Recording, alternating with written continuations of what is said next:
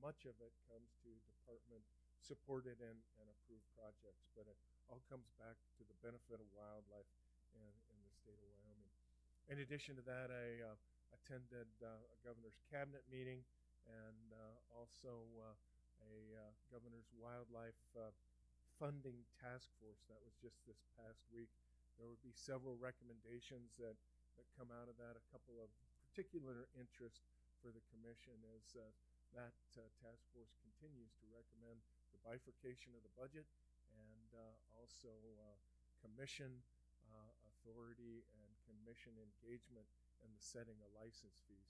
House Bill 288, which was a pretty significant portion of legislation this year, took general funds from the commission and replaced those with a straight across the board license fee increase. I'm sure that you will hear more about that as we move forward, but at this point, the commission no longer receives general funds, and we will be working with TRW. I'll get to that in a minute on interim study topics, and I certainly encourage the commission's engagement in that process as well.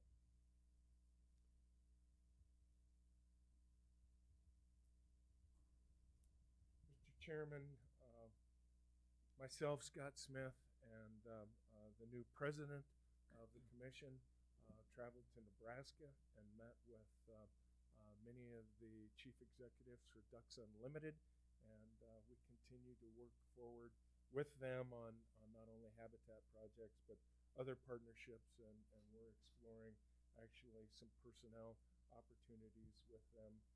But it was an excellent opportunity to continue to build those partnerships. I was invited to participate in a wildlife policy class at the University of Michigan. They were studying the issue of wolves and wolf reintroduction. Quite educational from my perspective to visit with those young college kids and get their perspectives and opinion on wolf management, and certainly the issues in Michigan versus Wyoming are far different. This coming week, I will be participating in the Colorado State University Wildlife Management Short Course. That is a program that the department has supported for many, many years, and we find that very beneficial and send many of our non-professional employees to that training as well. During the legislative session, I took one weekend and went up to Jackson and spent a weekend up there with the Farm Bureau Young Farmers Group, visited with them about a variety of issues, primarily the management of brucellosis in northwest Wyoming and the department's role in that, working with the Livestock Board and also the Board of Ag. Myself and several other staff members attended the North American Wildlife Conference in Spokane, Washington.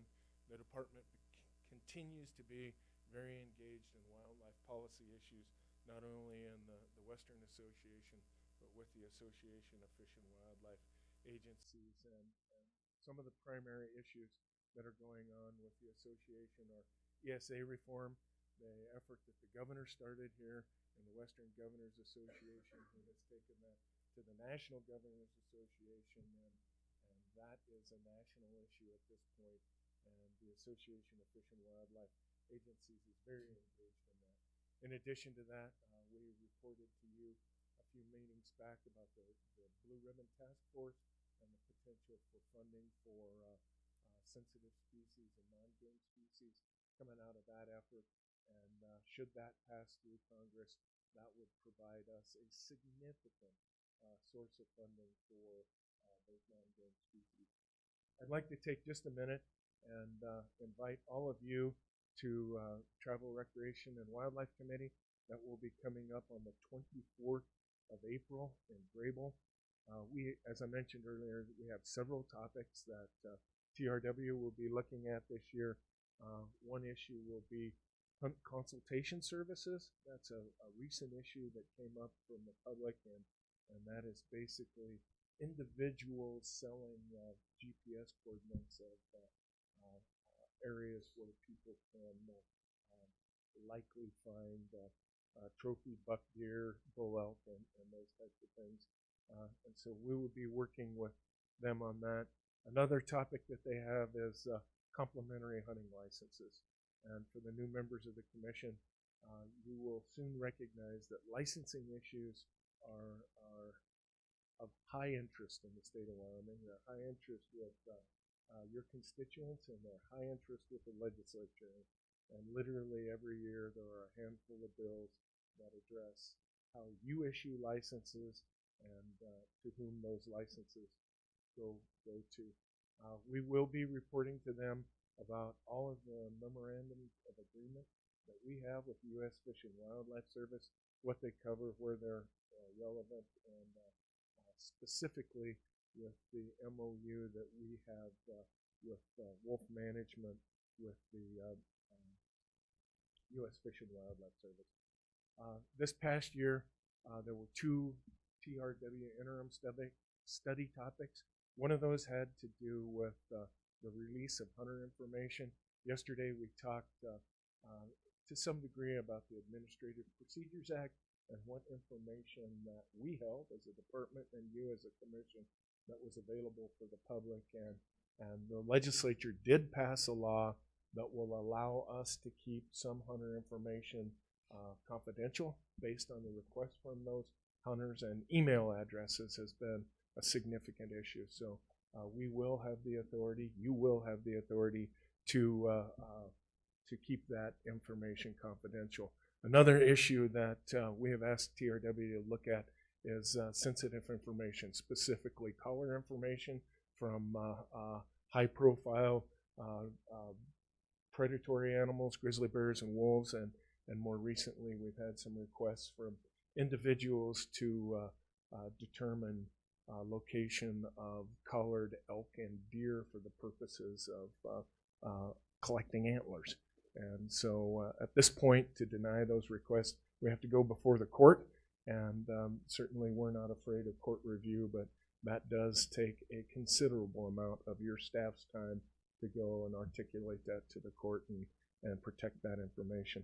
So with that, I would conclude my report to the commission and take any questions that you may have. Mark.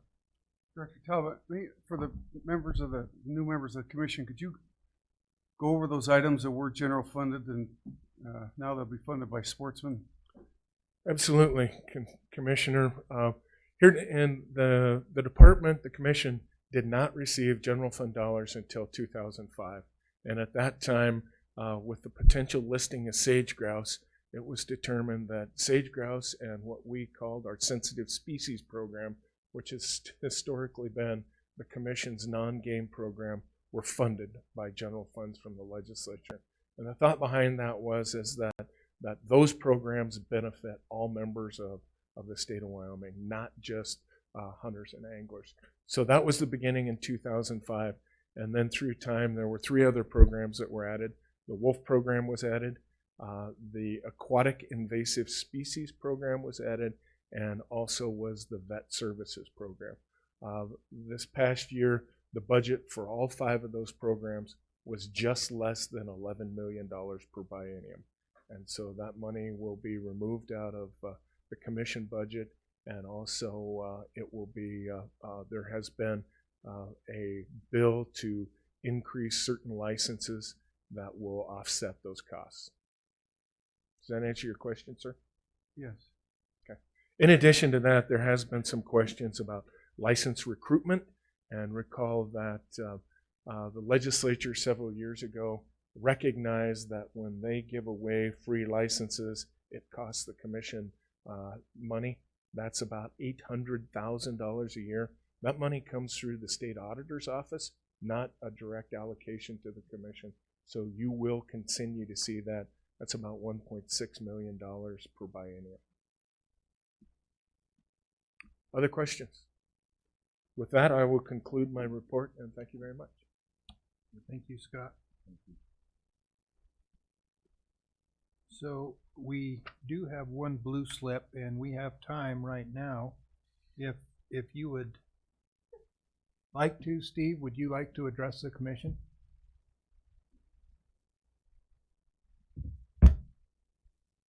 Chairman Culver, members of the commission, Director Talbot. Could I wait till maybe Carrie Little or Charles Price shows up? Are they going to be here today?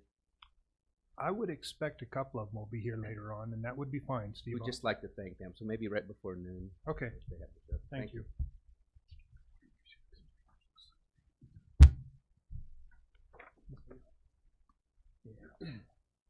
Okay, next up, Dirk. Morning, Mr. President, members of the Commission, Director Talbot. It's my pleasure this morning to present a 20-year service award to Hilda Sexauer. She's up here, good. So Hilda is currently the Regional Fishery Supervisor in the Pinedale region. She's originally from St. Genevieve, Missouri, where she grew up on the banks of the Mississippi River as the youngest of 9 children.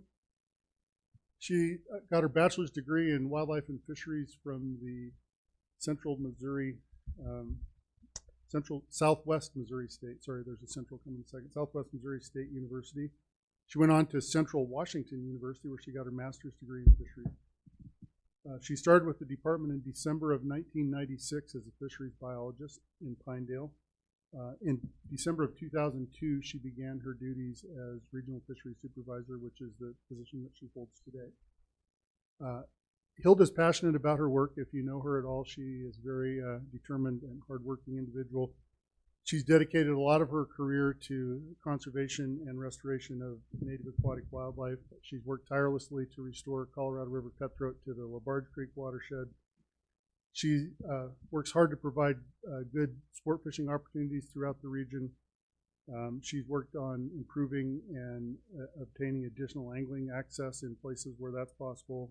Some of the float access points in the Green and New Fork rivers, for example. She's interested in large-scale watershed level habitat work, has collaborated within the region and with others in other agencies to provide work on big projects that benefit all wildlife. And she really likes educating kids about natural resources, about hunting and fishing, and about the outdoors in general. Hilda's received several awards. She received the Jackson and Pinedale Region Peer Recognition Award in 2005. She was nominated for the Director's Award in 2007. She was Fish Division Employee of the Year in 2009. Colorado-Wyoming chapter of the American Fishery Society gave her their award of Max Rolifson Award of Merit in 2008. She's participated in leadership development, level 1 and level 2. Hilda's particularly active in the American Fishery Society. She's a life member. For those of you that don't know, American Fishery Society is the world's largest and oldest organization of fisheries professionals. In our local Colorado-Wyoming unit, she served in many leadership positions, including as president of that chapter in 2005 and 6. She's also had a lot of other leadership positions within AFS. And the Western Division includes all of the states north and south of us and everything to the west, including Mexico and the Canadian provinces and Hawaii. Had a number of leadership positions there, but she also was elected to serve as their president, which is a pretty cool deal. We've only had a handful of people from our agency that have ever been president of the Western Division. I can think of 3. And while she had that job, she also worked, was on the governing board for the American Fisheries Society as a whole, and was on the management committee of the American Fisheries Society, which manages the day-to-day business of the operation. So she spent a couple of years running the world's largest and oldest organization of fisheries professionals, which I think is pretty cool. I could tell you a lot more about her AFS stuff, but we don't really have time. But I think an important point to make about that is that she represented herself very well throughout that, and all of you and all of us. So we should be proud of that.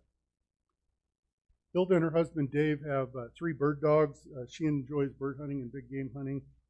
She likes to fish anywhere she can fish, freshwater, saltwater. She's a heck of an angler. She likes backpacking, and she likes baking. I can attest to the baking skills, and we always look forward when she comes to meetings to bring us some goodies.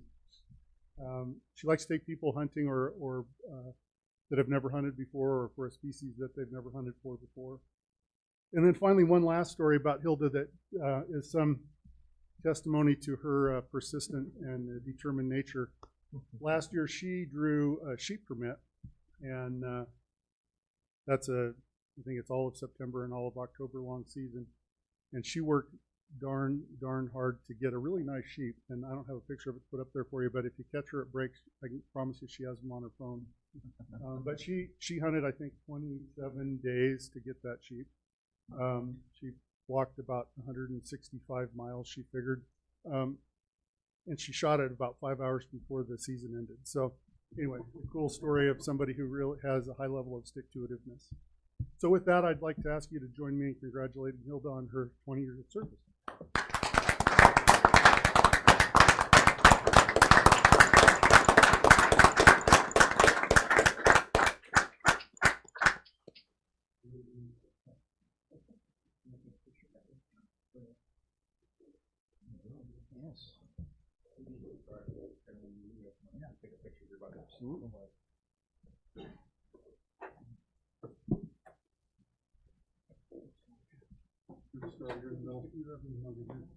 Congratulations.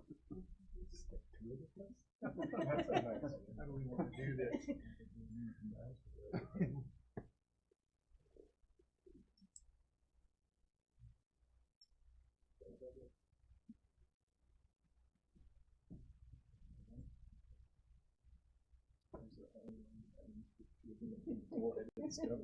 I was going to use stubborn, but I decided not to.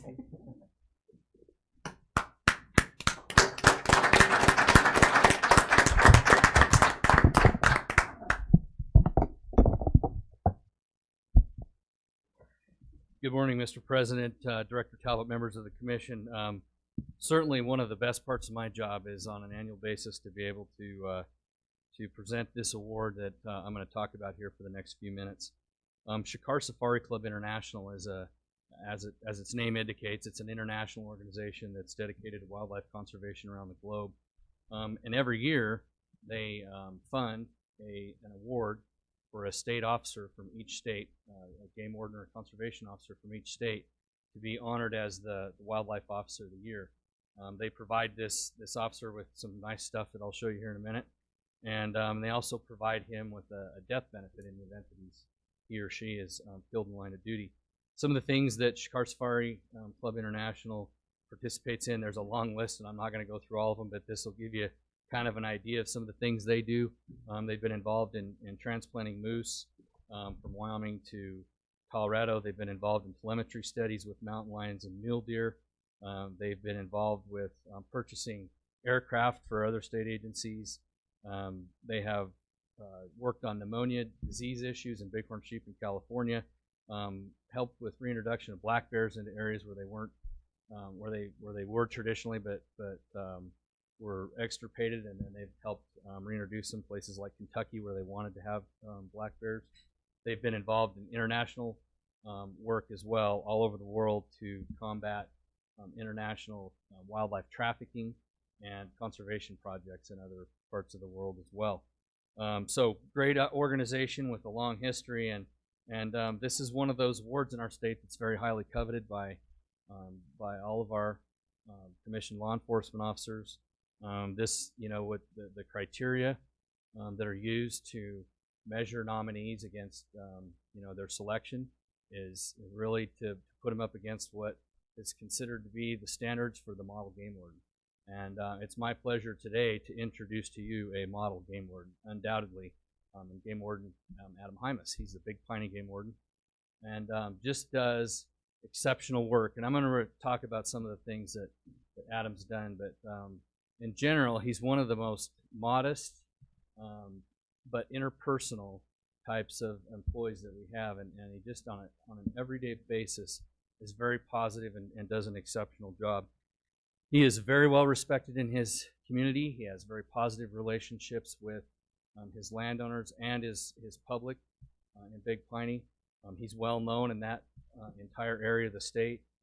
He patrols, anywhere from high desert type of plateau, sagebrush type country to the tall peaks of the Wyoming range.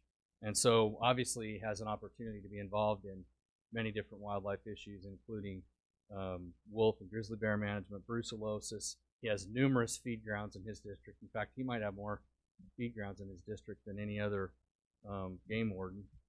He manages and protects some of the most valued deer in the state of Wyoming and in western Wyoming and those in the upper Green River Basin and those deer that migrate off of the Wyoming Range and the upper Hoback. And he does all this just exceptionally well. He has this ability to interact with people, and I'm going to talk about his dad here in a minute, but I think he got a lot of it from his dad because his dad's also really good at it. His dad just happens to be the Cokeville game warden who he works just over the hill from Adam, but he has an ability to interact with folks, and he uses that and leverages that to be an exceptional ambassador for the department and represent the department really well, and to interact with people in a very positive and professional way. And also he leverages that to be able to apprehend those folks that very intentionally steal our resources from the rest of the people of the state of Wyoming. And I can tell you that if I was one of those folks that was up to nefarious activities related to wildlife, I would not want Adam chasing me because he's very good at making law enforcement cases. So with that, again, Adam doesn't fall far from the tree. His dad has been with the department for well over 30 years. Another exceptional ambassador to the state of Wyoming from the Game and Fish Department. Very, very well respected wildlife manager and game warden. And so with that, I'd certainly like to ask you to join me in congratulating Adam Hymas.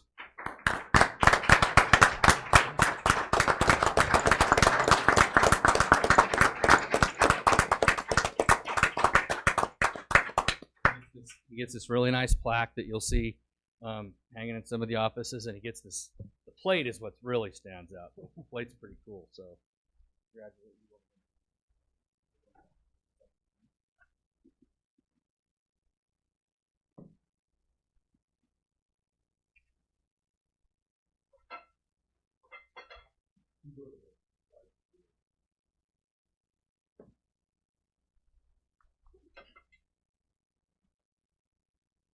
Brian.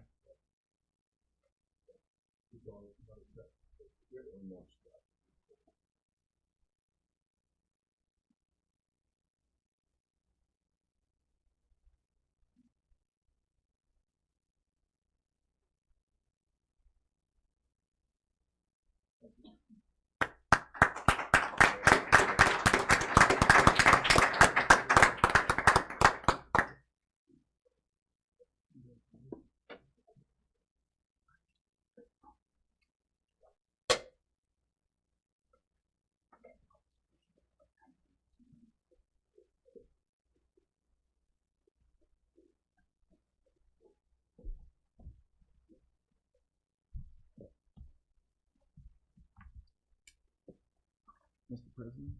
Yes. Can I say a few words? You can. Go ahead, Mike.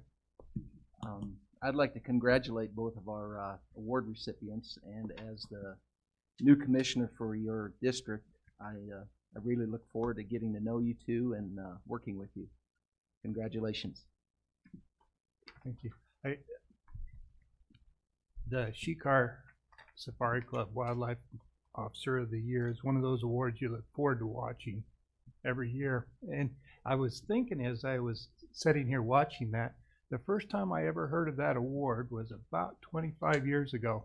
And I had a friend that was a game warden stationed in the same town I was stationed in, and he won that award. And he's sitting to my left here today. So, big things in your future, Adam. Do you remember that? I do remember that. It was about 25 years ago, wasn't it? Maybe a little longer than that. Something like that. Okay. We're actually a little ahead of schedule. Boy, it's going to be a good year. Scott, don't mess it up. No. All right, Mr. President, members of the Commission, Director Talbot, good morning. So, next agenda item number 5 is a review of 2017 legislation that we were tracking this session. So, I saw a note in the Casper Star the other day. Actually, 218 bills became law this session. We were keeping tabs on about 70 of those. And what you have in front of you is a handout. I hope everyone got the handout. And these are 20 of the higher priority bills that we kept track of all session. Of those 20, 9 passed, came law. And here in the next 30 minutes or so, I'd just like to go through at least the ones that passed. Let's start with those, and then if we have time, we can go back and talk about any of the others that may have died during the session. So I'll just start first off with the House bills and just kind of give you a brief summary of these as we go. And then when we get back on pages 4, 5, and 6, those are kind of the big ones that we'll probably spend a little more time on. So House Bill 61, as you see there, the very first one, collection of antlers and horns. This bill basically prohibited the collection of shed antlers and horns on private property. Prior to the passing of this bill, our game wardens did not have, under their limited peace officer status, the ability to basically enforce trespassing on private property. And the addition or the passing of this bill added this into Title 23. And as you heard yesterday, that Title 23 are the laws that the Game and Fish Department enforces. This now allows our game wardens to actually enforce trespass on private property. And as you can see there under that first bullet, violation of this is a low misdemeanor, punishable up to $1,000 and 6 months in jail. So the governor signed this into law, and it becomes effective July 1st of this year. And please stop me at any time if you have questions. So let's turn then to page 2. At the top of page 2, you see House Bill 121, fishing licenses. This bill also passed, signed by the governor. This was sponsored by Representative Allen, who's here today, and Senator Emmerich. And very simply, this bill created a 5-day non-resident fishing license and also exempted that license from the conservation stamp requirement. We did not have multi-day, a package of multi-day licenses. So if someone came to the state, they would have to buy 5 single one-day fishing licenses. This created a 5-day non-resident license, slightly discounted.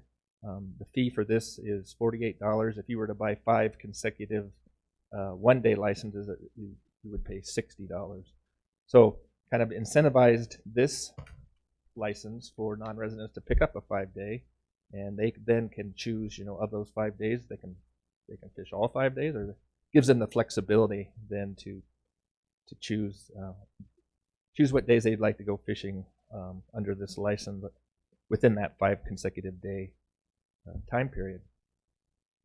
This license fee, as the others that we'll talk about, this actual license will go into effect January 1st of 2018. The next one, House Bill 130, harvest of trophy game and fur-bearing animals. This bill came out of the Black Hills, actually. Representative Lindholm and Senator Emmerich sponsored this bill. And basically, this bill directs the commission to determine the allocation of resident and non-resident mountain lion harvest. We've never had the ability to actually direct the harvest. We've always had the ability to direct the quota, how many licenses between residents and non-residents are available. This bill will now give the commission the authority, if they so choose, to direct for mountain lions exactly what harvest levels we would be seeking on a hunt area basis, split between a resident and a non-resident license holder. And maybe President Culver would like to give us a little background on this, since you were intimately involved up in your part of the state. Sure, I can do that. As many of you know, the Black Hills are well known in recent years for their mountain lion hunting. And we've got 3 lion areas basically in the hills. One of them, Area 1, is year in and year out, it's the first area to reach the harvest limit. And it's been 24 for 5 years now, I think, Dan, 4 years. The limit has been 24, and it's always the first area in the state to close.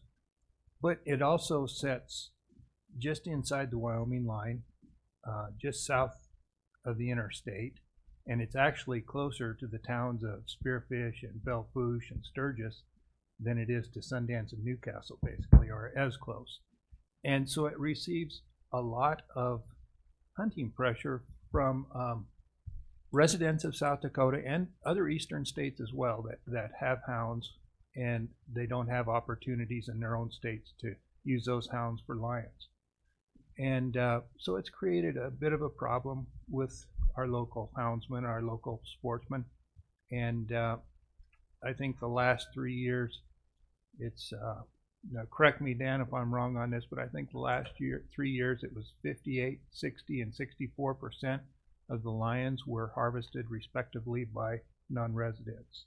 And we looked at this, and the commission tried to impose a non-resident subquota last year. And in trying to do so, it became evident that we, as a commission, did not have clear authority to set non-resident subquotas. And this bill enables us to do that. And I appreciate the help of our senator and representative in getting this passed. I think it's going to be a good thing for our local sportsmen. And I think one of the key elements of this legislation is it gives the commission the flexibility to address situations like this. It doesn't mandate that this be undertaken statewide, but just offers the commission the opportunity to address a situation as President Culver just described. So I think going forward, this could be a very beneficial piece of legislation in our particularly mountain lion management. So let's see, if we turn then to page 3, we have one bill that passed on page 3, House Bill 235.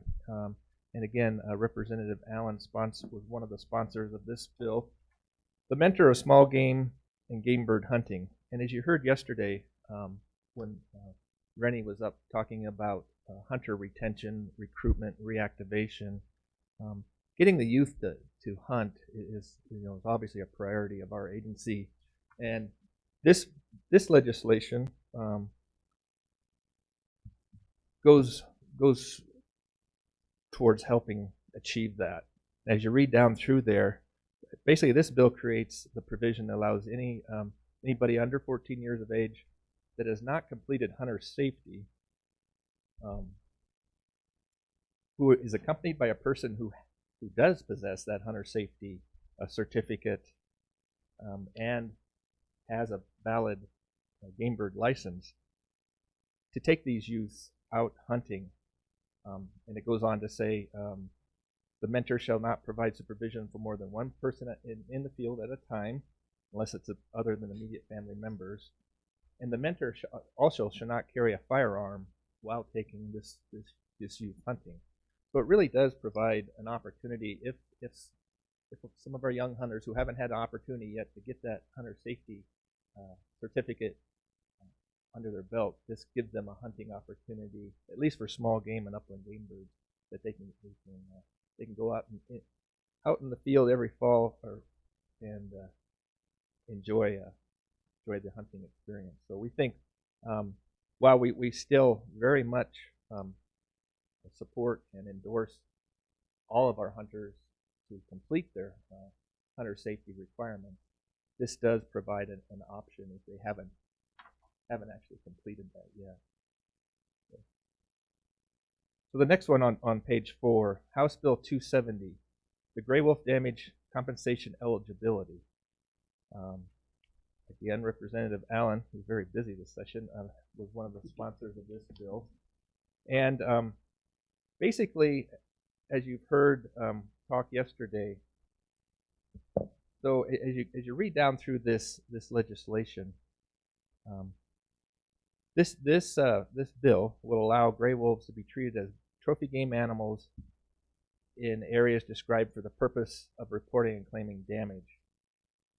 This applies to areas where private land is immediately adjacent to the trophy game delineation, the boundary. So, for example, if you have a ranch that straddles the trophy game boundary, so half of your property falls within the trophy game designation, the other half is in the predatory animal designation, and you're experiencing wolf damage out into the predator area, which you will not be compensated financially for those losses. This would allow you to agree to basically, how should I say it, acknowledge that your ranch is contiguous with the trophy game area, therefore you will agree to abide by the trophy game regulation statute on that other half of your property that formerly was just in the predator area. Obviously, it's not going to be a large number of instances this would happen, but in the case where it does happen, this gives the landowner the flexibility then to designate that portion of his land that presently is in the predator zone to now be managed under trophy game for damage compensation. And there was some confusion, I guess, on this bill, so I thought worthy of discussion. Was there any questions? I do have one question on that. So if an individual is to declare the entirety of their ranch, if a portion of their ranch is in the trophy area and portions in the predator zone, and they, under this bill, declare their entire ranch under the trophy game, wolves that may be harvested in what was formerly the predator zone, will they count towards the harvest limit in that management area? My understanding, and I'll defer to Chief Nezzer, but no, this specifically addresses for the damage statute. It does not affect the trophy game quota. I thought that was probably how it was. I just wanted to be sure. It's very specific. And if you see those bullets right down, in the bottom there, so it's very specific too on how you can qualify for this legislation. Adjacent area of the land has to be contiguous part of land located within next to the boundaries of the trophy game. So you can't have something disjunct a half mile away and totally removed from this the trophy game designated area. It has to be privately owned. You can't have a federal lease under your name that's remotely is removed from this adjacent boundary. And then again, the last bullet there, private landowners consents to this designation. So again, it applies strictly for damage compensation. Thank you. Any other questions on House Bill 270? Yes, Pete. How does that apply to the next landowner? If you have the landowner who is adjacent to the trophy area and he incorporates the rest of his holdings into that for the compensation, now the next landowner next to him, is that not? Mr. Chairman, Commissioner Dubey, no, that would not qualify. You have to have your original property has to be in the trophy. Adjacent to the trophy game designated boundary. I didn't know if the next guy's now would. Yeah, now we don't he would be domino next to out it. now. Yeah. So one thing that, and this was contemplated during a lot of the discussion on this bill, was does the line actually move? The line is defined in statute, and it does not ever move based on this bill. It simply redefines an area specifically for the purposes of damage. So in other words, I see where you're going. So if now this ranch is included, did the line just move to make the next guy now adjacent to the boundary of the Wolf Trophy Game Management Area, and that is not. Because the guy in the predator area would like to have that happen. So any other questions on this one? This did create some. Mark, Mr. President, I don't want to spend a lot of time on this, but I think you brought up a good point. You know, under our management plan, we say we're gonna, before it was, when we were managing wolves, we got so many we could harvest in the trophy game area, and then, will that affect our plan? Like if you start, like he was saying, if you're harvesting them right on the line and it doesn't count towards the. No, it does not, Mr. President, Commissioner Anselmi, it does not count towards the quota. Well, that's what we say, but what about somebody from the outside looking at us? Well, they say it does. I mean, we just went over all these lawsuits we're talking about. Do you think that's something to worry about or no?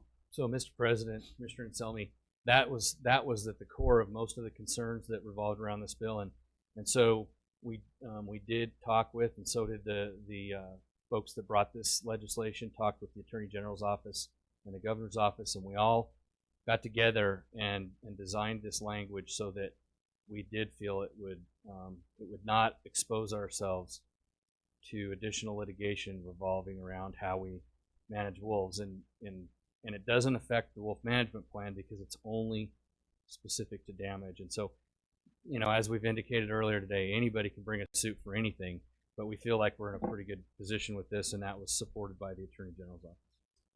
I just keep going down in the weeds. Do you have a rough number how much we paid for wolf damage last year, even though we weren't managing them? About? It's in your wildlife notebook from yesterday. 300,000. Yeah, I would say right now probably about 330, 350,000 in FY 16. Wolf damage. Wolf damage in the trophy game and seasonal trophy game management areas only. Sportsmen paid for. Correct. Thank you.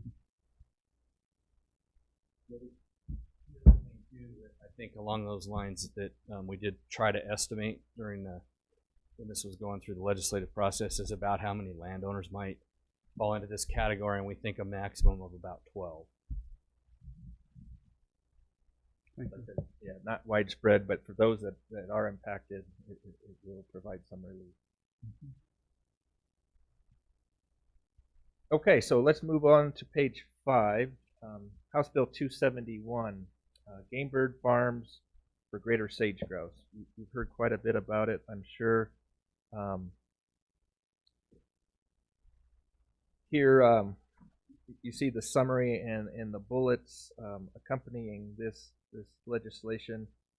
Your version, when we put this together, the governor you see there is not yet signed by the governor. The governor let this become law without his signature. He also then sent a letter to the department with some very, very specific instructions on how he'd like to see us proceed. And I'll get into those in just a minute. But basically, what this legislation did was provides the department certification process to allow private game bird farms to possess and raise, breed, sell, and release greater sage grouse. It does have some very specific criteria on what the game bird farm structure has to possess. It has to have native habitat that the sage grouse can actually utilize, and some very specific requirements for structure to house sage grouse. Again, there's some very specific disease requirements. Have to be free of avian influenza, so on and so forth. One of the provisions that drew a lot of discussion when this bill was being considered was that kind of down there in the middle of the bullets. The bill authorizes the gathering of sage grouse eggs under supervision of a wildlife biologist, and it doesn't say under supervision of a game and fish wildlife biologist, but it has to be in coordination with the department. So an individual can hire a private biologist if they like, but they still have to coordinate the egg collection with the department.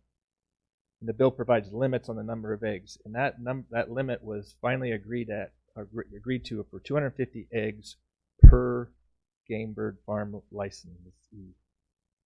Then the department can also, it goes on to say, we can direct then the distribution in the months in which eggs may be collected. And as Director Talbot talked earlier, these are some of the rules and regulations we're going to have to come up with before we can actually implement this. As you see down there, this is time limited. Certificates under this bill will expire December 31st, 2022. So it has been sunsetted. So this is, quote, in some essence, a trial, an experiment, if you will. And we have to have rules promulgated, finalized by September 1st of this year. So we are under a fairly tight timeline to get these rules associated with this bill finalized. I mentioned the letter that Director Talbot received from the governor, and he goes into saying, he did allow this to become law without his signature. He does have considerable reservations associated with this. There is questions about the biology and the ability to raise birds that can successfully live in the wild. To date, there has not been any large-scale success in breeding and releasing sage grouse. Sage grouse have a very, very strict diet requirements. A lot of folks may reference, well, pheasants are very easily raised, very successfully raised, but sage grouse definitely have different dietary requirements than a pheasant. So to make that analogy is not quite fair. But anyhow, the governor went on to say in his letter that during our rulemaking process, he has directed us to coordinate extensively with the sage grouse implementation team. This is a body that he has appointed, and they have been very successful over the years dealing with a lot of sage grouse issues on a statewide basis. So we will reach out as we start our public input process and engage directly with that body as well to come up with rules of how we're going to administer this legislation. Also, the governor was very explicit. I've also provided additional direction to the department to ensure the state of Wyoming incurs no financial burden as a result of this law. So outside of our administering the process of permitting a game bird farm, the structures that they will have to adapt to meet the requirements of this bill, and the coordination of the egg collection in the wild, there will be no direct financial burden to the department for this endeavor. So in a nutshell, that kind of summarizes House Bill 271. Any questions? I'm sorry. So will you inspect those bird farms for avian influenza and that stuff? Or how's that going to work? Yes, we'll have to. They'll have to ensure to the department that they are disease-free. What do pheasant farms do now? Is that what they do, pheasant? I believe this is actually patterned after the existing provisions of other game bird farms right now, presently, yes. So. All right, don't put all your eggs in one basket. Thank you. Wow. Any other questions? Yeah, Mr. President. Yes, go ahead. Yeah, Scott, is this, if I understand this correctly, these eggs are going to be gathered from wild nesting sites? Mr. President, Commissioner Smith, yes. Yes, so we have yet to come up with, I guess, the rules associated with exactly how these eggs will be collected, but they will, this does permit them to collect up to 250 eggs per year. Now, we will define the time period that collection can take place, location, and basically the number of nests they can collect from in a geographic area. But those are kind of the rules that we still have to promulgate. How does the department feel about that? So, excellent question. So we stand by the legislation as this is an experiment in our minds. I guess we'd like to answer some of these scientific questions that are out there. Mm-hmm. Can this actually take place? Obviously we're going to comply with the letter of the law now. Right. But there's a lot of scientific questions still that remain to be answered. Colorado tried this on a very, very limited basis and had a lot of expense and no success. So to do this at a much broader scale raises a lot of questions of can this actually take place. But to answer your question, we'll stand by and support this and make sure that everything is to the letter of the law, and we'll move forward and see how it works. Okay. Thank you. Mr. Chairman? Yes, go ahead. I see it has a sunset provision. If this happens to be a train wreck 2 or 3 years down the road, can it be revisited, or does it continue to its conclusion? So we could go, obviously, Mr. President, Commissioner Doobie, yes, we can go back and discuss this with our legislative body to see if this law can be amended. If we see, as you put it, a train wreck happening, we can definitely work with that as well. Other questions? Okay, so then page 6. Page 6 is the last House Bill, House Bill 288, Game and Fish Fees. And you also have a supplement, a one-page supplement that we handed out as well. So as Director Talbot described this morning,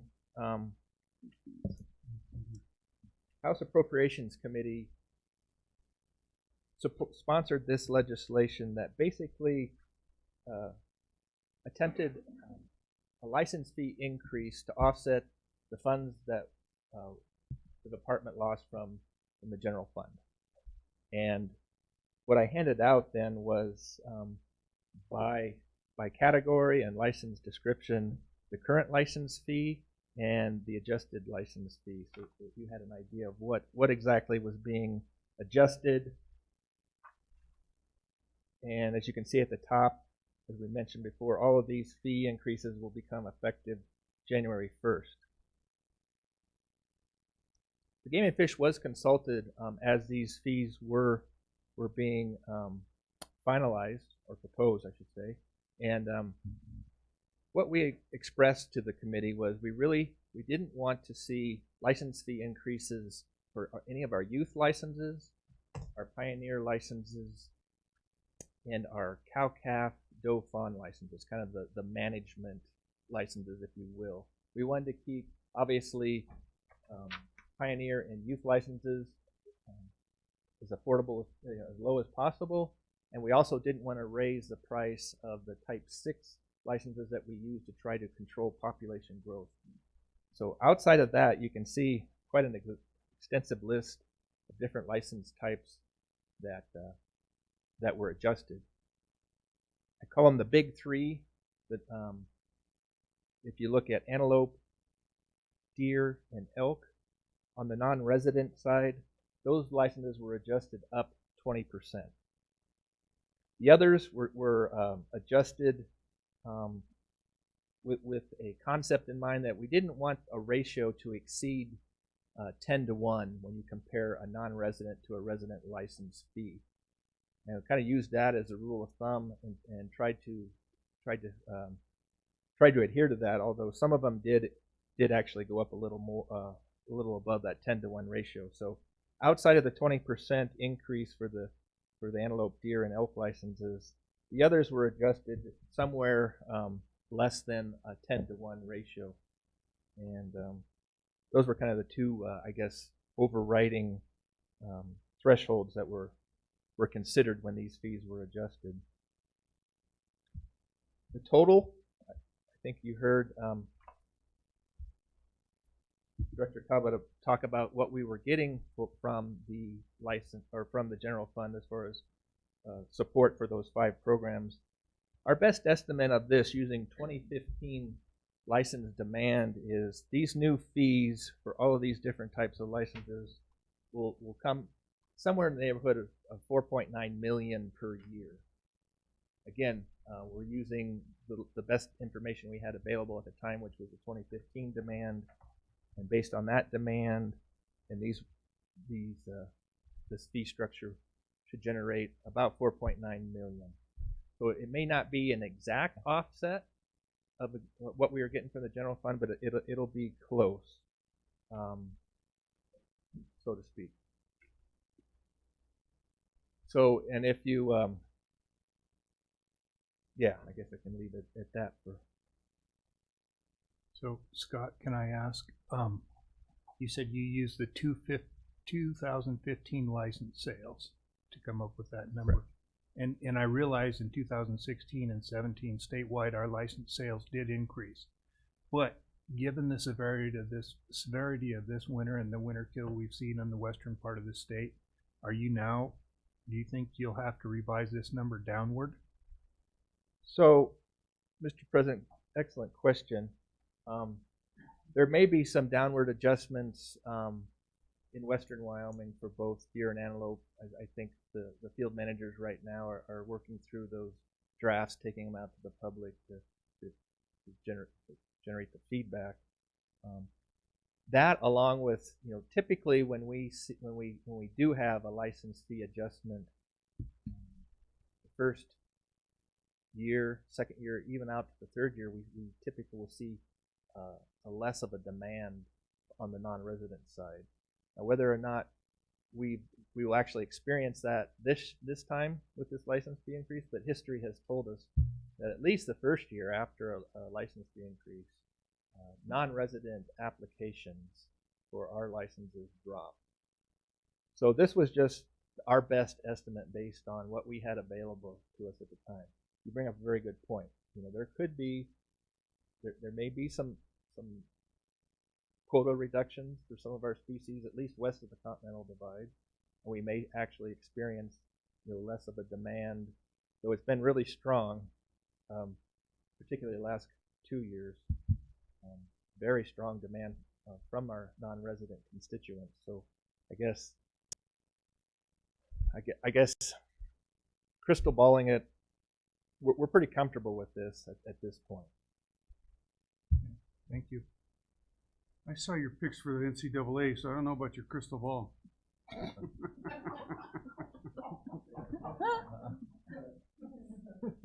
Gonzaga all the way.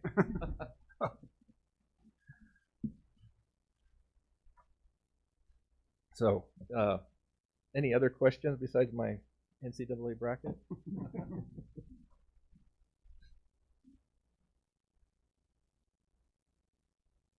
So I think, yeah, I mentioned, so these fees will go into effect January 1st, and the only other bullet there, kind of a rule of order, this legislation did eliminate the bison application fee for residents of $6. Back when we had a priority list, you had to pay $6 to get on the application or get on the priority list. Now that it's an actual draw, we needed to clean that up. So that's what that bullet there refers to. So that concludes the House bills. On the Senate side, we also had a few bills, that the priority bills that we were tracking pass. You can see there on the bottom of page 6, Senate File 26, Game and Fish License Confidentiality. This was sponsored by the Joint TRW Committee.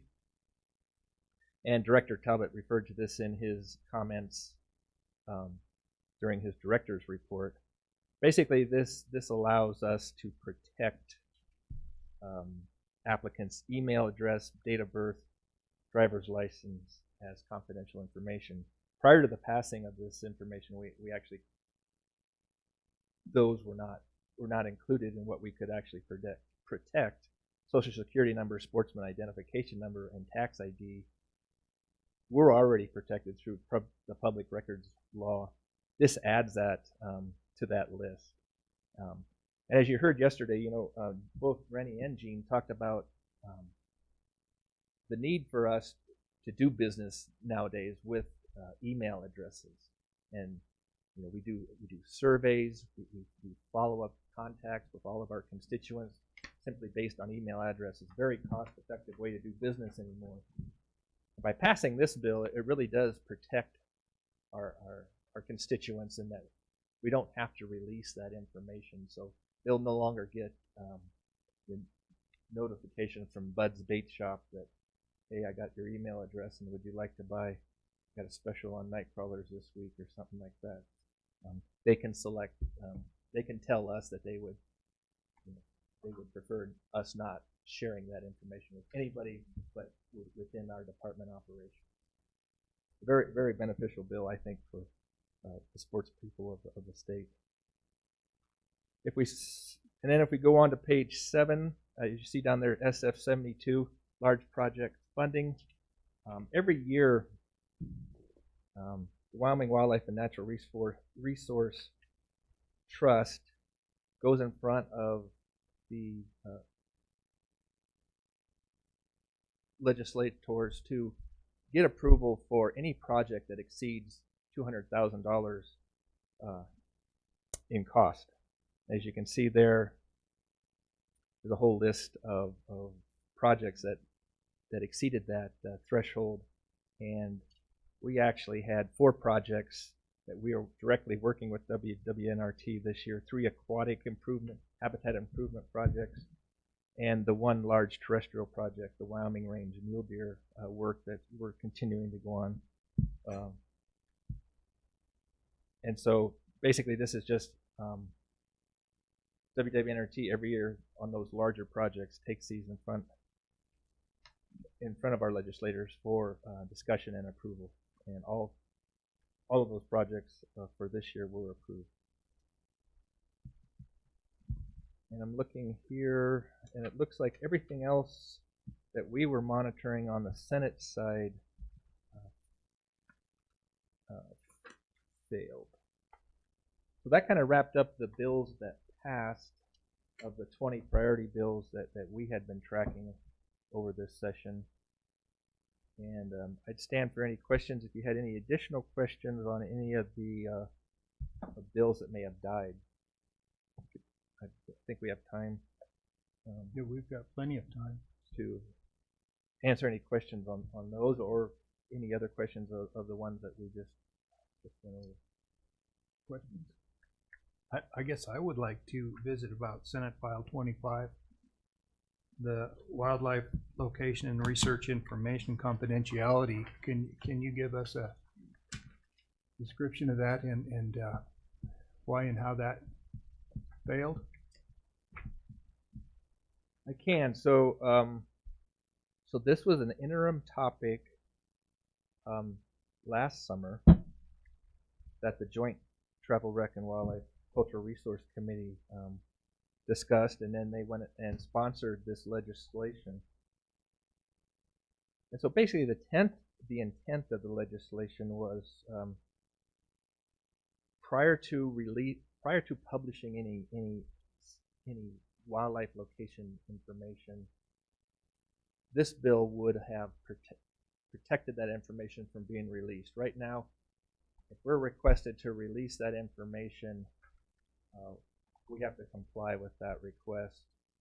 And this legislation would at least give us the ability to protect that information collected by the department or on our behalf that we felt could be detrimental to the interest of the wildlife.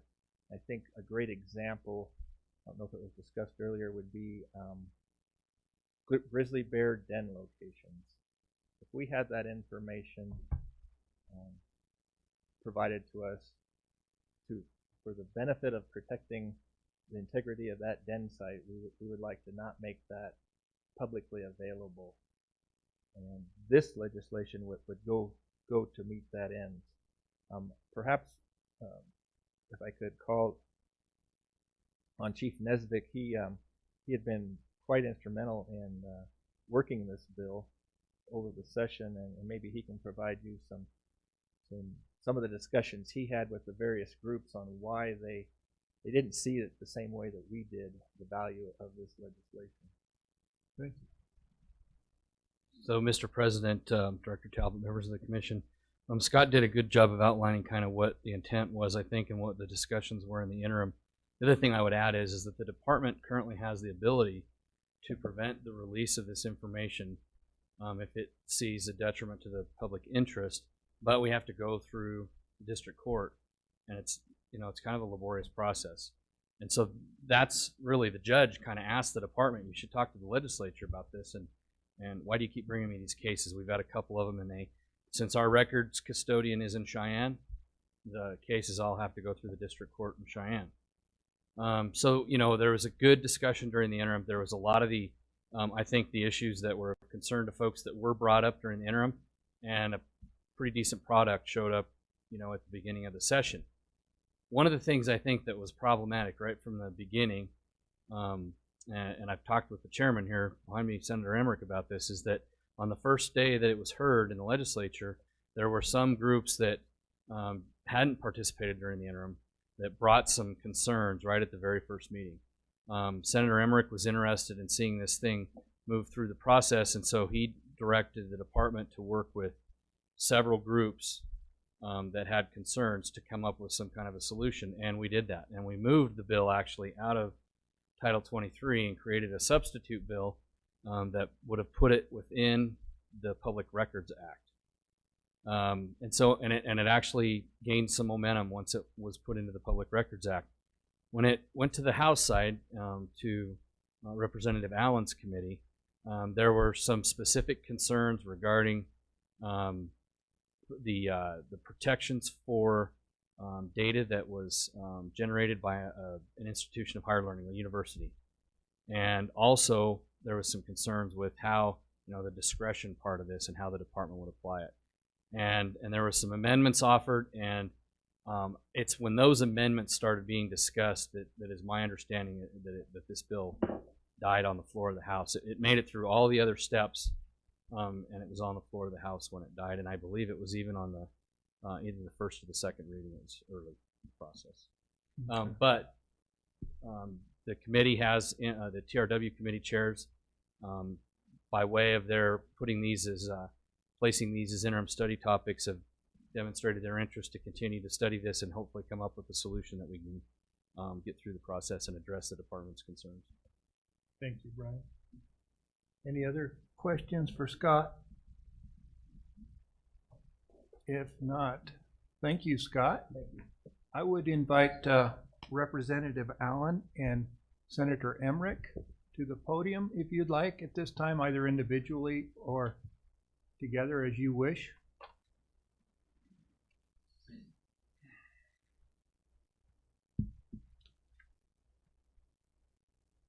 Thank you, Mr. President and members of the commission. Welcome, and looking forward to working with you. I'm Jim Allen. I happen to be the chair of the House side, and I would just want to start. I'll be quick, but I want to say a few things.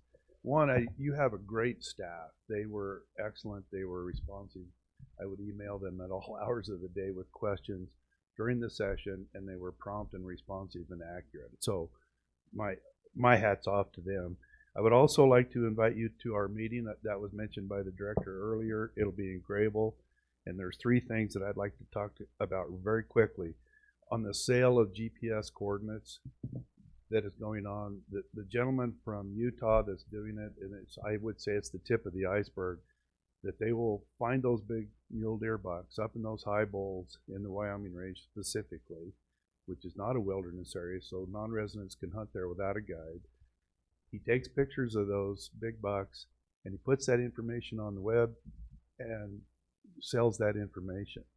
We found it distasteful, and we thought we were going to make that out or illegal, but it didn't. And so we're going to revisit that.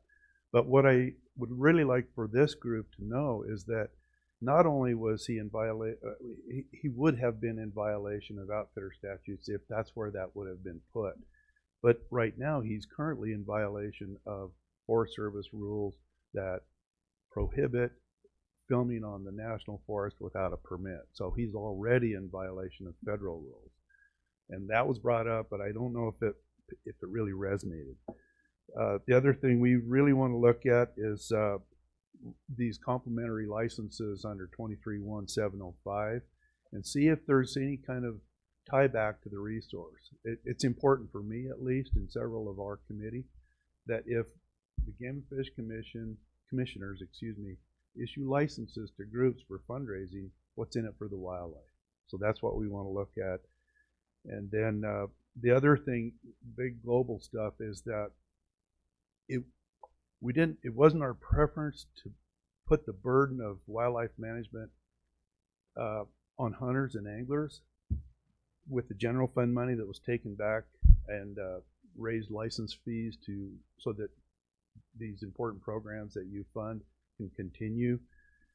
So where the gap is that there are recreational users that don't pay for that use.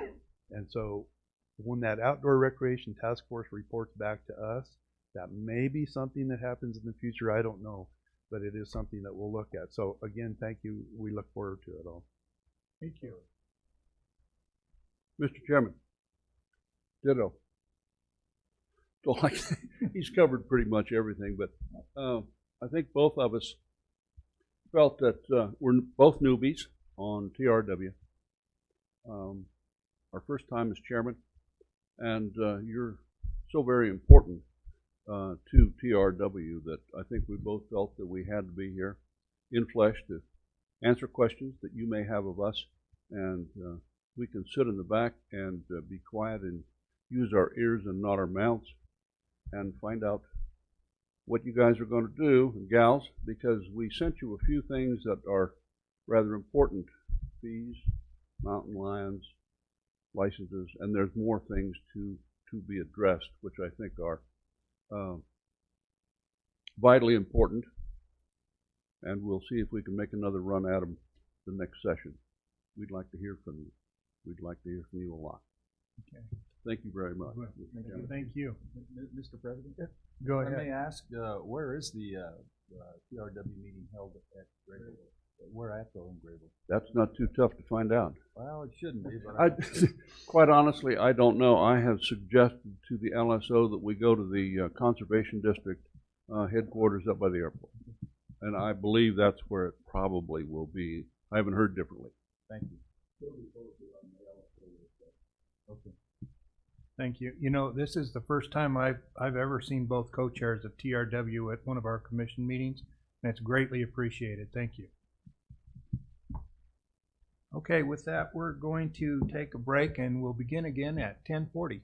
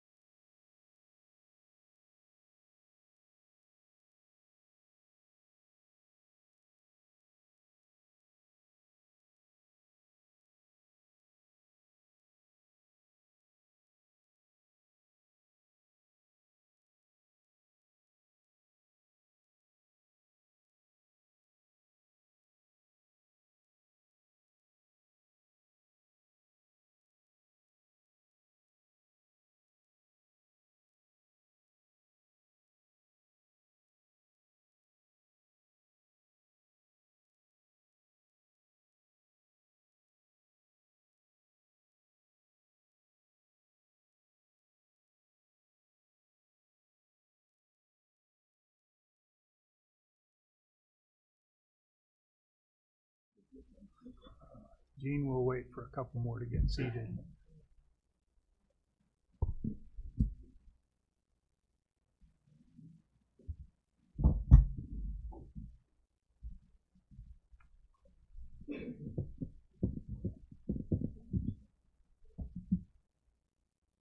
Okay, next up is Gene with license selling. Good morning. Mr. President, members of the Commission, Director Talbot, I'm going to be covering agenda item number 6, which is license selling agent appointment. I'd like to take a few minutes to review some of the information that was presented yesterday in your Commission orientation regarding your role and responsibility in license agent appointment. Through Wyoming statute, the Commission has sole authority for the appointment of license agents to serve the department for license sales to our customers. And through that process, any business within the state of Wyoming or any business that has a business surrounding the state of Wyoming can apply to the Commission to become a license selling agent. On an application, a business must identify if they're applying to the Commission as a sporting goods vendor, a non-sporting good vendor, or an out-of-state vendor. And based on the type of application that's submitted, there's different processes. So if a business applies as a sporting good vendor, then the local game warden in the district does a personal visit to that business and does an observation upon what types of products and goods are sold in that business. And based on the observation through Commission Regulation Chapter 31, if they visually observe that 50% or more of the products sold in that business are hunting, fishing, camping equipment, then the game warden will qualify that business as a sporting goods vendor. Then that application also has to be reviewed by the game warden's supervisor, who is the regional wildlife supervisor in that region. Then the application comes to the department, and those applications are all presented to the Commission for your review and approval. If a business applies as a non-sporting good or an out-of-state vendor, then the department takes an observation and makes a recommendation if we should accept or not accept the application. So what we look at as a department is what other businesses are in the area, and is there a need for an additional location for the public to buy licenses. So we'll look and see, are there maybe hours of operation that are not being met at other locations or days of the week? Or is there heavy traffic because of it's a recreational area where perhaps there's a lot of fishing opportunities, or there's a lot of leftover license sales and would benefit the public to have another location for license sales. And then for an out-of-state location, that particular business has to be located contiguous with the state of Wyoming and right close to the border of the state. So those are the things we look at in terms of the department. And if we decide that we do want to accept applications, then by regulation, we're required to advertise in the local paper that we're taking applications in that particular location and accept an application from any business that chooses to apply. And then the warden has to then conduct an evaluation of every application that's received and make a recommendation of all of those applicants, which one best meets the needs for the public and the department. And all those applications will come before the Commission, and then you have the ability to approve or deny those applications. The other opportunity that occurs is if there's an existing business that has been previously appointed as a license agent, and that business then is sold to a new owner, we have a temporary authorization process in which the new business owner can apply to the Commission to continue that license agent location for selling to the public. And that process involves, on the application, that new business owner, through their application and their signature, they take full financial responsibility for the prior owner of that business. That's one of the first requirements that they have to comply to accept a transfer of ownership. So what that means is that any previous sales or invoices or past dues or anything of financial liability, they take ownership of that responsibility to the Commission. That also includes manual license documents. So if there's a book of stamps issued to that prior owner, they're responsible to make sure that that book gets returned at the end of the year or pay for the full value of that book to the department. So that's the first thing they have to decide on a transfer of ownership. They're willing to take on that responsibility. They have a choice to do that or not. If they choose not to, then that location is canceled as an agent, and the new owner applies on their own rights as a brand new applicant to the commission. And those applications then are reviewed by the local game warden again to determine, is it really a valid location to continue selling licenses for the department? It's an opportunity for us to say, has there been, adequate sales in the past? Is it really appropriate to continue that location? If the local warden feels that it is, then again, the regional wildlife supervisor must also agree and approve that application to transfer ownership. And then finally, the district commissioner in which that agent is located has the final say to agree to allow that vendor to continue as a licensed location. And then those applications are brought before the entire body of the commission, because by state law, you're the only authority to appoint agents. So that's just kind of, again, a review of what I discussed yesterday in terms of how licensed agents are appointed in that process.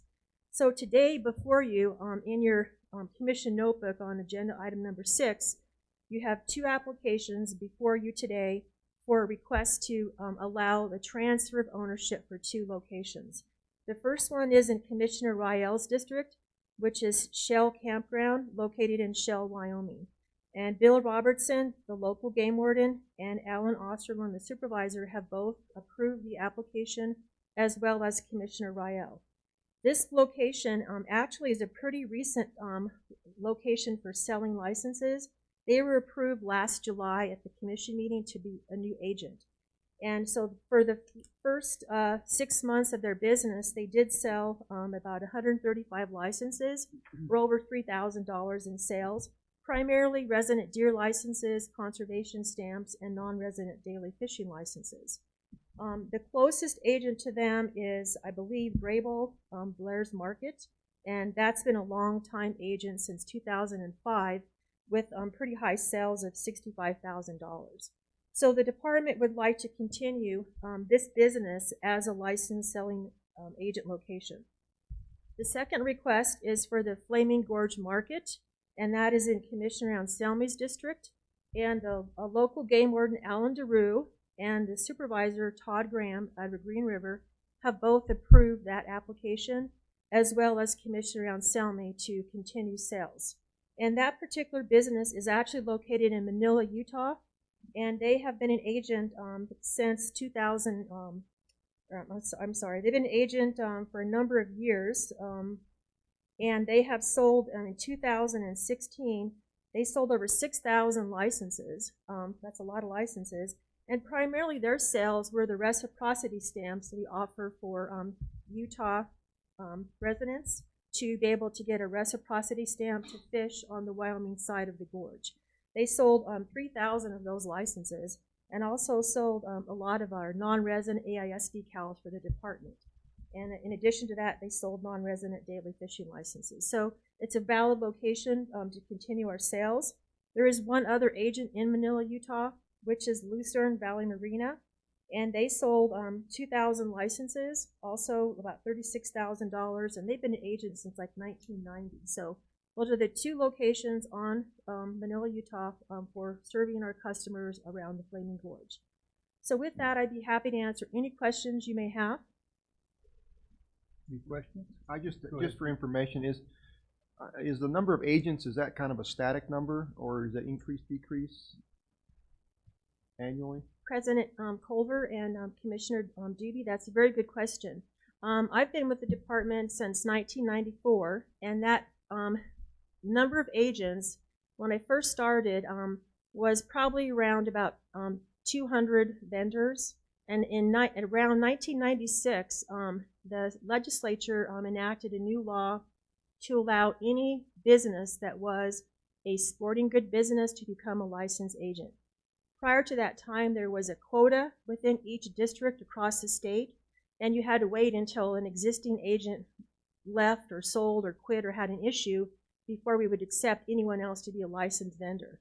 So with that statute, all those quotas were removed, and anyone that wanted to apply could become an agent. And in the July commission meeting that year, we had 75 applicants for licensed selling agents. It was quite interesting meeting. And since that time, really that number has pretty much stayed pretty consistent around 250 vendors across the state. Every year we have, some people that fall out or quit, and then we have someone just right behind them taking their place. It's been a pretty static number for a number of years. Thank you. Any other questions?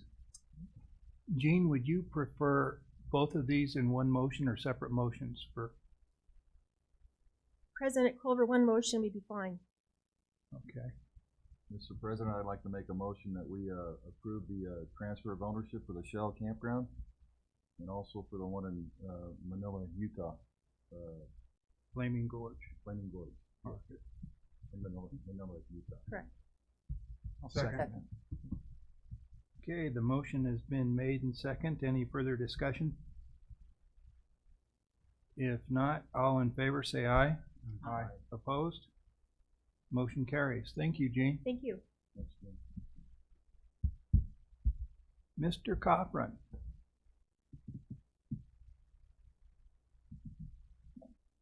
President Culver, Commissioners, Director Talbot, it's my honor to be here today. Scott Cochran, Services Division Chief, to give you an update on two major capital construction projects going on for the department right now. And I'd like to start with the Laramie Wildlife Forensic and Fish Health Lab Regional Office Project. For you new commissioners, this is a design of the new building presented by our architect. And the plans were complete of how they envision the building to look once it's complete. This is the facing from the east of the building to be the main entrance for the public. This will be the regional office side of the building. Public will park right in front, as you can see on the asphalt.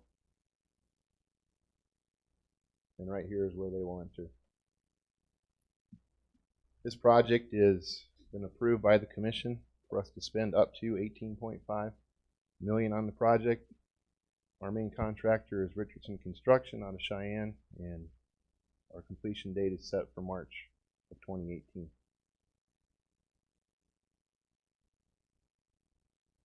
So here gives you another view of the building. As I mentioned, this here is the regional office. This will be the shop, 2 drive-through bays, and here on the west end will be our new lab facility. Most of the building is 2-story. You can see an enclosed area for storage for all the materials needed for the region to do their work, with a storage building in the back. For reference, this is Venture Drive. This is Adams. Our regional office sits about 3 blocks to the north of where this building is being built, so there won't be a huge transition for the public to get to the new location or decide where it's at. Another view from the south.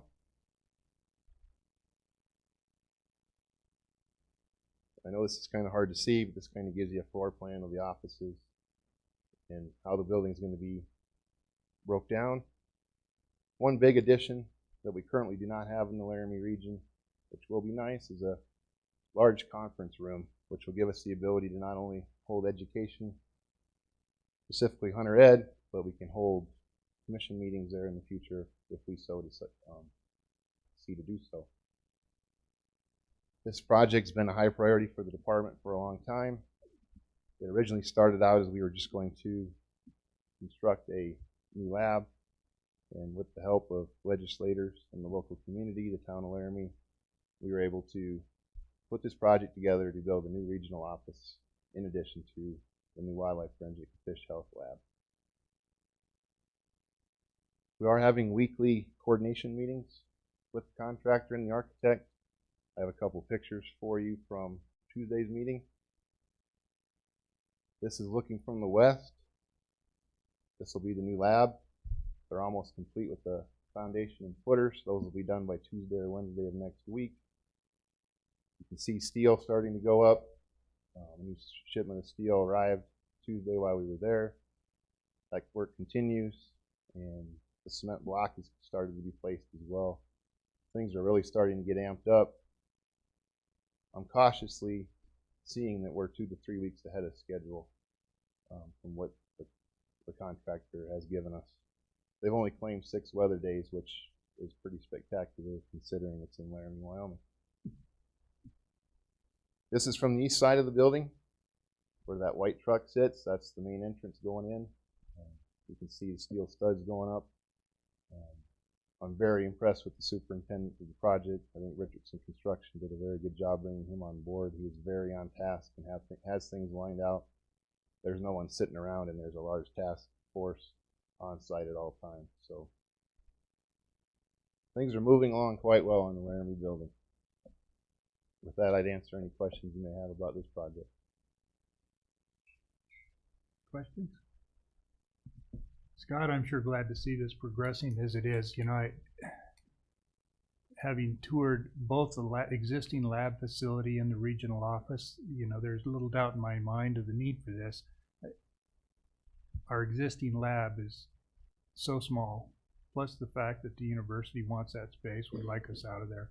Our regional office, I remember when this all started, when we were just talking about this, I toured that office, and it was kind of a cold fall day, and I can remember going in there. And one of the things that struck me is I went upstairs and I was visiting with some of the people. They're all sitting at their desk with their coats on because we couldn't pump enough heat into that old building to keep them warm. Certainly, this is a needed facility, and I appreciate your work. Thanks, President Culver. I've not done this alone. There's been a huge amount of people involved in this, so I thank them for their help as well. Thank you. President Culver, could we possibly give the new commissioners a brief history of what transpired on this building, how it came about, sale of the well dog and so on, and John, I guess, can do that. Thanks, John. Mr. President, members of the Commission, Director Talbot. This actually, and Director Talbot talked about this yesterday morning, this actually started in the 2014 budget session, if you can believe it or not, where the Commission received $3 million to purchase a building in Laramie, which the Commission did. And from that point on, things started to get a little bit more complicated, but at the same time, opportunistic in that we were able to then work out a proposal with the Joint Appropriations Committee to sell that building and actually use the revenue and put it towards a new office building. And it was at that point in time in 2015 when we actually expanded this project to include the regional office part of this whole project. And so where it went from one of our highest capital construction project priorities for a lab, it turned into an opportunistic situation where we're able to get the complex built in Laramie, which is fantastic, with very strong support from the legislature. So that's where we are now at today. And so actually the $18.5 million that Scott Cochran gave to you will be less, about $3 million. So we're hoping to spend actually about $15 million or 15.5 max on the project which you've allocated. So those monies, and we're going to talk a little bit about this tomorrow, you'll see as part of one-time spending on behalf of the Commission, and per your direction, we're moving forward on 2 major capital construction projects. This is one, and you're about to hear about the other one at the conservation camp. That one-time spending is outside of the Commission's standard budget, if you will, so the budget that we'll be going over tomorrow will not include those elements, but we'll talk about it a little bit more. Not part of the Commission's standard budget, though, for FY18. And so with that, it is a tremendous partnership. It's just not the Commission, it's the community of Laramie economic development. We now, as Scott Cochran mentioned, this involved a land trade. So where the office is currently in Laramie, we traded that, and we're now building, as he said, to the south of our current location. So we're able to keep, through this partnership, we're able to keep our employees in the building while we construct the new one, and it really just is working out really, really well. You're being modest, John. Pardon me? You're being modest. You need to pat yourself on the back and everybody else involved with the game and fish. Through perseverance, you guys got it done, so, and we'll get there. Appreciate it. We will. Yeah, the Commission, the legislature, it's been a really, really good partnership. So we appreciate your support on this. Thank you.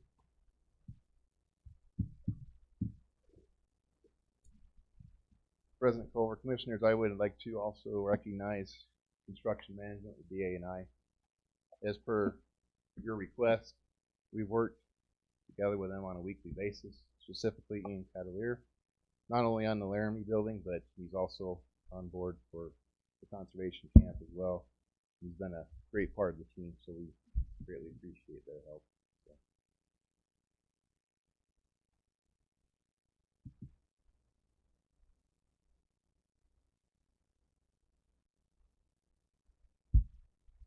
Moving on to the Whiskey Mountain Conservation Camp. No construction photos yet of this project, more of an update of where we're at with the paperwork to get started. These photos are more for the new commissioners to kind of see if you're not aware of what the facility consists of, but just kind of gives you an idea of where the camp's located generally. Just south of Du Bois, up the Trail Lake Road, just south of, or just to the bottom of the trailhead to the Fitzpatrick Wilderness. This road here, if you take it up about another mile or two, the road dead ends, and that's where you go into the wilderness. It just gives you an aerial shot. Come into the camp, main parking area, dining room, cabins all around. There's a historic lodge right here. 40 Creek runs down below. It's a very wonderful place and a beautiful setting. And we've held many camps there over the years for not only youth, becoming an outdoors woman, hunter ed camps, etc. We're excited about the commission's support of this capital construction project to spend up to $5.8 million to get the camp up to date. Many of these buildings are built in the early 1900s. Due to the climate of the area, they've withheld their condition. We're anxious to preserve them well into the future. So as far as where we're at, we have our construction manager at risk contract signed. Last week, some people from the Cheyenne office and the Lander regional office cleaned out all the facilities, except for stuff that's going to be thrown away and no longer used into the future. We had a contractor on site to do the soil survey, basically to punch holes in the ground and make sure there wasn't any sort of rock. And any of you that have been there know there's a lot of rock in the area. But only one hole was cut short at 6 feet, so that's a good sign, keeping costs and keeping time on schedule. We did the asbestos work. Unfortunately, we did find some, not a big surprise due to the dates of the building. There's some sheetrock mud, and flooring. It's going to have to come up. It's probably going to run $90,000 to $100,000 to get that taken care of. That is part of the budget, though. We worked with the state fire marshal's office. As part of the new dining room facility, we were able to work with them and not have to have a fire sprinkler suppression system in that building due to the capacity of the camp. So I think we're looking good as far as budget goes and timing to still meet our May 15th start of construction date.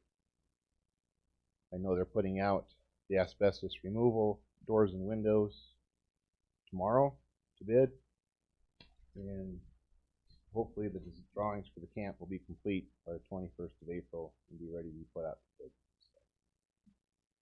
No big changes, and we're on course to stick to the construction schedule and hopefully be open for business May of 2018. With that, I'd stand for any questions you may have about the Whiskey Mountain Conservation Camp. Any questions for Scott? So, Scott, I know through this whole process, the department's worked diligently trying to come up with more partners to help us fund this. And I just want to mention, we still are looking for partners and would certainly encourage any donations that we can get. President Culver, you're correct, and I guess I would like to recognize Sarah from Bighorn Sheep Center in Du Bois here today, and of course they've been instrumental in us trying to raise funds. To my knowledge, our amount through them raised is currently sitting at $57,000, and part of that's due to some of the tags that you guys provided for sale. So we definitely appreciate their help. Thanks, Sarah. Thank you, Sarah. But yes, we are working continually to find partners on the conservation. You know, it strikes me, I sat on a board of directors for a county-owned camp up in northeast Wyoming at one time, and one of the things we allowed folks to do was sponsor individual cabins. We raised a significant amount of money doing that. And of course, we put their name on there that they had sponsored that cabin. But something to think about. We'll keep that in mind, President Culver. Thank you. Thanks, Scott. Okay, next up. Oh, Brian, you got something for us? Yeah, I'm going to start the winter update here, and then Doug is going to do the majority of this. Okay. Is that what we have next? Is the winter update? Yep. Go ahead. So I did want to kind of start by giving a brief summary to the commission of kind of a new technique or a new venue we use to try to engage the public. Talked a little bit about this yesterday during the new commissioner orientation, but did want to provide a little bit more information on kind of some of the things that have led up to this over the last couple of months. Winter came into the entire state with a pretty good punch, and we saw winter conditions start off in as early as December, pretty severe in a lot of the state. In January, it moderated in most of the state, with the exception of those areas west of the Continental Divide. And basically, the Jackson, Pinedale, and Green River regions since January have been dealing with a winter that is probably only rivaled by the 83-84 winter. Probably haven't had anything quite this severe since then. And for those of you that remember that winter, that was quite severe, and we experienced many losses around the state. Not just in western Wyoming, but across the entire state during that winter. It seemed to go on forever and ever, and the snowfall and the wind and the cold was pretty intense. So that's really what we've seen west of the Continental Divide this winter. We did early on start to hear quite a few concerns from people around the state that we're seeing both deer and pronghorn in pretty tough shape. We had increases in vehicle collisions, and we had increases with rail collisions where wildlife was using basically railroad tracks to move through winter ranges because there was so much snow, and trains were hitting them at a rate higher than what we'd seen in a normal winter. We had more highway mortality. We were seeing deer migrating further south than we had in quite some time, and also we had our neighboring states of Colorado, Utah, and Idaho all engaged in some type of feeding, or some of them term it as baiting type operations. We started to hear some concern from the public about that, and we decided we needed to figure out a way to very quickly engage the public, provide some factual information about what we knew about feeding, and also gather some of their feedback and see what they thought about all that. So really that's what we did. We started with a small group of folks that we knew are very, very interested in the west part of the state, particularly groups like Muley Fanatics, members of the Wyoming Wildlife Natural Resource Trust, county commissioners, those kind of folks that had expressed interest in the past with wintering big game populations. And we really had our veterinarian there. We had Dr. Kevin Monteith from the University Co-op there. We had many of our experts from within the department, and we really just kind of took that opportunity to lay out everything that we knew about winter feeding, what we knew about winter mortality events like this in the past, and how we had recovered from those in the past. And we presented them other options that were out there that we knew of, and some of the, I guess, challenges we saw with feeding. We received a lot of their feedback. Their feedback was positive and supportive of the department and the commission. And then we kind of took an opportunity about a week later to take it to the next level, and through, I believe it's called Facebook Live, Rennie will correct me if I'm wrong, we went out to a much bigger audience and basically invited everyone in the public who was interested to go on to, I think there's actually two ways to do it, two different ways through the web that they could come on and watch live while we presented a lot of that same information, and also then took their questions live through, they would type their questions into the computer, and we had Rennie there to help and many of his team, and then we would answer those questions live. The other cool thing about this is that it was recorded, and so people who didn't have the opportunity to come watch it during the live session could go back at any time and watch the session and see what we had to say. This we've heard, this was new for us. There was definitely some risk, but anyway, the feedback we've heard has been, for the most part, overwhelmingly positive. We've had a few criticisms, but for the most part, it was very, very favorable. And we certainly felt like maybe we plowed some new ground in finding a new way to engage our public on some of these issues that are kind of urgent, and can't necessarily wait till the next commission meeting, or don't really lend themselves very well to holding a public meeting. So anyway, we did follow up. We received a lot of questions. We followed up with those folks and provided them answers. The ones that we didn't get to live, we responded to later. And now the conditions are starting to moderate. In the western part of the state, they're still severe. We estimate in certain parts of the west of the Continental Divide that we had some pretty extreme fawn losses. But that's kind of a summary of what we've done to this point. What I've asked Doug to do is he's solicited feedback from all of the regions to get an idea of what winter conditions are around, all the places that all of you are from as well. And he's going to give you an update on that right now. But before that, if there's any questions you have on what I've just talked about, I'd certainly be glad to answer that, or I can wait till when Doug's done too, whatever's your pleasure. Questions for Brian? Okay, Doug. Mr. President, members of the Commission, Director Talbot, thanks for the opportunity to present the information on our winter severity. Before I get started, you may remember yesterday the introductions. I've kind of followed along in the career path of Scott Smith. I moved to the Jackson-Pinedale Management Coordinator, and in doing that, I always had this real big fear, and you guys got an image of it yesterday, is that Scott Smith is jinxed without being able to catch fish. And so all along I've been very concerned that was going to hold to the position, but fortunately it's moved right along with Scott. All right. So I want to give you an overview of kind of a statewide summary, and then I'll break it down by region so you can kind of get a little better picture.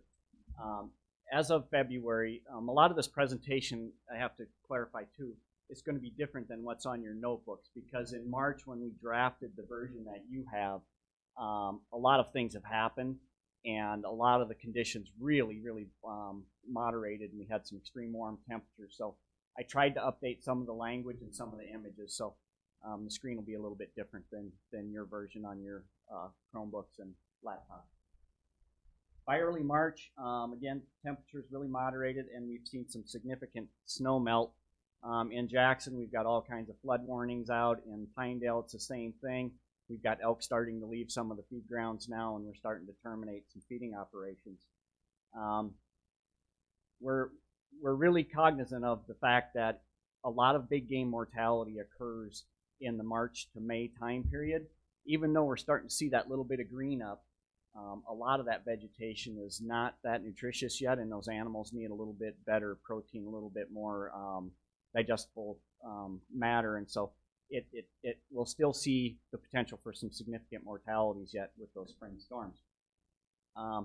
Most of the regions are going to be looking at proposing, not most of the regions, but the regions in the western part of the state are going to be looking at some reductions in deer and pronghorn licenses, and then localized changes in the other parts of the state.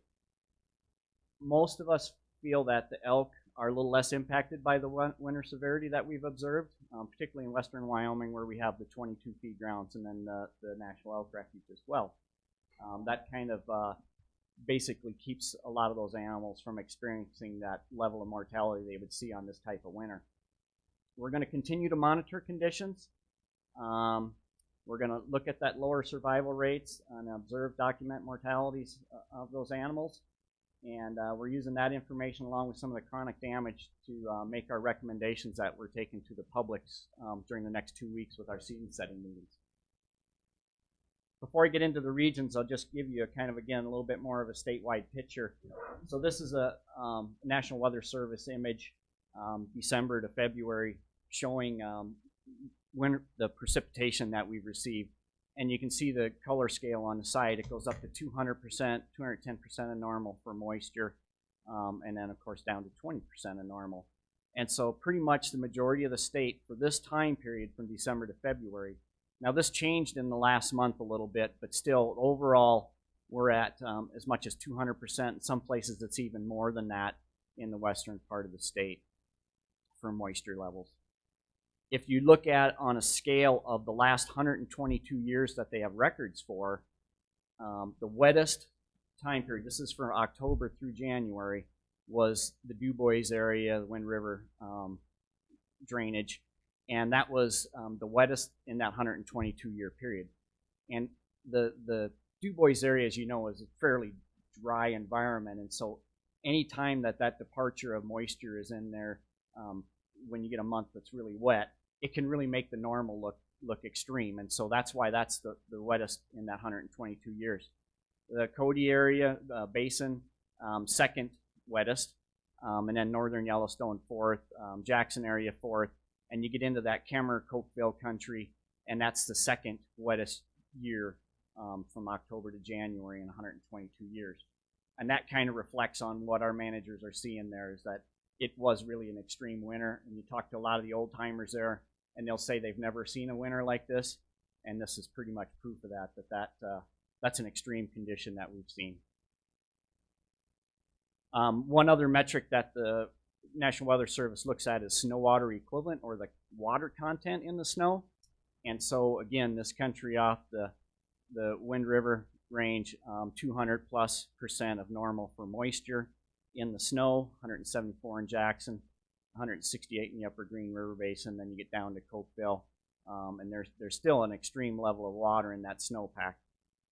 And then a little bit lesser, so when you get to the eastern part of the state and the south central.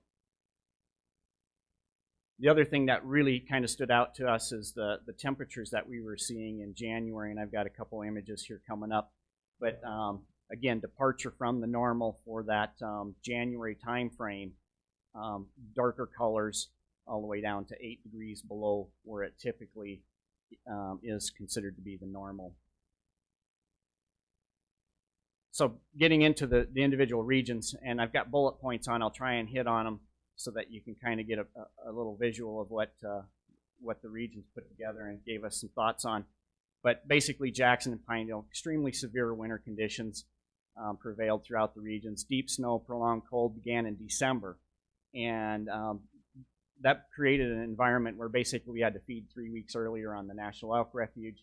All of our state-run elk feed grounds, we started feeding pretty early to try and maintain those elk in a place where they wouldn't disperse and cause damage to private lands.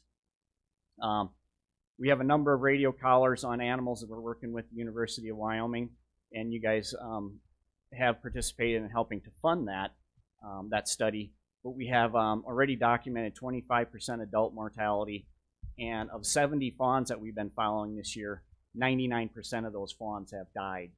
And so we have, I think when they flew, they had one fawn that was still alive, and it was in pretty poor condition. And so we suspect that mortality will continue. Just on Monday, Gary Freilich and Jeff Short, the biologist in that part of the state, picked up another doe deer that had died just on Monday.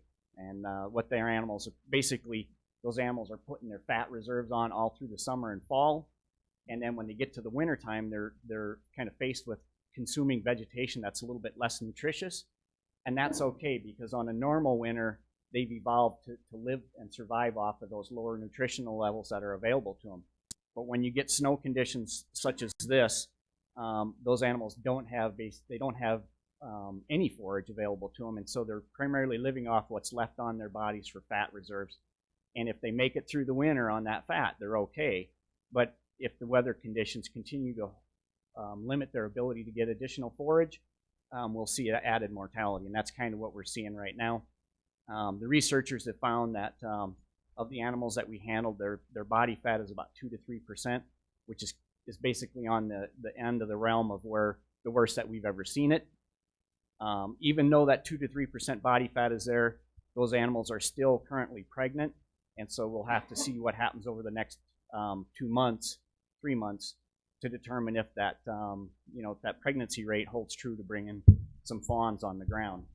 Those fawns that those deer are carrying are smaller, based on the ultrasound measurements that we did, and so it doesn't bode very well for us that we probably won't anticipate a very high fawn crop this year as well.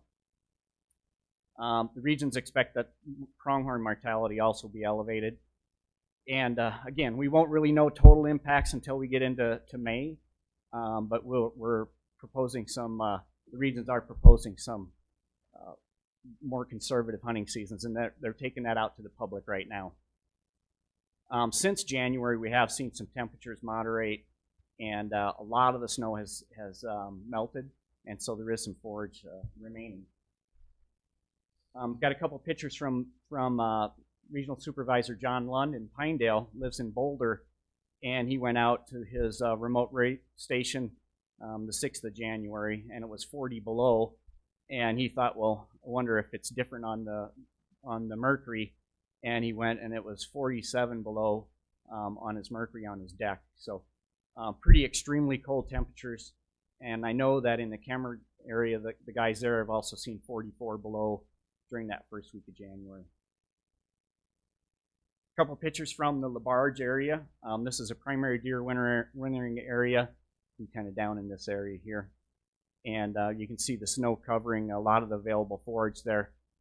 And then compare that to Gary Freilich went out just last week, or Monday, and took these pictures of generally the same area. He couldn't get to this upper ridge because the road had washed out with all the rain, but he took one in the bottom of the drainage, and so you kind of get a picture of how that's changed just in those 3 weeks, or I guess 7 weeks.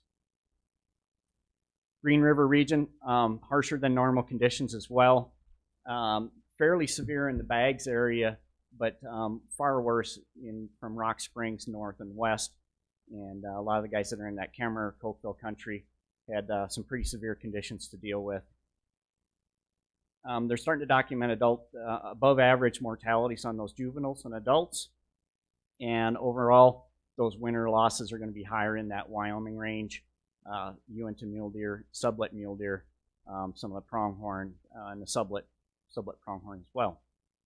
Again, conditions really moderated once we got into mid-February. They're looking at, again, some localized changes to address some of those higher than normal losses.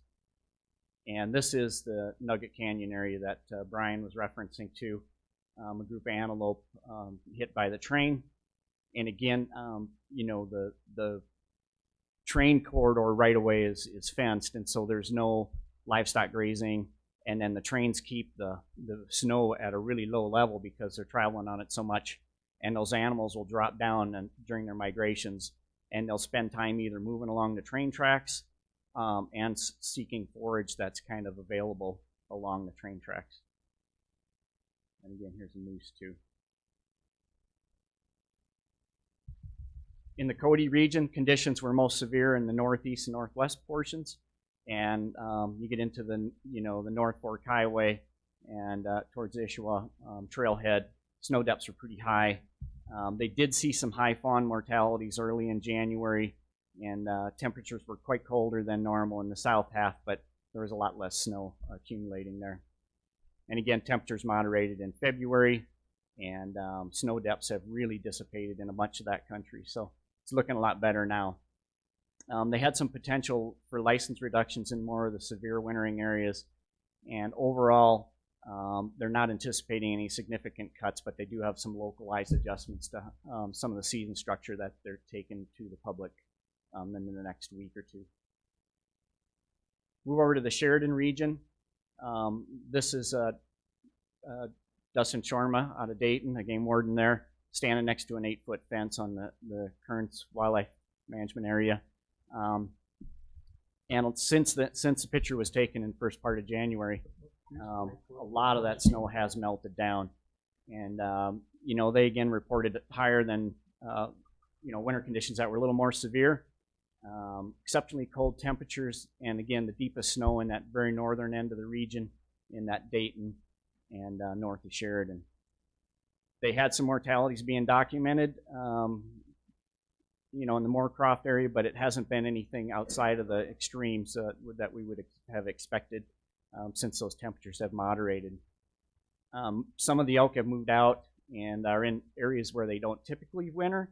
And so right now, in the last 2 weeks, we've had a lot of rain. It was raining there this morning, and a lot of those elk are starting to go pretty much wherever they can find a little bit of green grass, because on the lower elevations, some of those cool season grasses are starting to grow, and those animals are kind of chasing that early green up. Moving over to the Laramie region, conditions throughout the eastern portion of Laramie have been relatively mild. Conditions were more severe if you looked into the Elk Mountain area, but it not again as bad because it was pretty short-lived. We had some snowfalls, but it really dissipated once we got some winds and some warm temperatures.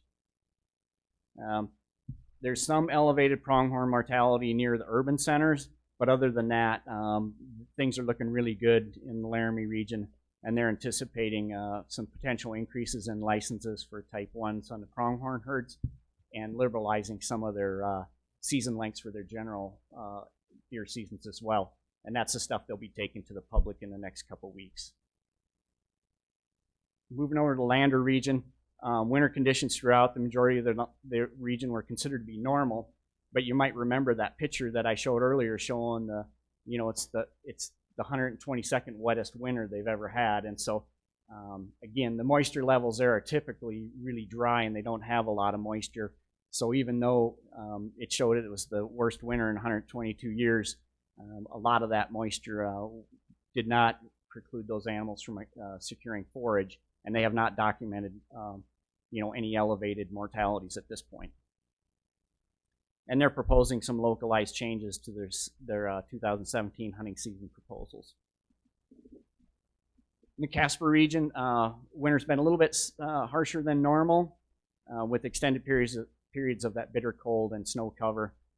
But usually those storms have been followed by warmer, windy periods that really expose that forage relatively quickly, and so the animals did okay. They have had some mortalities on adult pronghorn and deer, but it's pretty unsubstantial, and it's kind of, on an annual winter, you have some mortality losses, and they're just kind of seeing some normal winter conditions there. And they're going to continue to monitor mortality associated with those spring storms, and I think Keith can attest to the spring storms that the Black Hills typically gets, where we can have some pretty significant events in the next 2 months. And they're really watching for that type of event that could cause some mortality on those populations. So, in the end, with that level of moisture across a lot of our mountain ranges and a lot of it melting at the lower ranges, we've got some pretty good things to look forward to.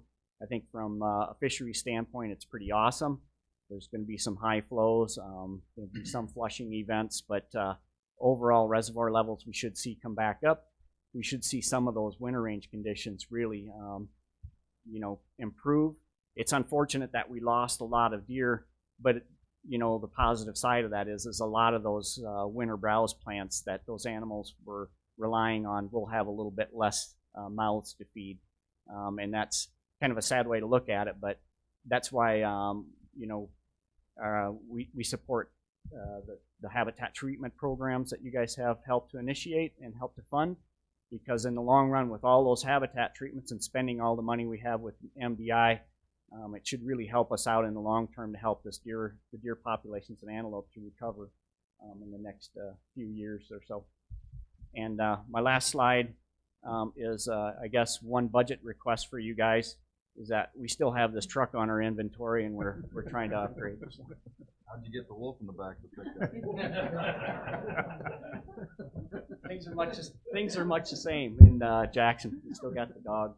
Oh, he's got a kennel on the other side of the truck that you can't see.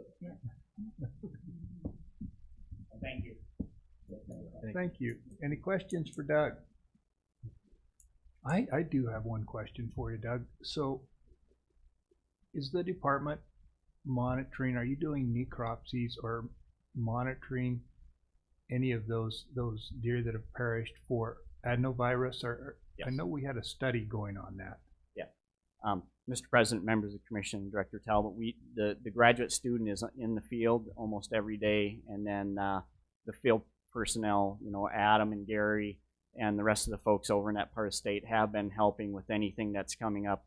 We've got two positions, one in Jackson, one in Pinedale, that have been the CWD technicians that are helping to collect samples and pick up animals as mortalities are called in and documented.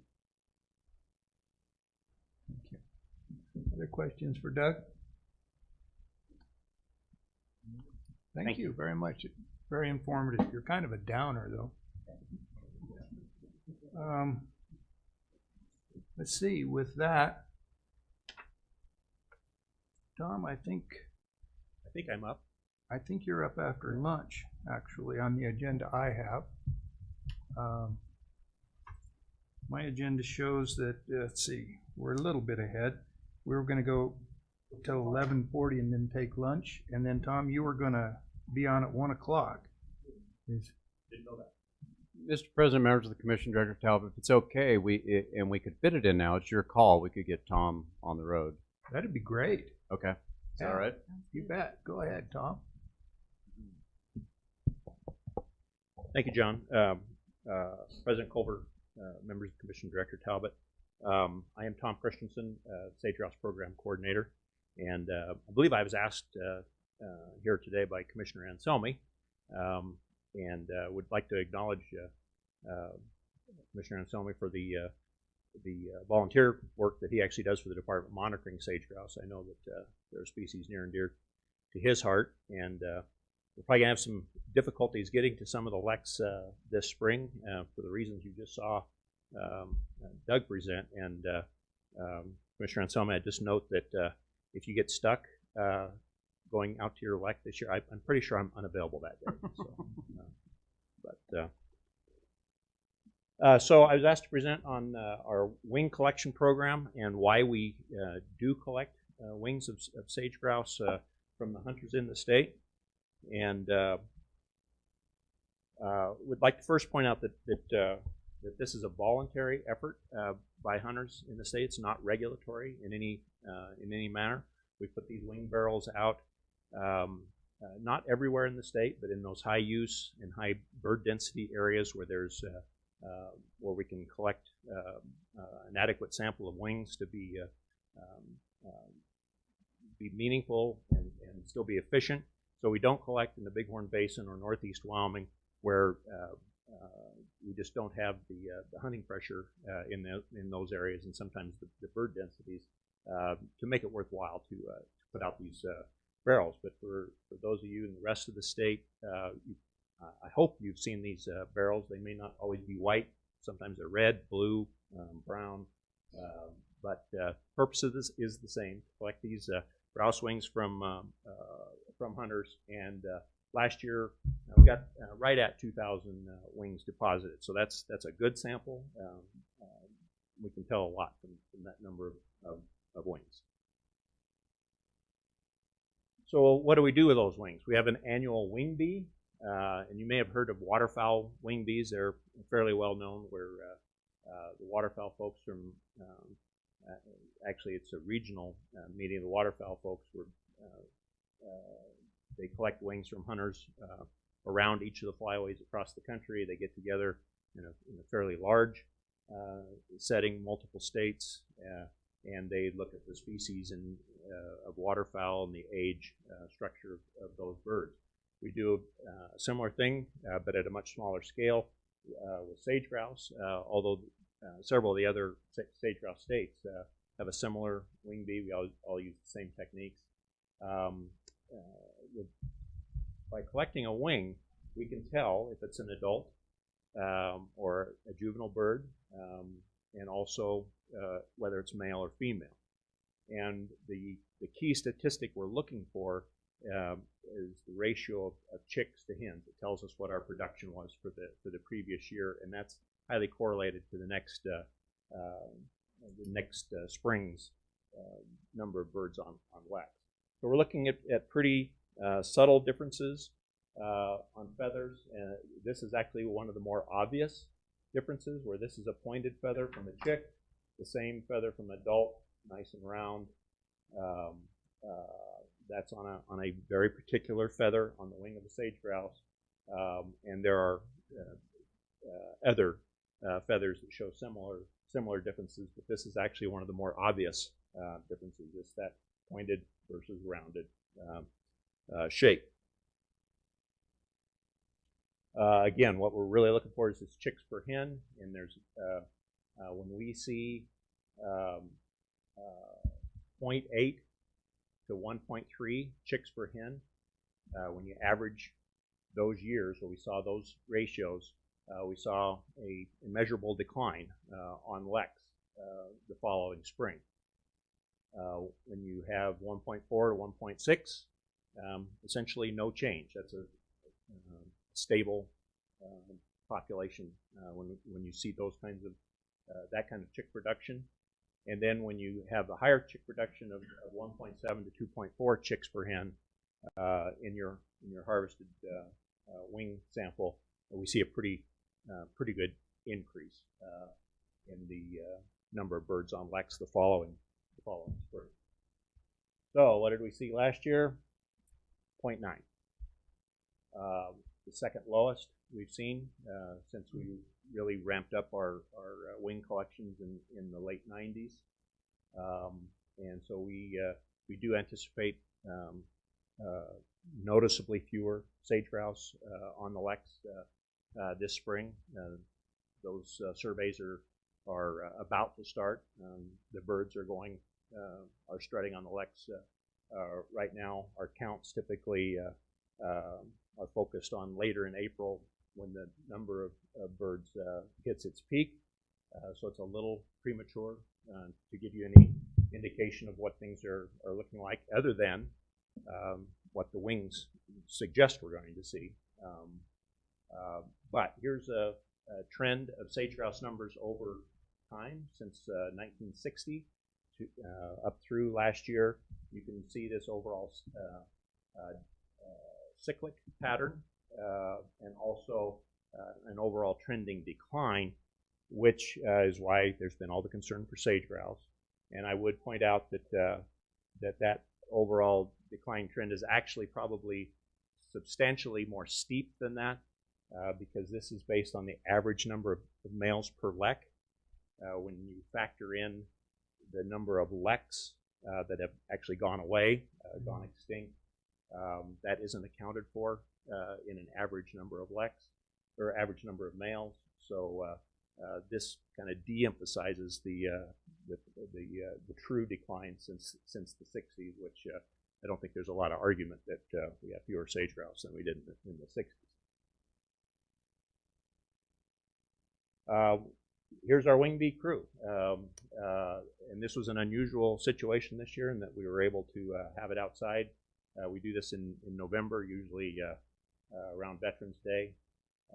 And it was a nice day. We moved outside, and the next day I actually photographed a blooming, and this is up at the Yellowtail unit. So we were in the Bighorn Basin. I actually photographed a blooming Indian paintbrush the following day.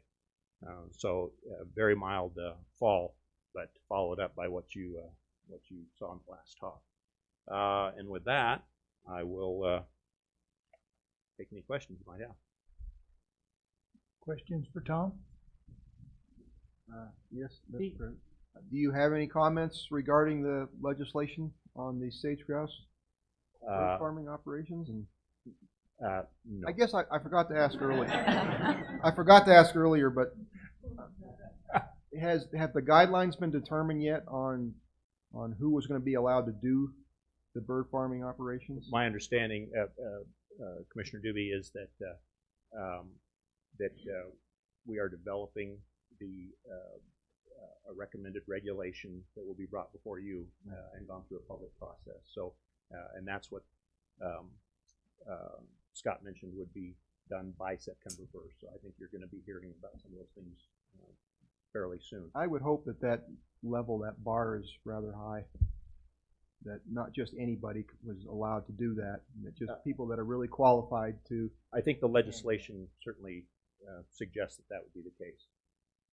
And I think you can also anticipate significant public input based on the amount of public input that was submitted through the legislature and the continued questions that I get from folks on local working groups and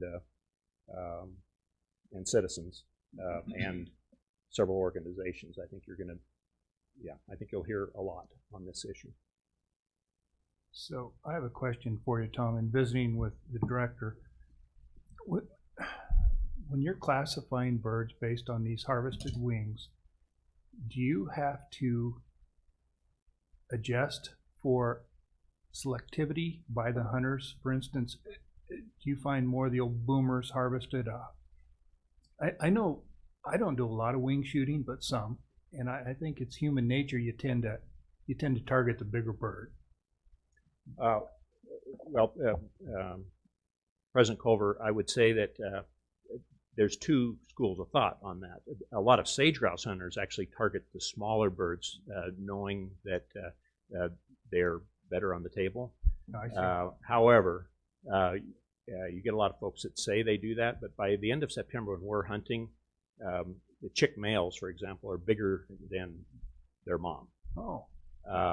So you may have some folks that if they are picking out small birds, maybe shooting chick females, but I think for the most part, and people say and people will avoid bombers, adult males actually, unless they're looking for a mount or something like that. But for the most part, most hunters, if it's a legal target within range, they're going to be firing at it. So, but it doesn't matter too much in our harvest, even if they are being selective, because we are just comparing 1 year's ratio to the next year's. I'm not saying that the actual ratio out there in the population was 0.9, but what's important is, okay, how does that number change over time? It gives us a relative index of more chicks or less chicks in the population. So unless hunters are changing their behavior over that same time, you should be able to compare those ratios from year to year and still make the management decisions or management population trend indicators that we're looking for. So it's more of a trend, not an actual classification. Definitely. You're after. That makes sense. Thank you. Questions? Yes. Tom, this is more of probably a response than a question, but from you, I'd like a response if you can. You mentioned in '60 we've lost the bird population has dwindled since the '60s. I mean, where are we going with this? I mean, is obviously it's due to development, some degree, loss of habitat, I guess you'd say. Where are we going with this? Because it has been the center of concern the last few years since I've been on this commission, and I just I don't want to see what was proposed a few years ago, or a couple of years ago. That would be really terrible for Wyoming. Commissioner Culver, members of the commission, so it's important to look at the time frame of when you're talking about an increase or a decline. So over the long-term trend, let's see, most people are looking this way, it looks like, we do see this decline. But remember, they're cycling, and I would point out that the low point was actually in the mid-90s. Okay, and that's when petitions started being received. We put together our internal working group. The state group was put together. Well, look what the trend has been over the last 20 years. Okay, and we shouldn't overlook that. That's a very good plus. That's a very good plus. Yeah, but we also need to be careful, and we see people doing this all the time. They'll talk about, oh, this is a catastrophe, and this is one, we're doing a wonderful job out here. Well, you need to look over these longer scale time periods and make sure when we talk about trends that we talk about the time scale we're looking at too. But this is really when we started becoming more concerned about sage grouse, and it's completely coincidental at this point. We can't say specifically that, okay, because we did X, Y, and Z, we're seeing better numbers.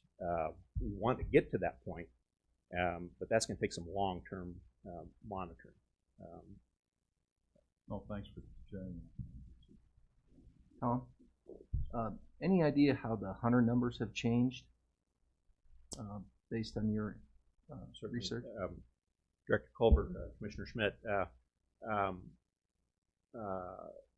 as we've changed the hunting season structure over time, we certainly have seen a decline in the number in hunter participation. That's due to several things, though, not just how we've structured the hunting season. It used to be, it was tradition to hunt sage grouse well. In the really old days, it was traditional to hunt them in August. Yeah, that's what it was when you when I could was a get those kid, chicks yes. and so forth. In more recent times, it became more of a Labor Day activity. But as a result of some of our early research, where we saw that hens, and it was through some of these wings and some of the radio collar research we were doing, that hens were successful with a brood. By hunting that early, we were targeting those hens because they were on the wet areas, and hunters knew that. They were going to those areas. Meanwhile, the unsuccessful hens and the roosters were up in the uplands where nobody hunted. And because sage grouse are a long-lived game bird comparative to a quail or a pheasant or something like that, 6-7 years is not unusual at all for a hen sage grouse. Instead of trying to produce a whole bunch of chicks like a pheasant does and then dies. I mean, a 2-year-old hen pheasant, is not all that common out there. Sage grouse live to breed another day. So, and it's also one of the reasons we have very conservative seasons on sage grouse. We can't talk about lots of winter mortality on sage grouse. Winter's fat time for sage grouse. They gain weight over the winter. We have low mortality in winter. So we can't talk about this, if we don't shoot them, they're going to die anyway in winter. That model doesn't work for sage grouse. So we moved the season later to get those birds off of the riparian areas, mix hunting across the landscape, get more of the unsuccessful hens, not target those successful hens as much. So by moving it later, which happened in the late 90s, early 2000s, that hunter numbers just really went down. And that's a combination of moving that season. It's not Labor Day anymore. You've got all the other things going on, archery seasons, just high school sports and stuff are in full gear. Everything is combining to reduce interest, but also hunters or conservationists themselves, as they heard about these declines in sage grouse, well, I don't need to go sage grouse hunting. So they're self-limiting in that regard. So all these things are working together to really depress sage grouse hunter numbers. Thank you. It's been fairly stable though since 2002 when we really made things very conservative. Okay, thank you. Thank you. I appreciate your presentation. President Colbert? Yes. One more question, please. Tom, all of Wyoming's wildlife adapts to a change in environment. I mean, is it safe to say that sage grouse do too? I mean, President Colbert, Commissioner Rael, we don't see a lot of evidence that sage grouse are particularly adaptable. They have very high fidelity to their leks, to their nesting areas. A hen sage grouse doesn't go back to the same bush every year to nest, but she's going back to the same general area.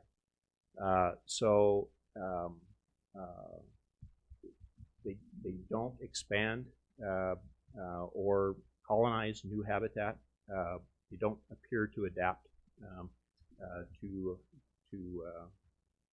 us very well. They're very much unlike a raven. They're the opposite of a raven who likes to live with us, and we benefit ravens a lot. We don't so much sage grouse, and they have not shown that tendency to adapt. Thank you. Thank you, Tom, very much. Mr. President, I'm going to take a couple minutes if I can here. I'm seeing that there's certainly, I can read between the lines with the commission. The commission is looking for exactly where the department is at on this particular legislation, and I think we need to address that. Okay. Scott did a good job of outlining some of the things that we see as opportunities that came with this legislation. There's some experiments that we can conduct now, and that private entities are going to do for us. They're going to conduct these, potentially, if we have interest, we're going to have folks that are going to have sage grouse bird farms, and we're going to learn something from that. But it's reasonable to say too that there's a reason that this has been discussed for many, many years and the commission hasn't taken any action. And there are certainly concerns that the department expressed, and we expressed these when we talked with the legislature about the fact that there isn't real good science that tells us that this kind of supplemental raising and release of sage grouse is necessarily going to address any kind of a decline in sage grouse populations across the state. And so that's been our position. We've articulated those concerns with folks. They understand them, and they chose to move forward with this legislation. We're prepared to implement it. The analogy that we oftentimes like to use to kind of describe what we believe is the limiting factor on sage grouse, you can relate this to a ranch. And we strongly believe there's a correlation between the available habitat that's out there on the ground and the amount of sage grouse that we can have in our state. That is what we believe is the limiting factor. If you are a cattle rancher and you have enough grass for 200 cows, that's what your ranch is going to support, is 200 cows. And if you go raise cows somewhere else and bring them in and put them on that same piece of ground, that same piece of ground isn't going to support more than 200 cows. And so that's really the approach that we've taken. We now have this legislation. We have absolutely no intent but to take this and do positive things with it. We've drafted already an initial draft of the regulation. We have, I think it's about a 7-page regulation. We've addressed a lot of the issues that all of you brought up, and Commissioner Doobie just brought up a minute ago. Disease concerns are addressed, keeping records. There's a lot of things that we've done in this regulation already, and then now it's going to get looked at by a whole bunch of other experts in the sage grouse implementation team, and others that are interested in this, and before it comes to you and before it goes out to the public. So I think we're in a good position with this, but I did want to make sure that the commission understood the department did take an opportunity to express our scientific concerns throughout this process. Appreciate that, Brian. And in keeping with being totally open and honest, I guess as a commissioner, I have some concerns. We've talked about the genetics, and we may or may not find that there's a genetic component to making some of our northern birds more susceptible to West Nile, for instance. And by capturing birds and redistributing them through the state, there is potential to do harm to some of our other existing populations. There's the disease component. There's diseases we may not even be aware of yet that could affect birds in moving them around the state, taking birds from one location, distributing them to another. There's the potential burden on game and fish resources, our veterinary staff, our biologists on this. There's a lot of concerns, I think, with this, and we do need to be open and honest about it. You're right, there are a couple of potential benefits too. We could learn greatly from this endeavor, but it'll be interesting as we go down this path. Well, I think you bring up some good points in that when identifying those concerns are really important on the front end of this thing, because we're going to have an opportunity with this regulation to probably put stopgaps into the regulation that will help ensure that those things don't happen. Our veterinarian has expressed concerns with genetics. However, she's also expressed some ways that we might be able to address that by, the commission has pretty broad authority within this statute to be able to tell folks where they can plant birds, where they can collect eggs, veterinary inspections within the bird farm, tracking of those birds and marking those birds so that we can see if there's any kind of a genetic change over time. And so I think challenges also bring some opportunities, and that's just the way that the department wants to move forward with this thing, and that when we present the regulation to you, that's what you're going to hear from us as well. Okay. Thank you, Brian. Mr. President, just one more thing. Everything you said is extremely important, the science and all that, but I believe the ranching industry is probably pretty concerned about how this is all going to play out as well. We've worked hard cooperated in a lot of different programs to try to raise those numbers so that they wouldn't be listed and have an impact on ranching operations across the state. And I'm sure they're very interested in how this is all going to work out as well. Hopefully for the better for everybody. Thank you.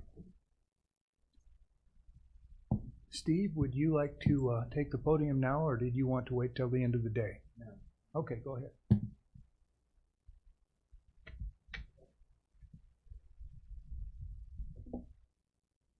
President Culver, members of the commission, and Director Talbot. I'm Steve Kilpatrick with the Wyoming Wild Sheep Foundation, and I came to thank previous commissioners Little, Clouda, and Price for their work, but they aren't here today. And we purchased some adult liquid beverages, and they're not here to drink those, so tonight could be kind of fun. So we'll give them to them. We won't share them with you. And also, I'd like to welcome the new commissioners, 3 new commissioners. I've talked to a couple of you, and we're certainly excited. It's amazing we have people in this state that step up because of their passion and their commitment to the wildlife resource and to the sportsmen, of which there are about 450,000, and wildlife viewers, of which there are about 650,000, and the plethora of wildlife we have in this state that attracts people across the world. And so your job's really important.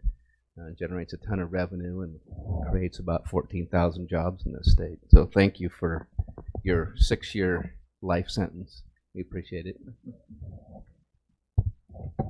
Tom knocked this microphone loose. I'm sure it wasn't me. You know, our motto is, we've kind of changed it in the last year or so. It used to be just putting and keeping sheep on the mountain.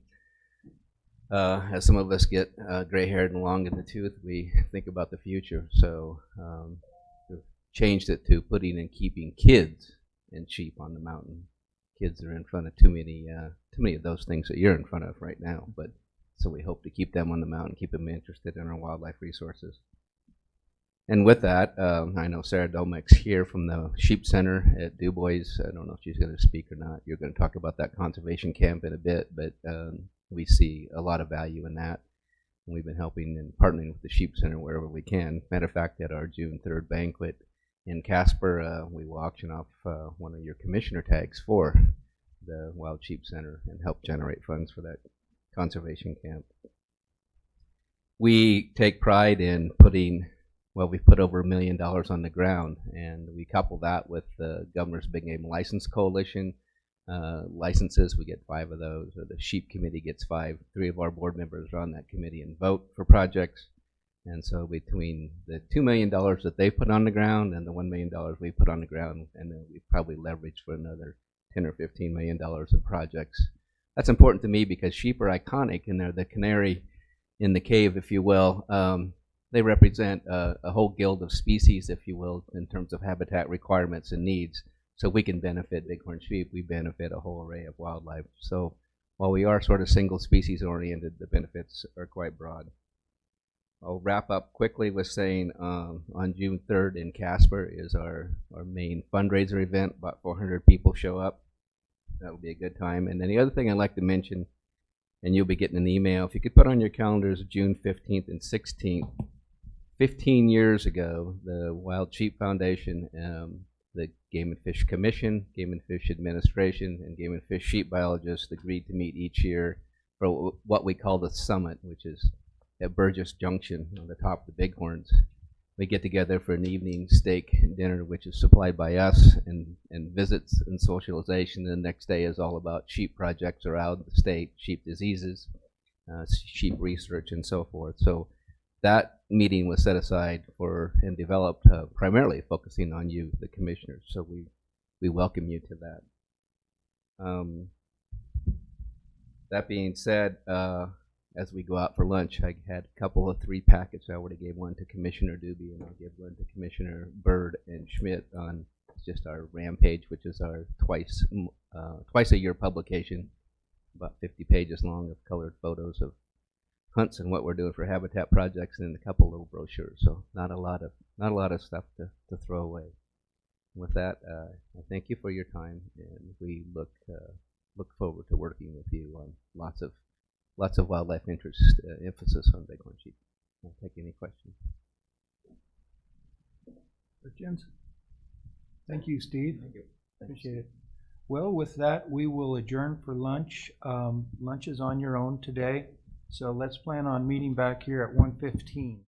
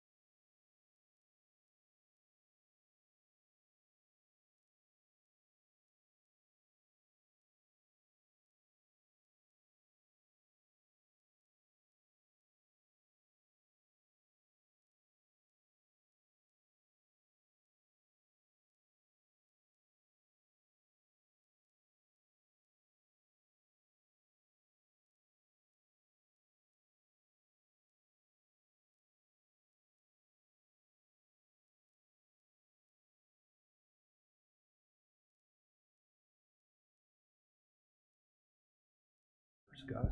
Yeah, I'll target you. I sell those. Got into him a little bit now. Believe me, they're gonna get solved.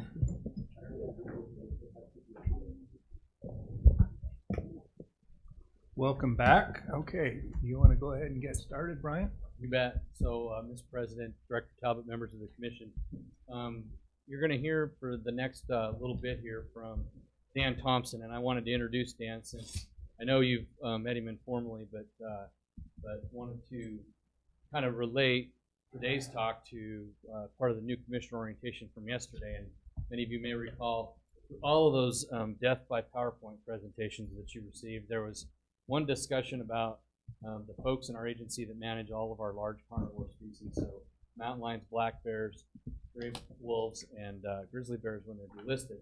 And you're going to hear from Dan Thompson, who is the guy that gets to wrangle all of that team that are in the large carnivore section. And what he's going to talk about today is really a lot of the biology and the scientific information behind the current status of the grizzly bear population. And you will hear annually, you'll hear from Dan on this topic. This is just something that we typically update the commission on so that you're all aware of how our grizzly bears are doing in the state. So with that, come on up, Dan. Thanks, Brian. Can you hear me? Yep. President Culver, members of the commission, Director Talbot. Yeah, thanks for the opportunity today. I'm going to talk about grizzly bears. To give you an idea, this is a family group. You can see the female is in the trap there. They were caught on the Upper Green last summer, and caught the whole family group. And if you saw the movie that was on public television, The Drift, this was the family group that Zach Turnbull was talking about that we ended up actually moving. We put those on Talbot's home ranch, and they're doing. Actually, we have to move any bear that we move into the core of the population, which is sometimes not really. So this is what I'm going to go through today. I'll talk about our role, overall grizzly bear management, what we have going on. And then it's always good to talk about some of the trends that we've seen in the past, present, and future. So it's a unique system for grizzly bears in the greater Yellowstone ecosystem in that we look at this population on an ecosystem level.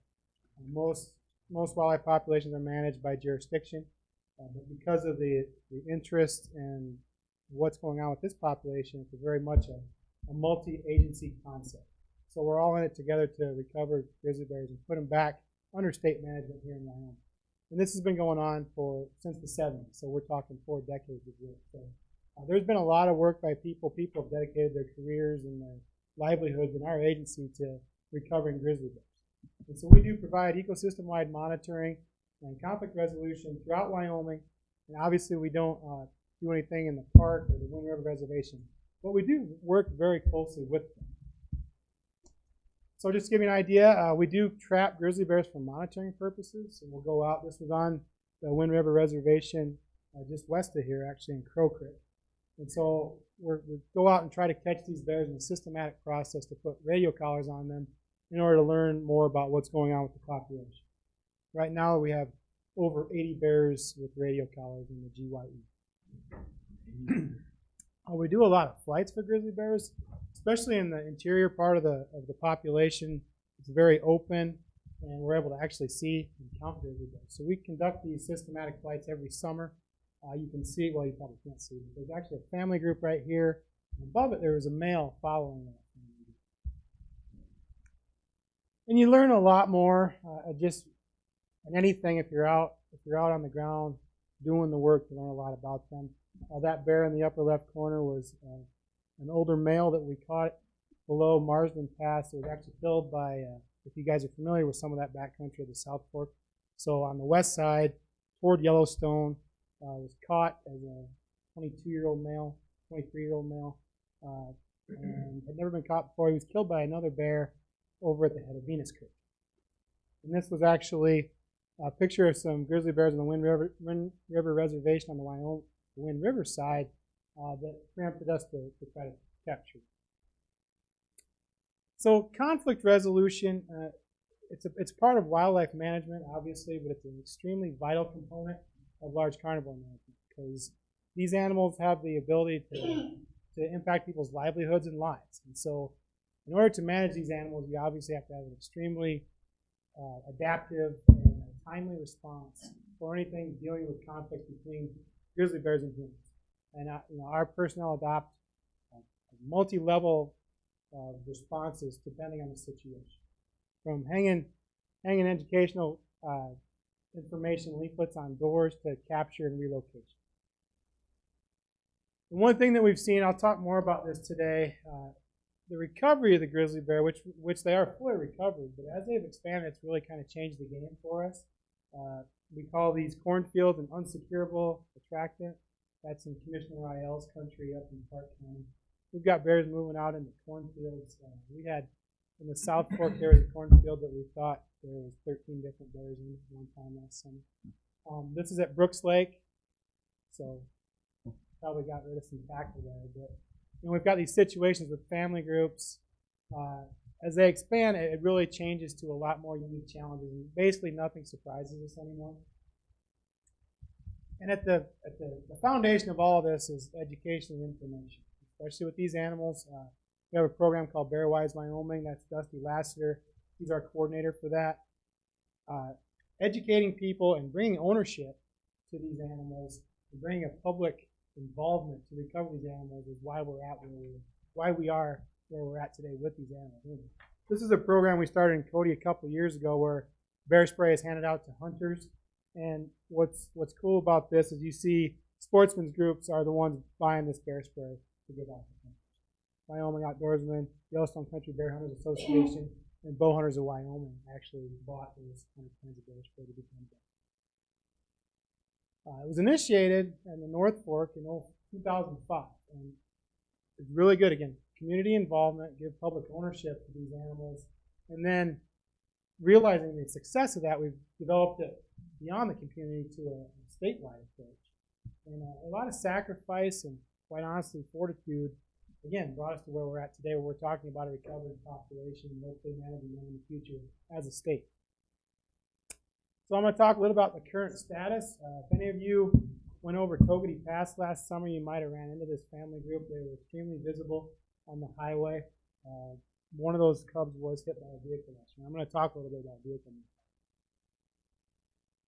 So it's important to talk about, you're going to hear me use this term demographic monitoring area, DMA. And so that black line that you see here is called the demographic monitoring area. That's based on suitable habitat for grizzly bears. It's based on a large enough quality and quantity of habitat to maintain grizzly bears. It's based on contiguity, so contiguous landscape. It's also based on the level of potential mortality. So people argue that, well, bears used to be out in the prairie. There also used to be several million bison on the prairie that the bears would feed off of them when they died. So to think that bears are going to be just fine out in prairie, human-dominated landscapes is not a very naive way to think. So that's why we came up with this concept several years ago, to have an area that's consistent where bears can make it, but where we don't need them everywhere. And I've talked about conflict resolution, monitoring, research, and education, and nothing's mutually exclusive. We do all of these things together. And this is the same in all wildlife management. But everybody kind of wears different hats and doing the same thing in order to get our jobs done. And so we learn from a bear caught in conflict purposes, we learn what they do by putting a collar on and see where they go. Is it different than a bear we caught just out being a bear? All this information is used to better understand these animals. It's very much a team approach. We have help from throughout the Game and Fish, from regional personnel to get our jobs done.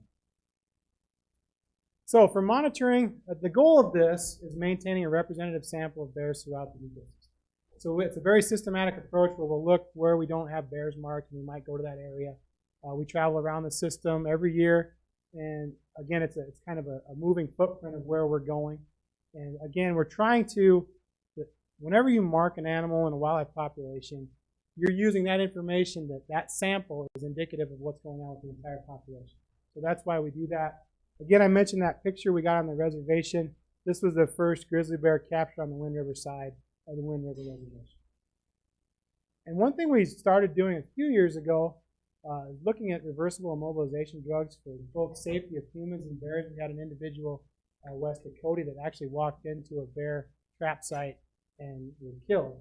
And so this prompted us to try to look at some different drug combinations to potentially get rid of that potential. So here's an example of that. You can see the bear against the tree snoring.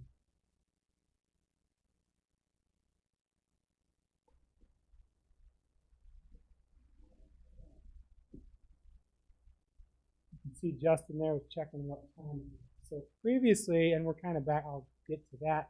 Previously, the drugs we used might take 2 to 3 hours to wear off. So this bear, we actually caught it. It was the first bear we ever darted to with fentanyl. This is 14 minutes after that initial darting. It's fully reversible.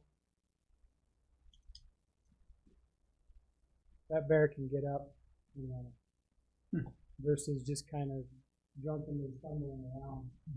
But unfortunately, drug runners have started cutting carfentanil with heroin, and so we can no longer use carfentanil. So yeah, we're still looking at new avenues. There's another drug that might be potentially available. But again, we're always looking at different things to try to make things safer for especially people and bears. And so I'm going to talk about how we evaluate the population. And you might have heard us use this term FCOI, females with cubs of the year. So observation of unique females with cubs of the year are what drives the different population models that we use to look at how many bears there are out there. But it's very much not mutually exclusive. We look at multiple things. We look at distribution of breeding on the landscape. We look at amount of mortality. It's a very multi-layered approach to make sure we're demonstrating recovery of that population. So I'm going to talk a little bit about this female with cubs of the year, because we really do go out and we count these bears that are unique in order to derive these population estimates. So again, here's that DMA. It's broken up into these different bear flight units. Again, they maintain consistent approach through the future. We have 54 areas. We fly, just under 200 survey hours a summer. Last summer, we saw 441 grizzly bears, and now obviously there was some we saw more than once because we do these 2 times, but in 307 groups. And what you see, there's a high density of bears here. There's a high density of bears here. But it's a lot more heavily forested, so you don't see them in that country as much. A lot of numbers here, I realize. But so that females with cubs of the year, again, that's the main driver for this population model. Now, it incorporates all the other survival information that we collect from other bears. But this is the thing that we're tracking every year. And so one thing that's changed is as bears have expanded into that more heavily forested areas, we've seen a shift to more of these ground observations versus the aerial observations. We haven't seen any changes. The mean litter size is about 2 cubs. Last year we didn't see any 4 cub litters, but we have in the past. We've seen a couple of 4 cub litters. And so they're very fecund. They're slow to reproduce, and they maintain their young with them for longer than other mammals in North America. But when they do have young, they're very good at it. And so last year, we documented 45 unique females with cubs in that DMA. Now you'll see these ones that are circled out here.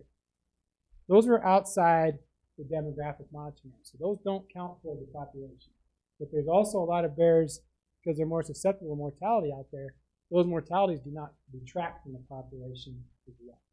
So all these numbers are then used to derive a population estimate. And so what you see through time, and what we have seen, and you see it with any wildlife population, you only can fit so much water in the tub, right? And so what we're seeing now, and this is in that DMA, we're starting to see a leveling off just because we're starting to see carrying capacity effects of this grizzly bear population. And so, again, we use all this information to come up with a population estimate. So for 2016, within that DMA, the estimate was at 690, which is a little lower than the last couple of years, but it's important to point out that in 2013, we had a record number of females with cubs documented, so it's not always going to be a record high. Big thing that is an issue is that this current estimator we use, Chow-2, it's a very scientifically rigorous technique that works and applies, especially when the bear population 10 years ago, 15 years ago was recovering. Now we have a more saturated population. What we see is a bias with this estimator. So the Chow-2 should match, obviously, the true number of females. So it should be aligned with this 45-degree line. What you see, though, and this was published in 2008, Chuck Schwartz, who used to be the grizzly bear, the head of the grizzly bear study team, what you see is that it's a spatially driven estimator, as the population gets more dense, you can't count more bears. You can't have more bears. So what you see is there's actually, if you're saying there's 48 females with cubs of the year, which equates to about 600 grizzly bears, with this bias, it's probably more likely more than 80 to 90. So right now we're really trying to work on ways to increase that accuracy as it is. But again, that's not the only thing we look at. Again, all the information that we collect, we can calculate survival of cub yearlings, fecundity, and the big thing that we saw that's changed from 83 to 01 to more recently, we've seen a decrease in yearling survival and actually an increase in male survival. And there was an extremely extensive food synthesis report that was done to demonstrate that white bark pine wasn't negatively impacting grizzly bear survival. And what we saw is, allowing us to go back and look at all this information, is probably the most heavily studied wildlife population in the world. We're able to show that all these changes that we're seeing are related to density dependence, its carrying capacity, things like that, intraspecific things happening within that population. And I put this in because there's a lot of information that's put out, especially in popular media, that talks about the record level of mortality we've had in the GYE for grizzly bears in the last couple of years.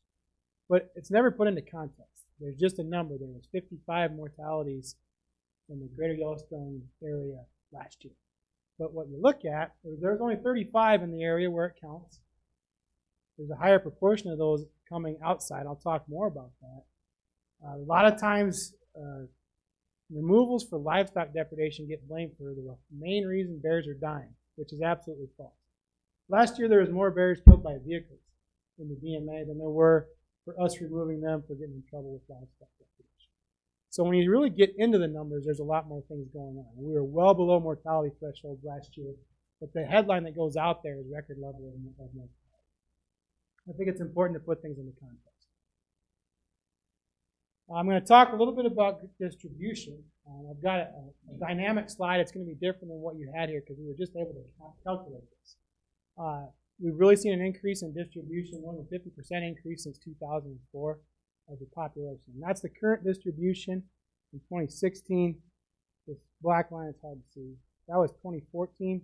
We've seen expansion into the Wyoming range, the Wind River range, into Idaho. That demographic monitoring area is just under 20,000 square miles. Our distribution now is over 25,000.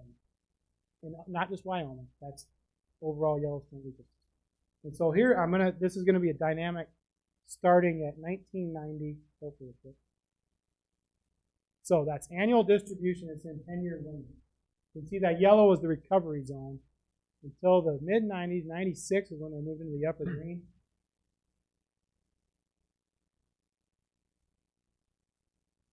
'07 right here is when they were first delisted.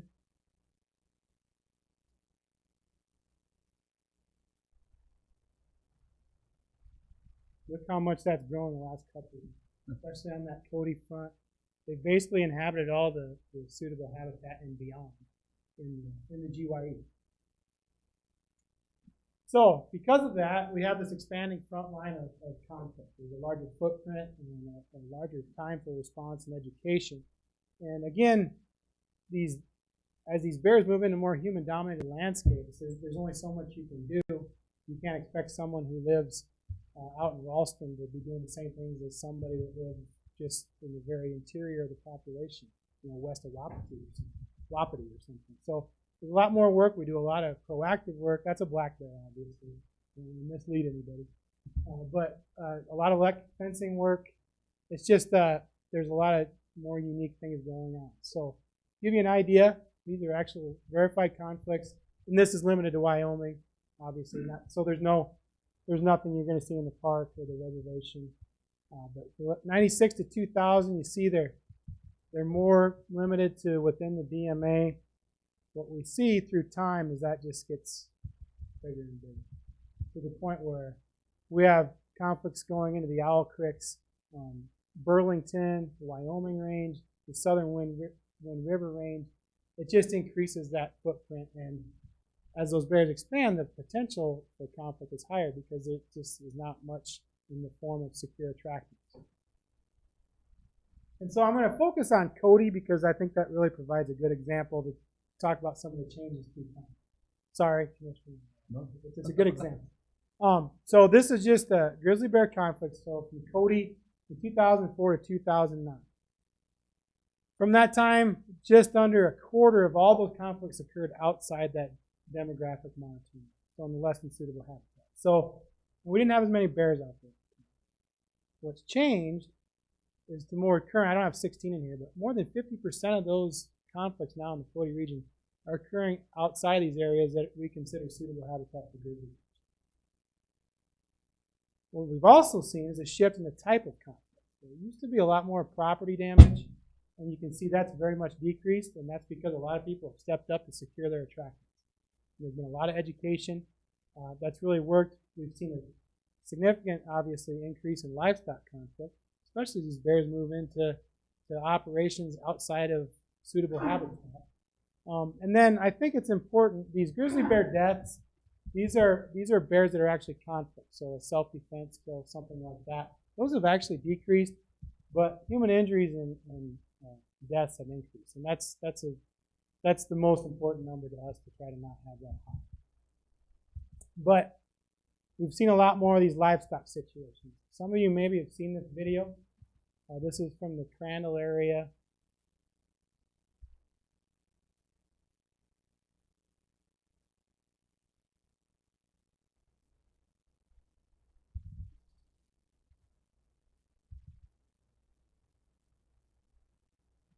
So and the person videoing this was honking and yelling, trying to get that bear to stop. He was smart enough to get out of the vehicle.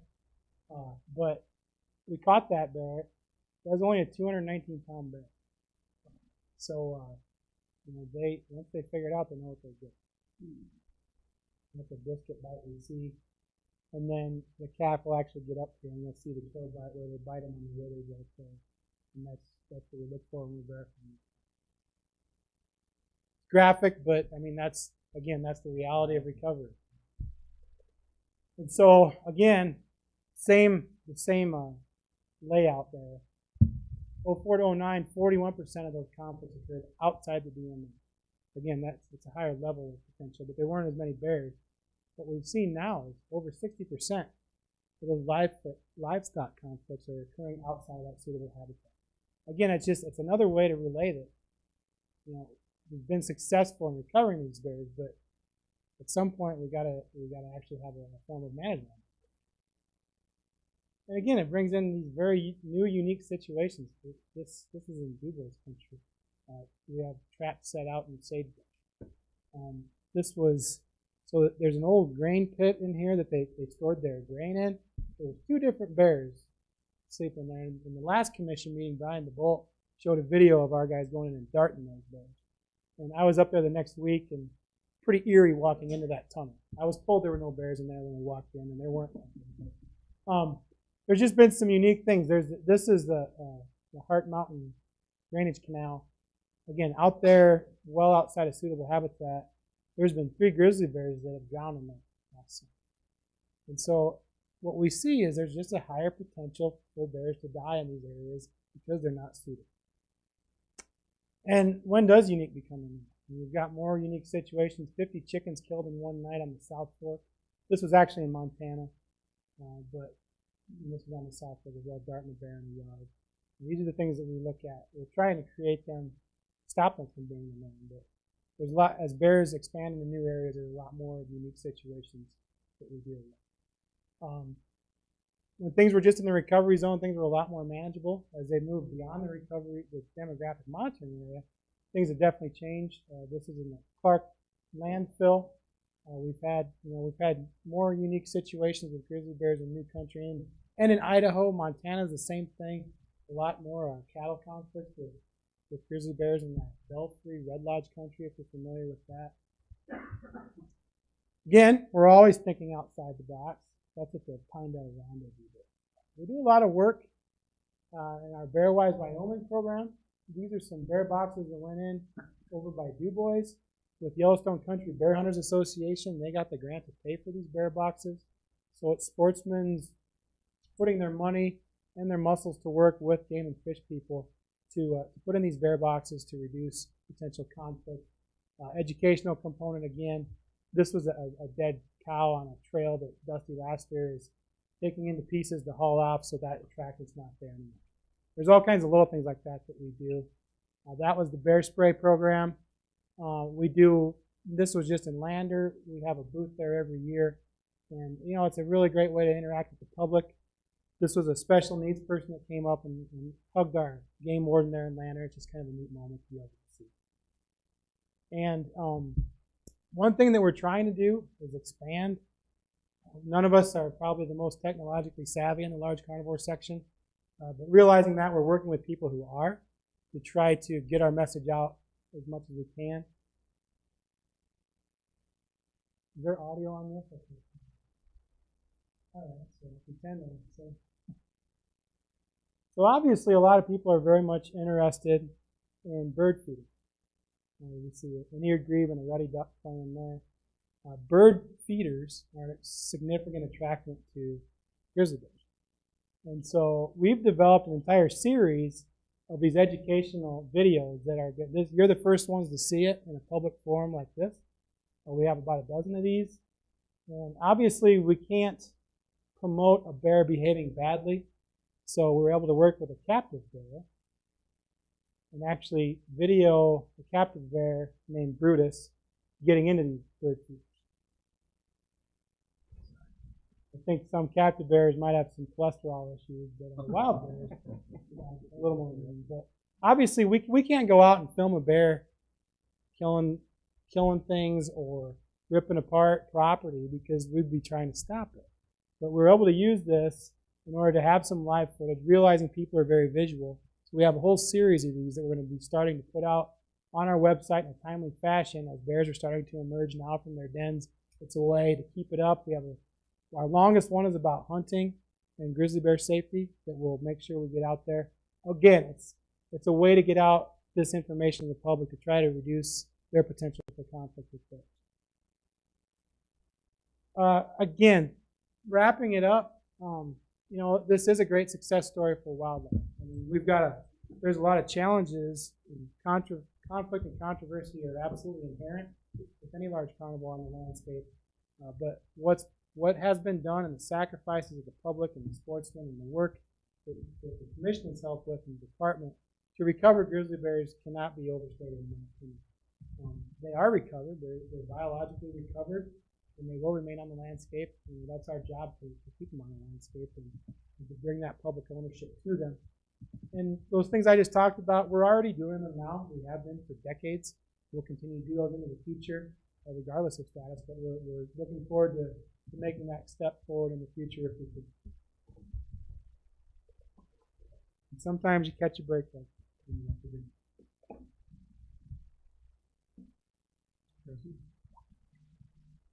Go ahead. I'm sure you interact with the guys in Idaho and Montana. Mm-hmm. So what do you figure here? The low number we got is like 690? 690? Yeah. And what do they got like in Idaho and Montana? So that's for the population. That's for all 3 states that area is in. So Wyoming has more than 50%. Now that includes the park. But if you look at the distribution of grizzly bears on the landscape that we have jurisdiction over, we have 45%, the high majority of grizzly bear distribution within Wyoming under our jurisdiction. We deal with the higher amounts of conflicts, and actually we have a higher workload as far as monitoring because we have more bears, and so we've stepped up to increase our workload. So 45%, what are you saying?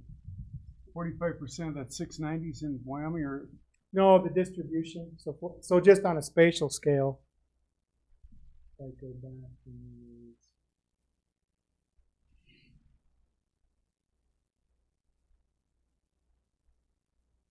the distribution. We've never broken up actual numbers by jurisdiction because it's too hard with looking at things on an ecosystem level. But so there, 2016, if you look, 45% outside of Yellowstone, the reservation, we've got 45% of that distribution. So we've got the strong majority of grizzly bears in our jurisdiction. What's interesting, ours can, the actual area on the land increases for the states, but it stays the same for the parks.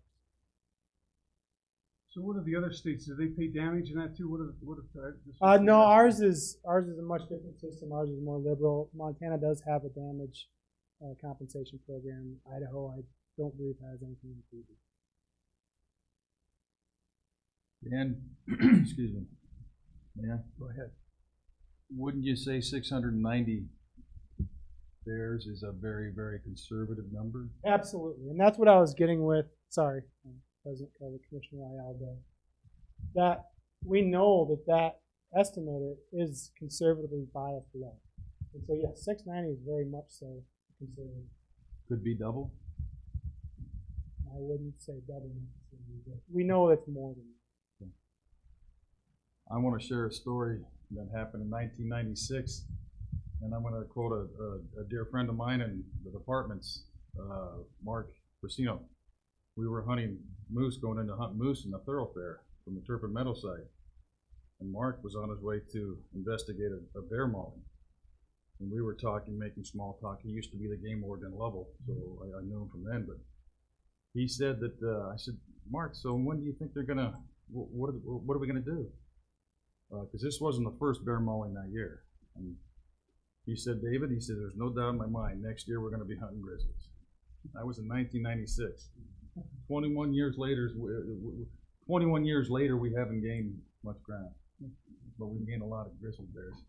And it's a foolish person to think that we want to annihilate the grizzly bear. That's so far from the truth.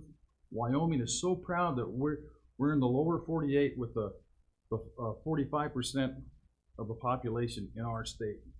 I mean, we're proud of that, and we're more than happy to show that off to all the tourists throughout the world. So, in the future, somebody needs to be held accountable enough, Wyoming Game and Fish, for future maulings. I don't know what else to say. That's the worst part of the job. Appreciate all you do. Questions? Go ahead, I got Mike. a question. Dan, you talked about groups, the 307 groups. What constitutes a group? Is that a family group? Exactly. Okay. Yeah. So a family That's what I group, thought. a female with cubs or yearlings, or sometimes you get you might have 2-year-olds still traveling together, or you just couldn't tell flying. So that would count as a group. But Okay. it's 95% of those are family. Thank you. And I'll add on that. We did for a couple years. The bears will eat the moths up on moth sites, and we did surveys of those for a couple years. And in 2 days flights, a census of those moth sites. The one year we counted 220 bears, and so and that's just a small fraction of the population again, because not all bears use moth sites, and that's in the interior of the population.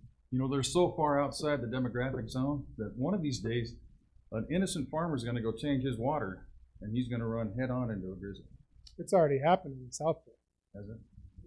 I stand correct? 2013, irrigating very significantly. Are there any other sightings throughout the state outside of this area? So no, confirmed sightings. Sorry, Commissioner Doobie. These bears here, those are outliers that are confirmed, but they didn't actually make it into the distribution. So those are the furthest outliers we've seen. Throughout the whole state, that's as far as you've seen. Yeah.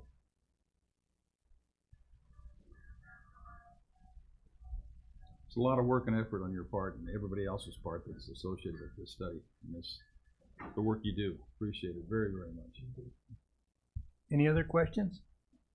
Thank you very much. Interesting. So our next presenter, Mr. Kelly Todd. Welcome, Kelly. How are you doing? Good.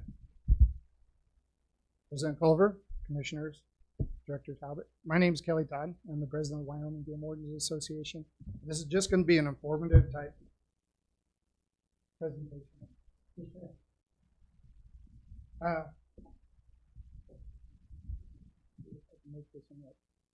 The Wyoming Game Warden Association was formed in 1973 for the purpose of furnishing a medium for good fellowship and loyalty to the Wyoming Game and Fish Department and fellow officers, effectively maintaining the wildlife resource of the state, promoting a more efficient and able force of game wardens, and to meet responsibilities and problems collectively.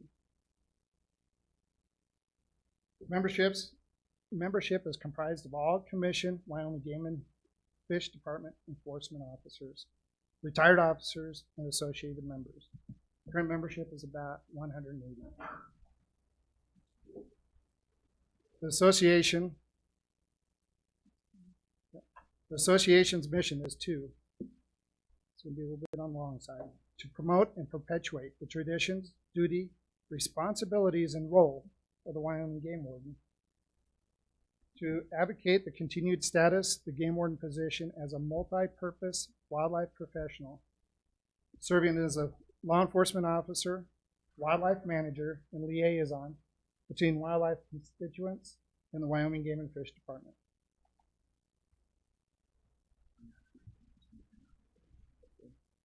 To honor those who have served before by upholding applicable traditions and developing new methods to address evolving environments and constituents.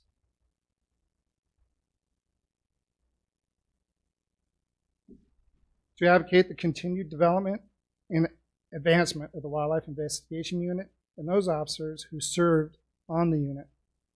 To advocate through its membership the concept of sustaining the honor, respect, and reputation of the Wyoming Game Warden and all Wyoming Game and Fish law enforcement officers through service to the wildlife and the people of the state of Wyoming.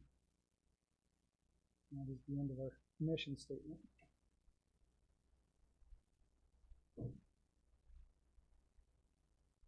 The association is classified as a nonprofit charitable organization for tax purposes. Since 1985, the Wyoming Game Warden Association has had the ability to provide more than $400,000 in financial assistance to various charitable organizations and programs. Since the creation of the Wyoming Wildlife Protector Association in 1985, the association, excuse me, the association has provided more than $59,000 to the stop poaching efforts in Wyoming. This total includes reimbursement or refurbishment of the old-time jail wagon, which now is the popular Poach Coach, which has been shown at the department's expo and many parades and county fairs across the state.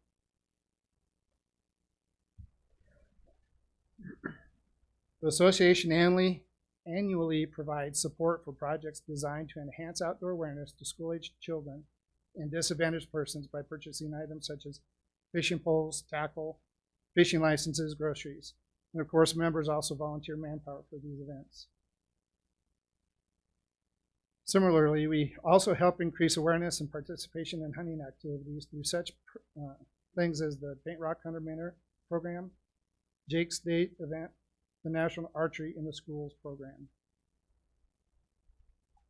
The association has also provided financial grants in support of research design to improve wildlife law enforcement. Such research has included work by the University of Wyoming Animal Science Department to determine techniques to identify cooked meat, and also a Montana study to document decomposition of insect development rates, which help the wardens better determine the time of death on poaching cases. Since 1986, the association has provided more than $101,000 in scholarships to Wyoming high school seniors. We currently present 14 $400 scholarships annually. The Warden Association has been a lasting lobby in the state legislature, actively seeking support of its law enforcement, wildlife management, and game and fish employee support missions. The association also provides support for Officers Memorial. The family of any Wyoming wildlife enforcement officer killed in the line of duty is provided with a minimum of $500, and $200 is provided to the North American Wildlife Enforcement Officers Association to assist families and officers killed in other states or Canadian provinces.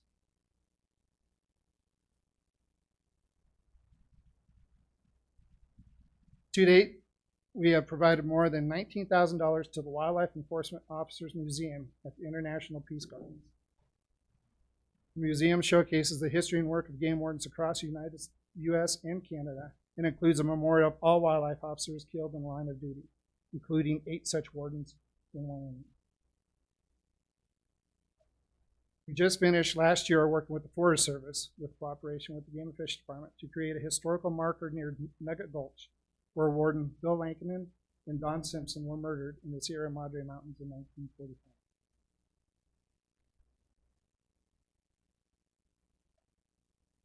And the other projects that we're kind of working on right now is the North American Wildlife Enforcement Officers Association Conference.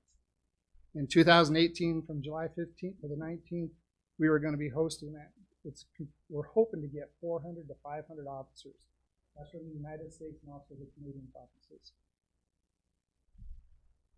And yeah, I'll get that to the end. In conclusion, we'd like to express our gratitude for your service as Game and Fish Commissioners, and especially thank you for your direct support of the association through participation in our annual meeting and donation of commissioner licenses. We appreciate opportunities for the partnership and look forward to continuing to work with you into the future. And to let you know, we're going to be having our Warden Association meeting. We're still working on the final adjustments. I'll be sending out invitations, hopefully in a week or two. Hopefully sooner than that. With that, I'd like to happily answer any questions or hear any thoughts regarding the Wyoming Game Warden Association. Kelly, where is your association meeting this year? It's going to be in Laramie. In Laramie? Yeah. It's going to be April 21st through the 22nd. The banquet's going to be April 22nd that evening. I've had occasion to attend one of those. Very enjoyable. I enjoy. It's a good time. So I want to commend you. 14 annual scholarships. That's great. We try to do a lot. We've actually trying to increase each year. We get a little bit more money through commissioner licenses and stuff like that. We try to increase it. That's great. Questions for Kelly? I have one more question for you. So the Poach Coach, I've seen that a number of times. But you said, was it an actual old jail wagon that was? It was. Now I'm going to have to look at that with fresh eyes. I just assumed it was something you had fabricated. I didn't know it was an actual antique. Huh. It was an antique one. I'll be darned. And there's people in this room that know a little bit more about it than I do. Well, I'm going to have to look that over again next time I see it. Thank you. Yep.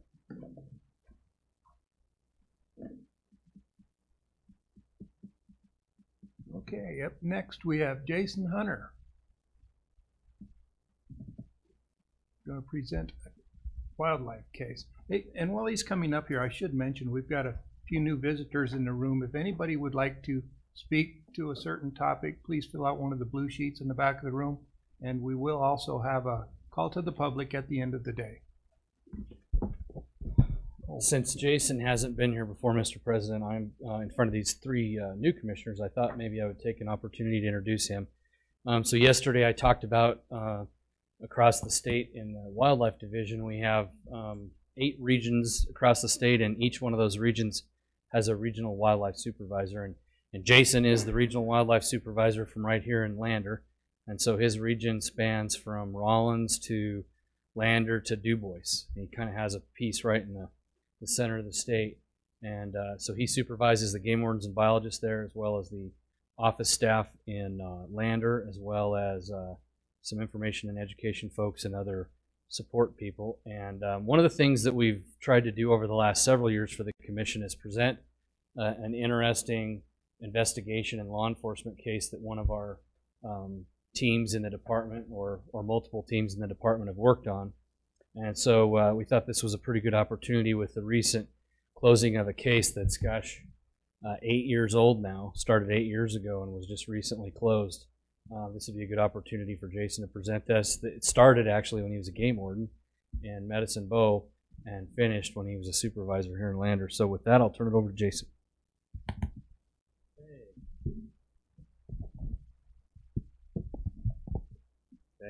President Culver, members of the commission, Director Talbot, thanks for having me here. I do have a PowerPoint presentation.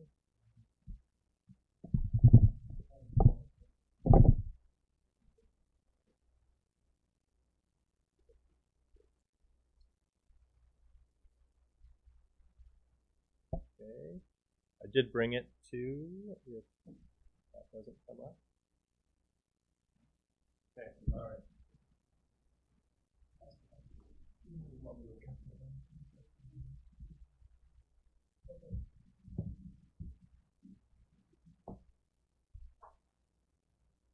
Okay, sorry.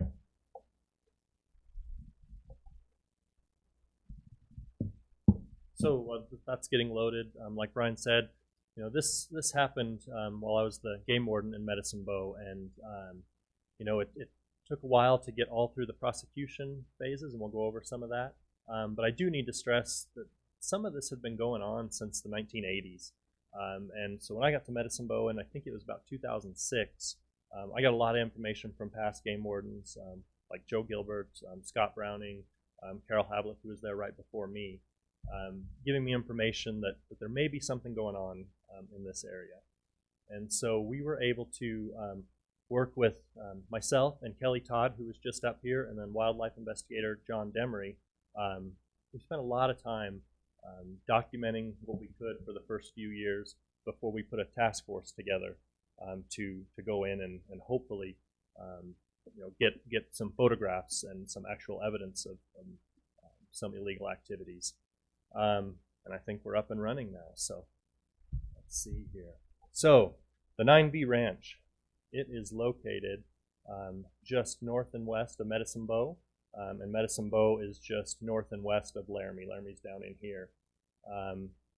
So 9B Ranch, they're surrounded by a lot of public land in the Shirley Mountains, and then some other private land down here, and some very cooperative landowners who, over time, after I built some relationships with them, they were able to share information of what had been going on this property. All right. So again, just some of the private land holdings here of the 9B Ranch. And then we actually did our observations from this chunk of public land called Bald Mountain. So we were watching all these activities from anywhere from 2 to 4 miles away through spotting scopes, and then recording those activities. Okay, from our perch on Bald Mountain, again, I have to thank Kelly Todd a lot for this, because he was up there pretty much every day for some time period in 2008 and then 2009, and then I was up there as I could be as well, but also taking care of damage claims and other things going on in the district. So a lot of credit does go to Kelly. But here's the 9B Ranch from, again, our perch up on Bald Mountain. The 9B Ranch is owned by about 10 shareholders. They're all non-residents. 2 of those shareholders were brothers Carl and Pete Shakel out of Colorado. They also have properties in Texas and other locations. And Carl was our main suspect in a lot of this. Okay. Just more viewing of kind of the ranch area. A lot of the hunting activity took place right down in here, and then in the draws on this side. And then again, the ranch house is back over here. And so these are some of the images we were able to collect when the individuals would leave the ranch house during the day.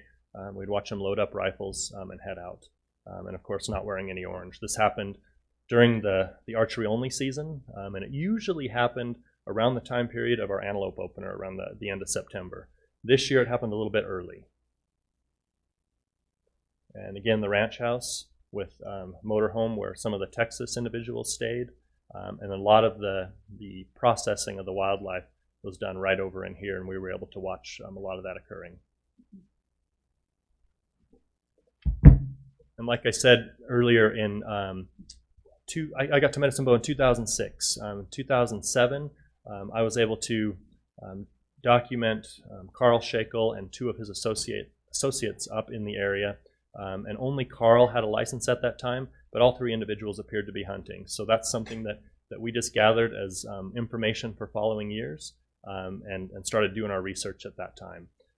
After that happened, we located on the ranch 3 mule deer that had been killed, and we assumed it was while those 3 individuals were out.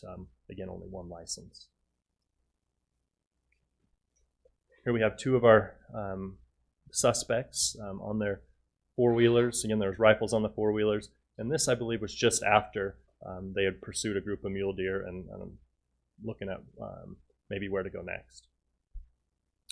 This picture here, we saw this a lot when they had come up on a group of deer. They had glass, one individual with binoculars kind of pointing in a direction where the deer were, or both individuals with rifles watching the deer. And then, they would travel a ways and then take shots at the deer. And we knew this was going on for at least deer and elk.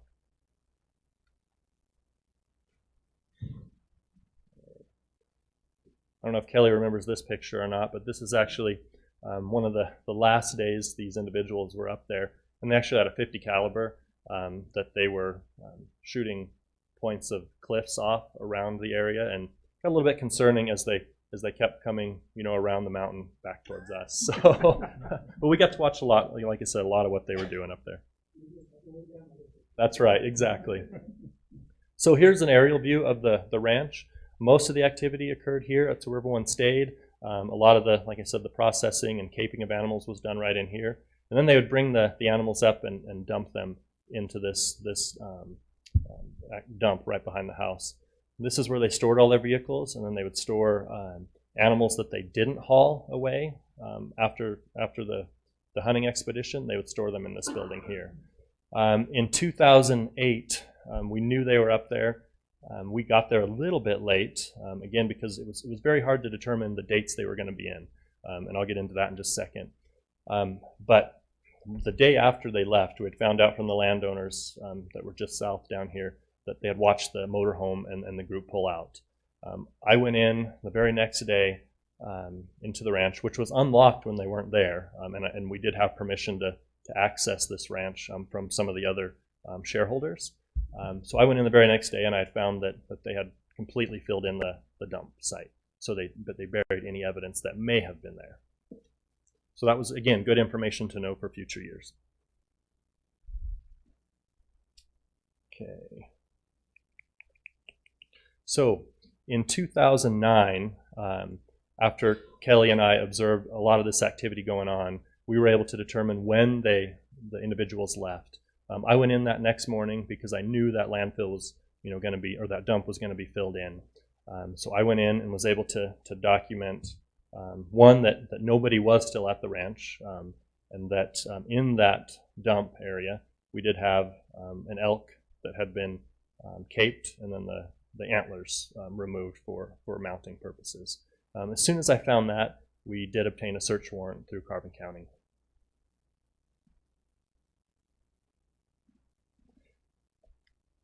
Through our investigation, we were able to determine 6 individuals were involved. Later on, we found out it was up to 8 individuals.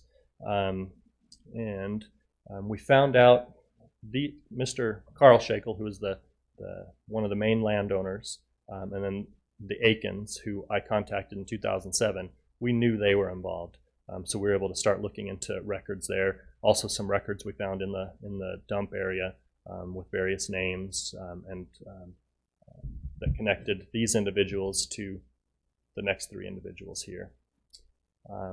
Carl Jr. Was involved in a lot of these activities, and as we found with the search warrant we did in Texas, and we'll get to that in a minute, one of the incidents with a bear, Carl Jr. was involved with that. So after our search warrant, here it goes, we were able to collect a lot of biological samples, rifles, old licenses, photos of wildlife that had been taken on the ranch over the past 30 years. And so we started putting a lot of pieces together. We submitted our DNA samples to the lab, and we're able to find out that at least 3 elk had been killed and 4 mule deer had been killed, that year when this group was in there. We were also able to determine where these individuals lived. They claimed residence in Laramie, but really 2 of them resided in Fort Collins, 2 individuals in Wiggins, Colorado, and then some of the other individuals in Dalhart, Texas. So we came up with a plan, worked with the U.S. Fish and Wildlife Service, to do interviews out of state in these locations. It's about 480 miles, I think, to Dalhart, Texas, and John Demery and Kelly Todd got to go do those, thankfully, and then I got to work with the Colorado Division of Wildlife and do the interviews in Fort Collins. Initially, the interviews were not very productive. The individuals told us all they were doing up there was hunting prairie dogs, but we were able to get enough information through all of those interviews to obtain search warrants in Texas. And so, let's see here. John and Kelly were able to find out that initially this black bear, Alex Aiken, admitted to shooting, but he had said he had shot it in another state. We found out where they had taken their animals to be mounted, their taxidermist down there in Texas. And when those guys went down to that taxidermist, they found Carl Shakel's bear license from Wyoming on the, I believe, on the bear, and then also on the elk and deer skull plates that were going to be mounted with the capes. So a lot of this information was then starting to come together. We knew what was going on, but now the pieces were falling into place. Okay, let's see here. All right. And also through the interviews, we identified a sixth participant who we were really scratching our heads over who this was because he wasn't familiar to anybody. And it turns out this was the first year he was ever out to Wyoming. And he ended up marrying a daughter of one of the other individuals involved and just was invited out for a good time in Wyoming. This goes to some of the bear incident. So in 2008, landowners in the area, and I was able to see this bear alive, and then mysteriously this bear vanished, about the time that we knew these guys were out here. So there was a strong suspicion that it was harvested by them and taken to Texas. And then while Kelly was doing the search warrant, again in Dalhart, Texas, he found the CD that was titled Wyoming Bear Hunt, not misspelled. Oops. And it gave us a whole lot of information about that bear that, again, we suspected left Wyoming illegally. So there's Alex Aiken posing with the bear, and there's Alex and Carl Jr., and there is Alex's father, Brant, and then another Glenn Stencil, and then this is the guys at the end of the evening eating chicken fried bear. So, okay, so we had a lot of violations to go through, and it got pretty interesting. So we were looking at pursuing the Lacey Act, 3 counts of that for one bear, 1 elk, and 1 deer, which we knew for sure came from the ranch, and we did find in Texas. False statements to federal agents, and then attempt to take antlered big game or trophy game animal without a license, again for the other individuals involved, and then taking additional elk and deer, and then failing to register the black bear, which was actually taken in a closed area. The area around the 9B Ranch was not open to hunting for black bears at that time at all. And everyone, well, 2 of the individuals from Colorado did admit to fishing without a license, and that ended up being kind of the maximum that they were involved. And then transfer a license for Mr. Shakel. And then false oath, because Carl was claiming that he was a resident of Wyoming, but living in primarily Texas and Colorado. Prosecution.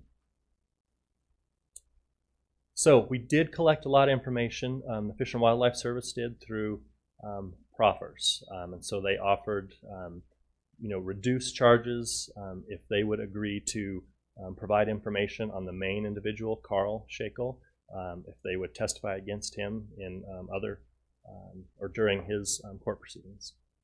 But Mr. Estes did admit to killing, a bull elk in 2009. But ultimately no federal or state charges were filed for his testimony and his willingness to testify against Mr. Shakel. Alex Aiken, again, there was a proffer conducted, so we could not file state charges. He admitted to taking the black bear and a mule deer doe, and so he was assessed a fine of about $5,500. Alex's father, again, there was nothing, and that was all part of his son's testimony and agreeing to testify against Mr. Shakel. Mr. White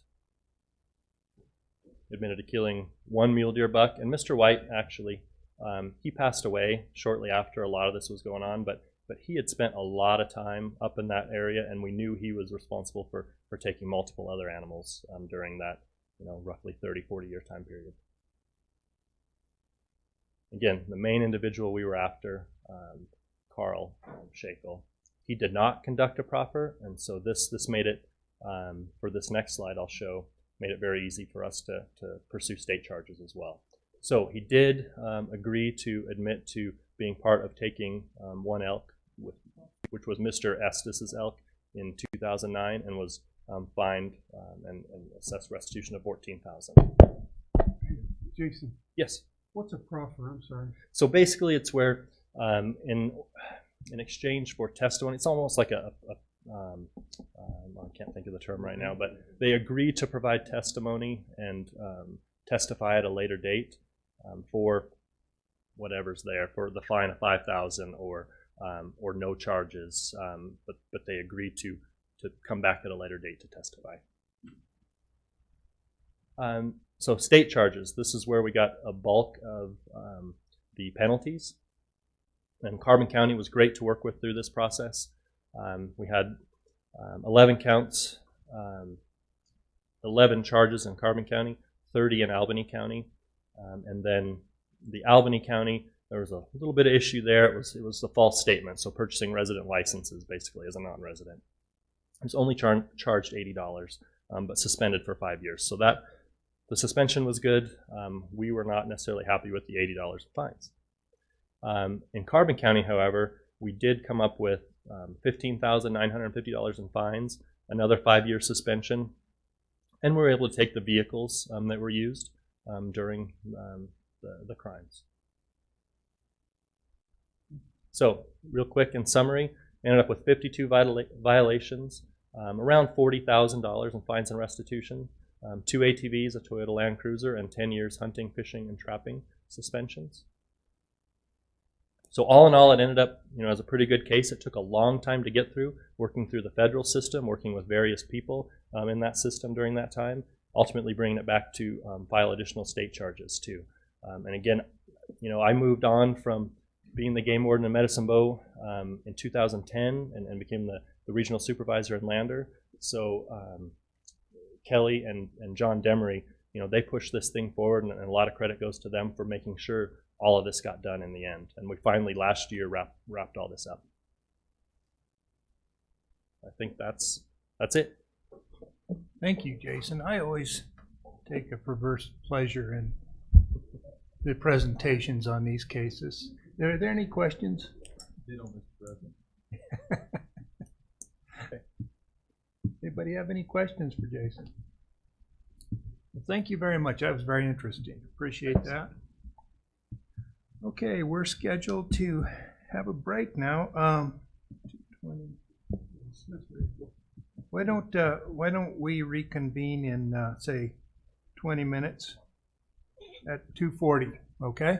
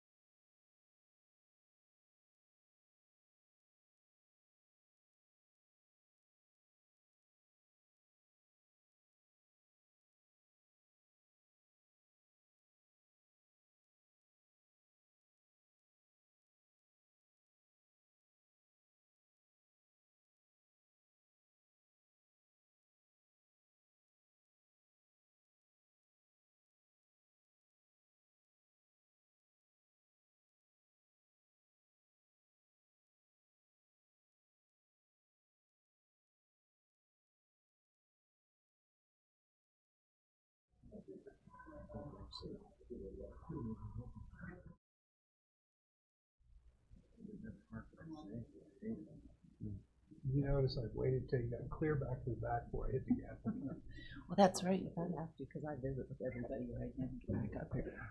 Okay, we're back in session. Deputy Director Smith. President Culver, Commissioners, agenda item number 13, appointment of commissioners to boards and committees. Despite what the agenda says, we don't have to take action on this today, but we would just like to make everyone aware of the various boards the commissioners serve on, and at this time, which ones are vacant and which ones are already filled. So, Mr. President, if I could, I'll just go through these real quick and then turn it over to you for a general discussion. Yep, sounds great. Okay, so the first one up is the Governor's Brucellosis Coordination Team. And Commissioner Rael presently serves on that committee for the Game and Fish Commission. And that committee has now been, meetings of that committee has been reduced to 1 per year, is my understanding. So as I go forward, Mr. Rael will continue to represent the commission on that one. The next one is Wyoming Wildlife, the Foundation, and this committee meets multiple times over the year. So President Culver was the commission representative for that, and he has stepped down, and Commissioner Schmid, who is previously serving on that committee in a different capacity, can now represent the commission in that same capacity. The Animal Damage Management Board is presently vacant. Former Commissioner Clouda served on the represented the commission on that board, so that one is vacant. That one meets 2 times per year in person, and then 2 times over video conference. So 4 total meetings a year. So the next one we have listed here is the Western Association of Fish and Wildlife Agencies, and presently President Culver and Commissioner Rael both serve to represent Wyoming on WAFWA. So that one is fully staffed at this time.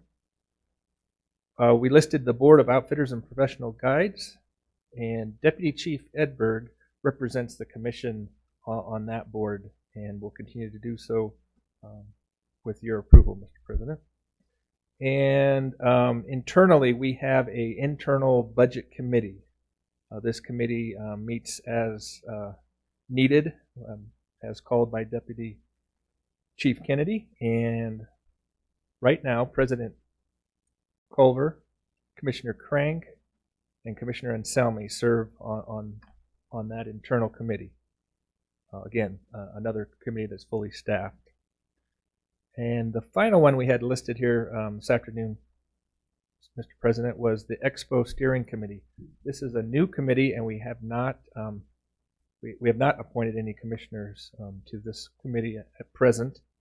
And over the course of however long you would like, it'll be up to the President and the commissioners to decide of these vacant committees then which ones are who you'd like to appoint. So again, we have the Animal Damage Management Board and the Expo Steering Committee that are presently vacant. Thank you, Scott. And the reason we haven't made selections for those committees yet, we wanted to take an opportunity to get to know the new commissioners and find out what everybody's interests and strengths were. So those will be appointed at some future point in time. As far as the Expo Steering Committee, obviously that is a passion of Commissioner Crank's, and we're discussing if we need 1 or 2 commissioners on that, but we will determine that. And the other thing I wanted to mention is WAFWA. Even though David and I serve as the regular representatives to WAFWA, it's open to all commissioners, and this coming year it will be in Colorado. Those are very interesting meetings. You get to meet and visit with commissioners and directors, deputy directors from all of the other western states. It's a great opportunity to learn what some of the concerns, some of the problems, some of the solutions other states have come up with. It's a great opportunity to learn, and I would encourage anybody that's interested, especially this coming year, because it's going to be close, to attend the WAFL conference in Colorado. Anything else, Scott? Mr. President, no, that's all I had for this agenda item. Okay. Thank you. Thank you.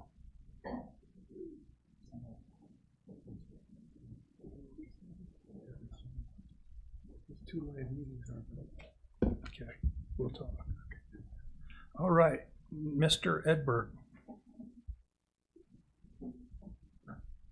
Good afternoon, Commission President Colbert, Vice President Selmy, Commissioners. Next on our agenda is item 14, damage claim 17087, which is a damage claim appeal, which I talked about yesterday. I think maybe it'll be wise if we maybe just went through what's in your file folder so you know what you're looking at, since a lot of you three new commissioners may have no clue what you're looking at with regards to forms, and I can just go through those real quick. So if Bill or Mr. Lewis refers to them, you'll kind of know what they're looking at. So maybe when you guys are up and running, and I'll kind of go through what you got, and maybe some of the tenured commissioners can help their fellow new commissioners on what they're looking at. So.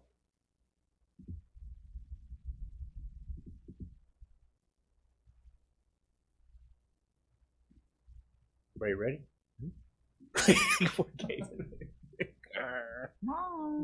They're a little slow, the computers, not, I'm sorry. Not Okay, well, no, computers, some the days I am computers. too. That didn't sound good, did it? You got me pegged already.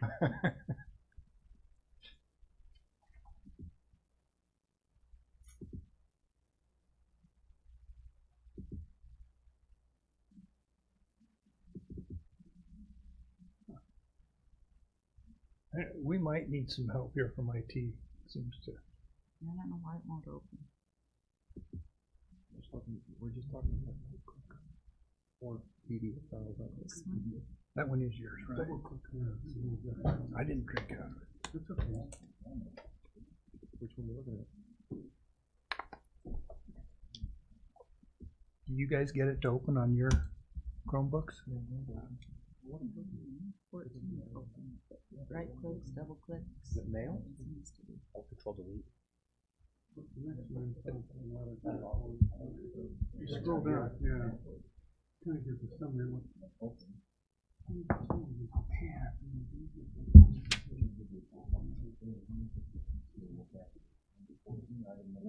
That's part of the regular deal. And then,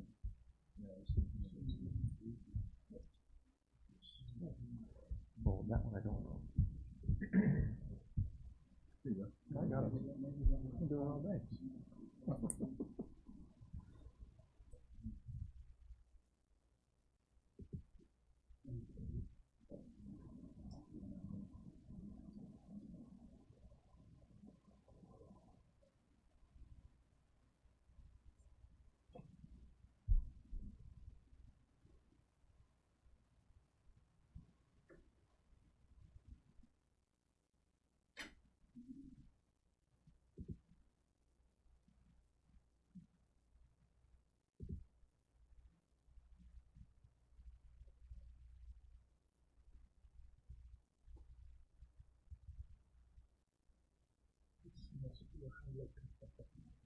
I think she was connectivity.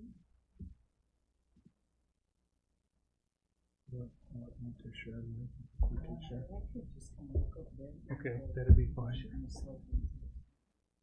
Okay, Scott, I think we're ready. So if you, under that, you'll see hopefully your first document is a letter dated November 29th, 2016 to Mr. Monty Lewis. It says, "Dear claimant, on October 28th, I received your verified affidavit in which you claim in the amount of $59,640 to your seed crop, signed by me." So right behind that is Mr. Lewis's affidavit that he submitted to the department for his damages. So that's, it says, Wyoming Game and Fish Department Big Game Animal or Game Bird Damage Claim Affidavit. It's date stamped November 28, 2016, and it has the number 17087 on top of it. That's the damage claim number. So that's the document Mr. Lewis submitted to the department. And then the additional documents that go along with that are information that Warden Bill Robertson supported or provided Mr. Lewis with regards to calculations for his damage claim. And then there's some other documents that Mr. Lewis submitted with his damage claim, Alfor Seed Company, that kind of stuff. There's a later on there's a letter, a handwritten letter on ruled white paper. It's all part of Mr. Lewis's initial claim. Some photos, a couple pages of photos, and a state of Wyoming payment voucher. That's the document I talked about, which includes the amount recommended to the department, which he did not sign, which means he did not accept the department's offer. So the next major document is titled Wyoming Game and Fish Department Big Game Animal, Trophy Game Animal, or Game Bird Damage Claim Investigation Report. That's the report that Warden Bill Robertson completed with regard to Mr. Lewis's damage claim. The first box is just information about the claim number, his name, the amount that was claimed, species, and then the narrative and the calculations, the counts, are all provided in that investigation report. Again, Bill Robertson also submitted various attachments that support the department recommendation for payment. There's 3 attachments. After that, there's a document that's at the very top, says claimant name, Lewis, Monty, damage claim 17087. That's just a summary of the amount claimed by Mr. Lewis under claimant's valuation, $59,640, and then department valuation of $4,911.68, difference of $54,728.32. That's just a real quick summary of the difference between what Mr. Lewis claimed, what the department offered, and what the difference is, just for a quick reference. And then in the box below, under that little table, is just some bullet points outlining some key parts. And then after that is the PowerPoint that Warden Bill Robertson will go through. So we talked about those forms yesterday. That's what they look like in the entirety, and they may be referring to those throughout the presentation. So, so we're here today to hear appeal regarding 17087, where Mr. Monty Lewis submitted a claim in the amount of $59,640 for damage to deer, for damage by deer and antelope to his alfalfa seed crop. The department's recommendation upon its investigation was to do a partial pay of $4,911.68.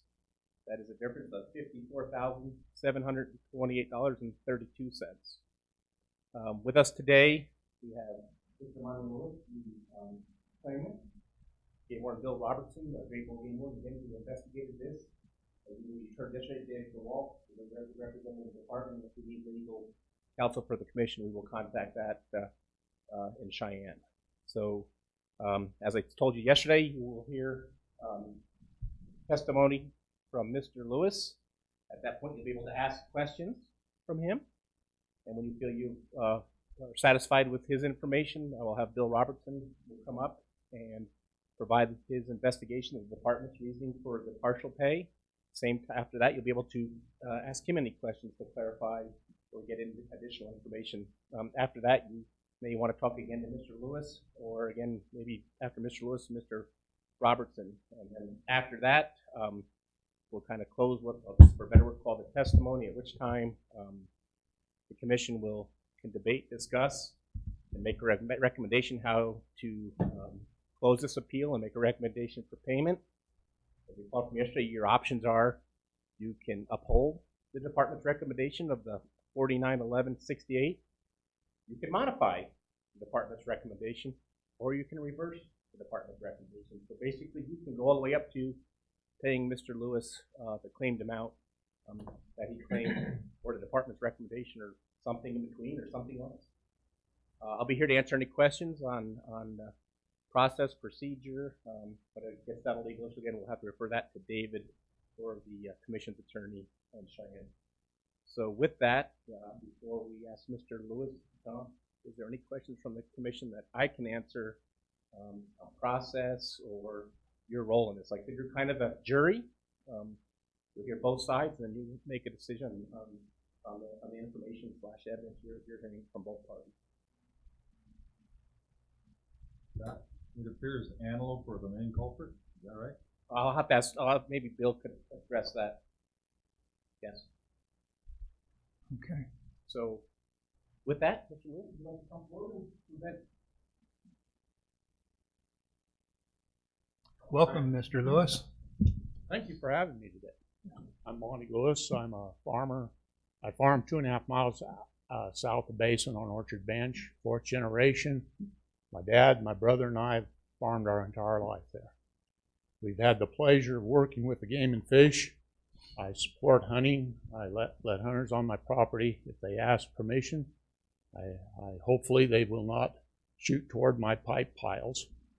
But other than that, I've been pretty pro game and fish my entire life. I've enjoyed the game wardens that you've had in the Grable area, Terry Cleveland, Bob Trebelcock, and now Bill Robertson. He's a good man. They're hardworking, and I've learned a lot from them over the years. And having said that, I do have a claim this year because I got into raising alfalfa seed in 1989, and the sugar beets had kind of went by the wayside on my family, and we had to get out of them. We had to get into something that was a high risk, high dollar crop that would give us some income to keep us going. And so we found alfalfa seed, and it was a struggle getting an alfalfa seed association going in our area. But along with the Powell growers and Whirlin, we got it going, and now it is the only crop available. If you've been following the sugar industry at all, or the price of corn, livestock's holding up fairly well. People can still raise corn and have a feedlot and do fairly well. I don't know how long that'll last, but in my case, my alfalfa seed has been very well for us. And what I'm asking today is a very conservative claim. It seems like a lot of money, but in the past I've had claims, but I've worked with Bill, and basically I've settled for the formula that the game and fish have for consumption by antelope and deer, and I've basically been able to cover my losses because I had rented ground. I've lost my rented ground, and I got down to my 66 acres of alfalfa seed, and these antelope have gotten to be such a deterrent. They come in and we can't get them out of the fields. They actually bed down the fields late in the season just before harvest, and they just eat night and day. I don't know what the answer is, but I know I think they've counted up to 1,000 head between Emblem and Cody right now, and I've never seen those numbers in my lifetime in antelope. I can remember as a kid in the southern part of Wyoming, you would have 5 licenses per person if they wanted to hunt antelope, because we had vast herds of antelope, and those have declined for some reason over the years. You're more aware of that than I am, but now they're coming back. And in my case, I had a small acreage of alfalfa seed. I had 2 big fields, but we really, and Bill, he did work hard. He'd come out, and we tried to get them out of there, and they were just devastating. And it's not just what they consume. It's what they disrupt. They disrupt your irrigation. They disrupt your pest practices. You got to spray for bugs constantly. It is a major thing with my industry, with the Alfalfa Seed Association, is the disruption. You get deer, and we have a lot of deer, but they'll make a deer trail through the field. Whoops, I blew it there. But anyway, they'll make a deer trail through the field, and they'll follow that same trail. Antelope aren't that way. They spread out, and the traffic alone takes out. It just creates after you get past cultivation, where you can't cultivate the fields anymore, you're at their mercy. And basically, this is it. These antelope, I had a 3-year contract now, and it was extended for 2 more years. It kept getting worse, and now the 5th year has completely put me out of business. I sold all my equipment. I'm selling my farm. I cannot cope with these antelope, and I won't blame them entirely. But I have been in farming for 40 years. I'm a good farmer, but I don't know how to deal with the antelope. The deer we've always had mule deer, and I could somewhat accept the fact that the numbers are coming back, but you could deal with them. But that's basically where I'm coming from on my claim. And like I say, I think it's a conservative claim. I could have made a case for probably twice as much according to past yields on my alfalfa seed, but I didn't. I thought I took an average of what the field man told me I could expect. I don't have it in writing. My field man, I was a field man for ABI for about 6 years. But a field man does not require, he will not offer you in writing his evaluation. He evaluates your field probably 3 times a year. He won't give you that in writing. He'll give you in a verbal comment. And it's an expectation. So you put the number of bees out you got to have for pollination. You spray 4 or 5 times with the spray coop. You do all the things you can to raise a crop. But that's what I'm basing my claim on, is his 800-pound seed crop.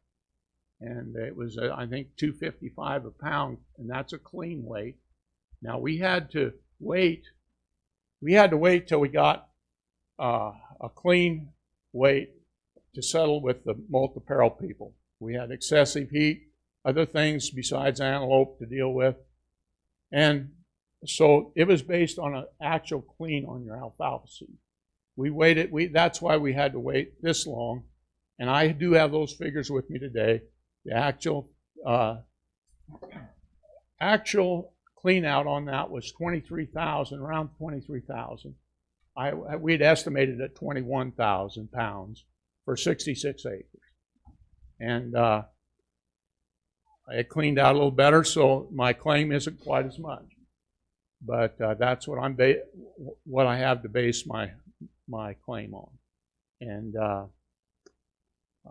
feel that the damage done by the antelope were significant to their proportion of the claim. And, anyway, if you got any questions, I'll be glad to answer. Questions for Mr. Lewis? Mr. Lewis, I come from the part of the state where all we grow is sagebrush, so I don't know much about this kind of stuff. And I know how crop insurance works, but it says your crop insurance was for 470 pounds an acre. Yeah. Then how do you? And then it says that the seed buyer told you should make 800 pounds an acre. That was a conservative estimate. I've actually cleaned out 1,600 pounds per acre on a good year. It's not inconceivable to get 1,000 pounds clean a year. So how does crop insurance work? What they do is, do you insure for 800 pounds an acre that you thought you'd get? Or I mean, like you got a car, if it's a $20,000 car, you insure for $20,000. You don't. No, what you do is they got levels of insurance, and mine's at a 70% level, and it's with Pro Ag, and it's not at 100%. It's 70% they'll pay, and so anyway, my guarantee, that's what their guarantee is, the 470, but it's went down from the 600 or 700 pounds in past years. Every time you have a claim with them, it goes down, and I've had a couple claims. So their guarantee, they lowered their guarantee, what they'll actually guarantee you if you have a loss. And then they wait till your yield, you submit your crop to the seed company, and the seed company says, okay, it cleaned out 75% is what it cleaned out this year. So they tear you 25% for, you know, out of the crop. That's why you got to wait to get their clean out to base this whole thing on clean weight. And Multi-Peril insists that you have a clean weight to base what they're paying. And so Multi-Peril insurance was created for the farmer, basically, I guess, to keep us in business. I don't know many irrigated farms. It's very expensive. Your premiums are outrageous, but if you have a disaster, you gotta have some kind of insurance. So what they pay on the high heat or for the antelope damage? What, you said you made mention of you had high heat this summer or something? Yeah, they paid me $17,000 is what their portion of it. 17,000 something, I think, is what you got in front of you. And then I got the seed company. The money from the seed company was based on their clean out was 23,000 times 255. But that still is far short of the 800 pounds at 255. That's why I'm before you today, is to try to figure out what we actually could get to compensate me for the antelope. Well, backing up, I'm sorry. So the insurance company paid you $17,000. I think that's what it was. I'd have to look. Oh, I can go back and then. Yeah, it was a little over 17,000. And then you sold. Then when you finally cleaned out, how many pounds did you get? I think it was 23,000 is what the clean weight. 23,000 pounds? Yeah, on 66 acres. And how much a pound was it? 255.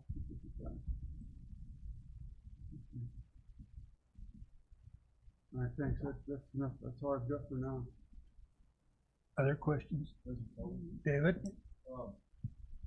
Monty, you said something about heat. What was that term you used? Excessive heat. You know, we've had a lot of 100-degree days in the basin, and but that has something to do with yields too. Yeah, and that's that wouldn't be the department's fault though. No, it wouldn't. And that's all calculated in there because I got it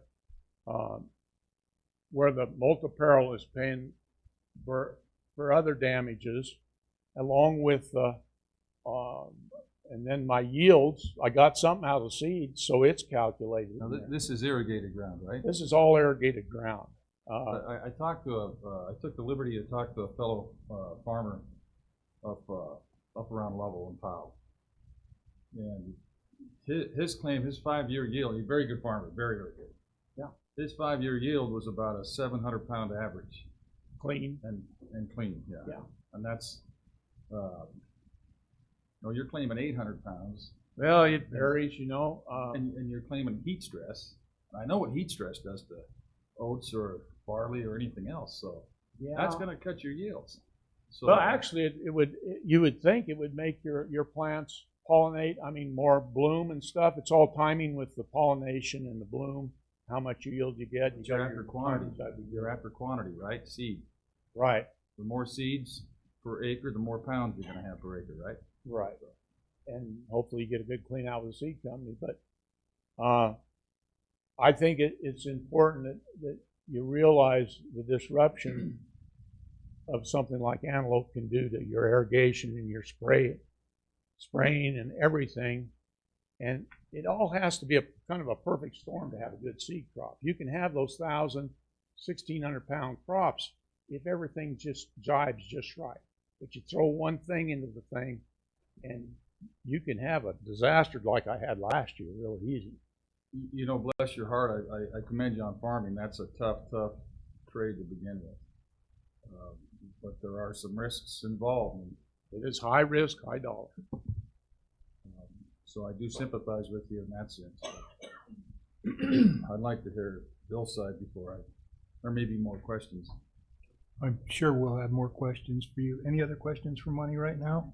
Yeah. Okay. Bill, or go ahead, Brian. Scott. Scott, that's my default name. I missed it. Commissioner President Culver, Commissioners May, just a quick clarification too. If you look on the memo under number 1, what Mr. Lewis got for insurance payment, what we were provided was $22,200, and then his actual harvest sales of $54,840. And so what he's looking for is the difference of what, as I understand it, his 800,000 or 800 pounds per acre times the 255 equals X. Take that X minus the 22,200 from insurance, the 840 from his actual payment, and then deer and antelope damage caused by deer and antelope make up that 59,000. So basically, saying he would have had 100% yield, and the difference is caused by deer and antelope. If that makes sense. Do you follow how I explain that? I think Bill will explain that further, but you can have that in your mind while you're thinking. So with that, I'll have Bill come up. Thank you, Scott. President Culver, members of the commission, and Director Talbot, thank you. My name is Bill Robertson. I've been a game warden in Grable, Wyoming, up in the northwest corner for 20 years now. I started there in '95, and I've been a game warden with the department since when was it, Scott? 85? Yeah, so it's we're just young kids. Thank you, Monty, for your compliments. I'd like to give them back because Mr. Lewis and his wife Deb invite me into his home every time I'm out there, and we sit at the table and we chat about the history of that area and the farming issues, and we've had a good working relationship together. So my goal for you this afternoon, I know it's late, but I want to detail the discrepancy between the department's recommendation for damages and the amount claimed by Mr. Lewis on his damage claim. And this is for alfalfa seed crop that's grown during the summer months. At the pleasure of President Culver, I'll be ready to begin my presentation. Yes, and we've got plenty of time for both you and Mr. Lewis, so don't feel rushed at all. So okay, let's get this thing right. All right. All right. As Mr. Lewis mentioned, we've worked together for quite a few years. I have dealt with annual damage claims with Mr. Lewis since 2003, and so we have a little bit of history here. During those years, Mr. Lewis claims a loss of the alfalfa seed crop, both to deer and antelope that are grazing on that growing crop during the season. Again, the season's a summertime crop, and we'll explain that a little bit later. We have a history here with Mr. Lewis and the number of claims that he's had. We've tried to summarize it with this graph. You can see it started back in 2003, and we're here at 2016. For the 13 years here, we have settled on claims for 12 of those 13 years, with the exception of this year, 2016. This is the first time Mr. Lewis has appeared before the commission on appeal. For the most part, we have our payment suggested has met his claim, and he's agreed to that claim. Occasionally, as you see in 2007, 9, and 12, and again this year, Mr. Lewis has had a substantial loss to his crop. His claim amounts have well exceeded the department's recommendation.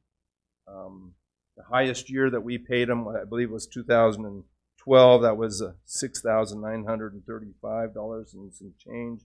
The lowest payment, I believe, was 2005 for $464. But an average over these 13 years has been about $2,700 a year, and we've met. I imagine we'll continue to do that if there are further fields in that area. So if I can take a step back and tell you a little background information. The town of Basin, county seat of Bighorn County, is located just to the north of Mr. Lewis's farm. There's a stretch of irrigated land between Basin and Manderson, Wyoming. That's the Bighorn River you see there, and it flows north, which is to the right of your screen there. As you can see, it's dominated by very arid BLM lands to either side, and this irrigated land here is all fed by canal systems that come off the Bighorn River storages in Boysen Reservoir, and I think they just put the water in the canal. I think they're starting to. So water's coming. The growing season is about to start. Zooming in a little bit more on this graphic, you can see Mr. Lewis's farm right here. He has approximately 80 acres there. 67 of that is irrigated. He has, you can find the canal if you right through there that feeds the property with irrigated water.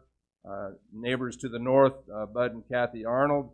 To the south, Claude Kraft and Mr. Lewis's brother actually has farmland over here further south of him. This land up here is the BLM properties, and as the same reason that the area is very good for alfalfa seed is that it has a long growing season.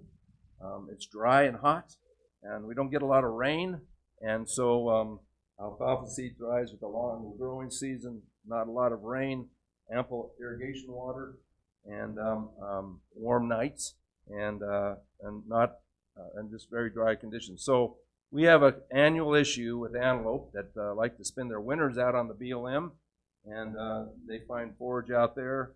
And as long as there's spring rains like there are now and the green up, they'll stay out there on the BLM lands.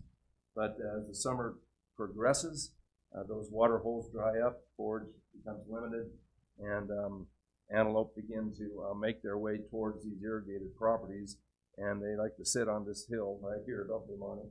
And they look down on his field and they say, I think I'd rather eat his crop than the sagebrush that's in front of me. So they actually, the antelope will move off this field onto Arnold's field right here, and Kathy Arnold has a little footbridge, and they'll actually cross that footbridge and get into this field here first, which is alfalfa hay. This is hay like you typically cultivate and bale.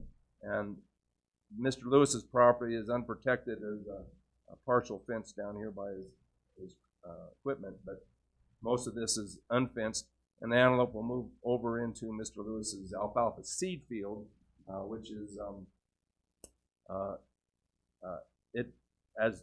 unlike a hay field that gets cut once or twice a summer. Seed just stays growing until it's harvested, typically in September. The BLM land borders Mr. Lewis's property, as you can see right here off to the west, and that, while it is a source for where the antelope come in, it's also the access point for hunters. We do have annually we issue doe fawn licenses for that area, Hunt Area 77.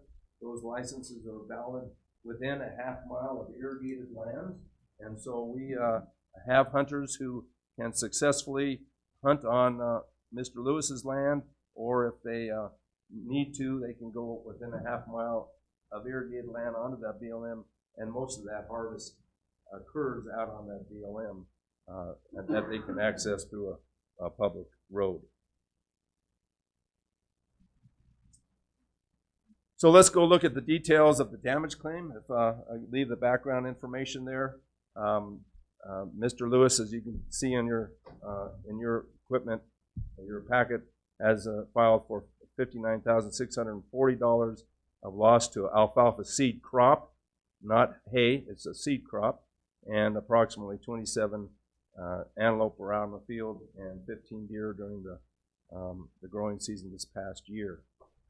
So to try to help you through how that number came up, he came up with that number is that, as Mr. Lewis has stated previously, he believed that field would have produced 800 pounds an acre. I think there's Dan Vanderplug, was the Alvarex seed man who evaluated that. According to Mr. Lewis, has stated, but we don't have any documentation, as Mr. Lewis has stated to you, of that, how he came up with that estimate. So Mr. Lewis is believing that there's 800 pounds per acre produced on that 67 acres of field.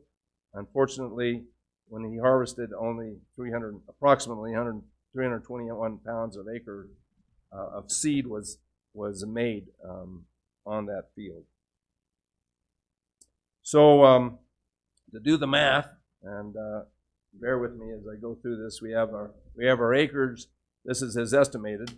We have our acres, 800 pounds estimated yield, comes up with 53,600 pounds of seed that was expected on that 67 acres. At the contract price, which is $255, which they have to do as farmers, they set a contract price with their seed company, and so his expected profit would have been $136,680. In actuality, then, he only produced 321 pounds of seed on that same 67 acres. Using the same price, he only came up with $54,840 this year, far short of his expectations. He did, as he stated, he has I think it's contracted, a pro-ag insurance payment, and I believe on the affidavit it states that the pro-ag insurance did reimburse him at a rate of approximately 130 pounds of seed per acre. So using this value with the acres and the contract price, he was paid $22,200 for insurance purposes. And so where the difference comes then is the remaining unpaid amount. So Mr. Lewis is claiming that the remaining balance, not paid by the actual seed, not paid by the insurance, the remaining balance of what his expected yield was due to deer and antelope.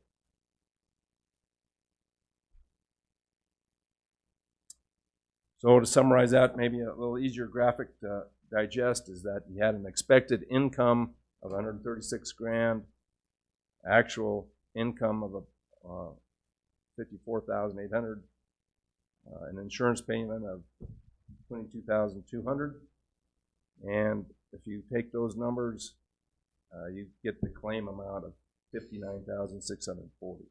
So this would be the missing seed, and that he is claiming has to do with antelope and deer.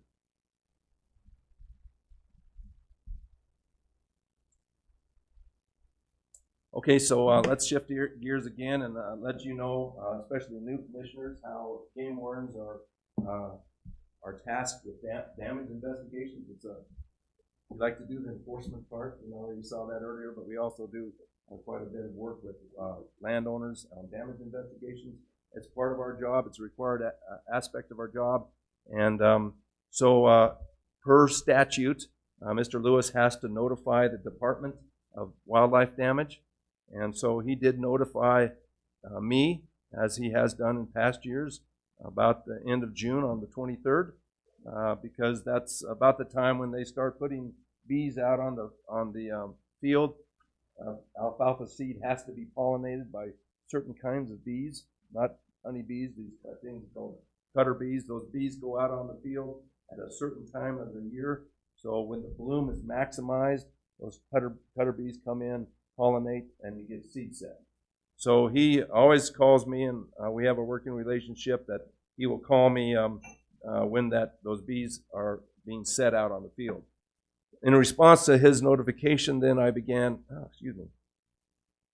in response to his notification, I began spotlight surveys and daytime surveys, two different kinds of surveys, on 6 days later on the 29th.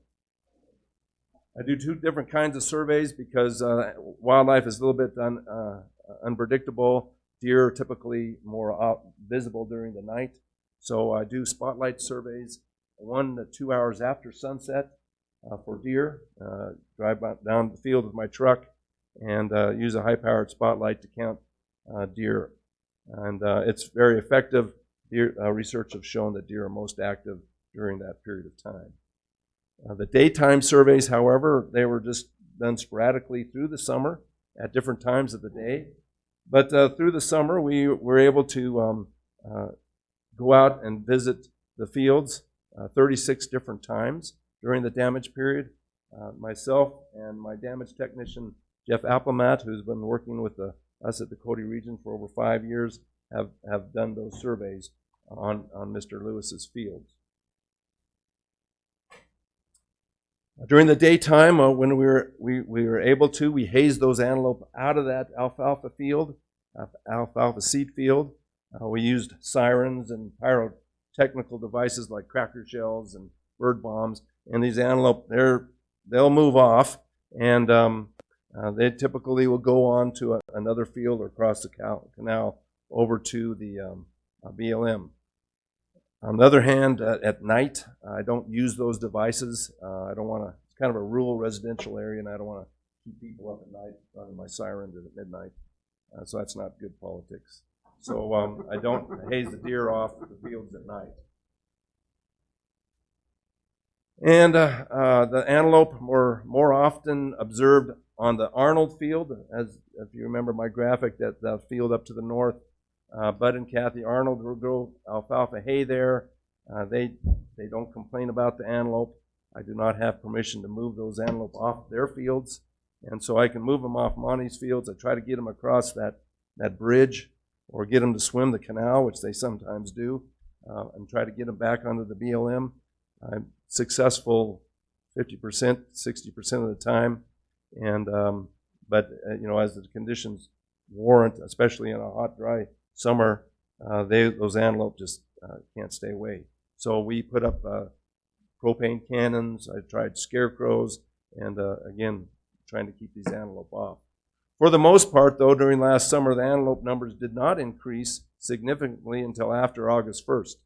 Now, the fields are, these are perennial fields that they grow they have a lifespan of about 5 years.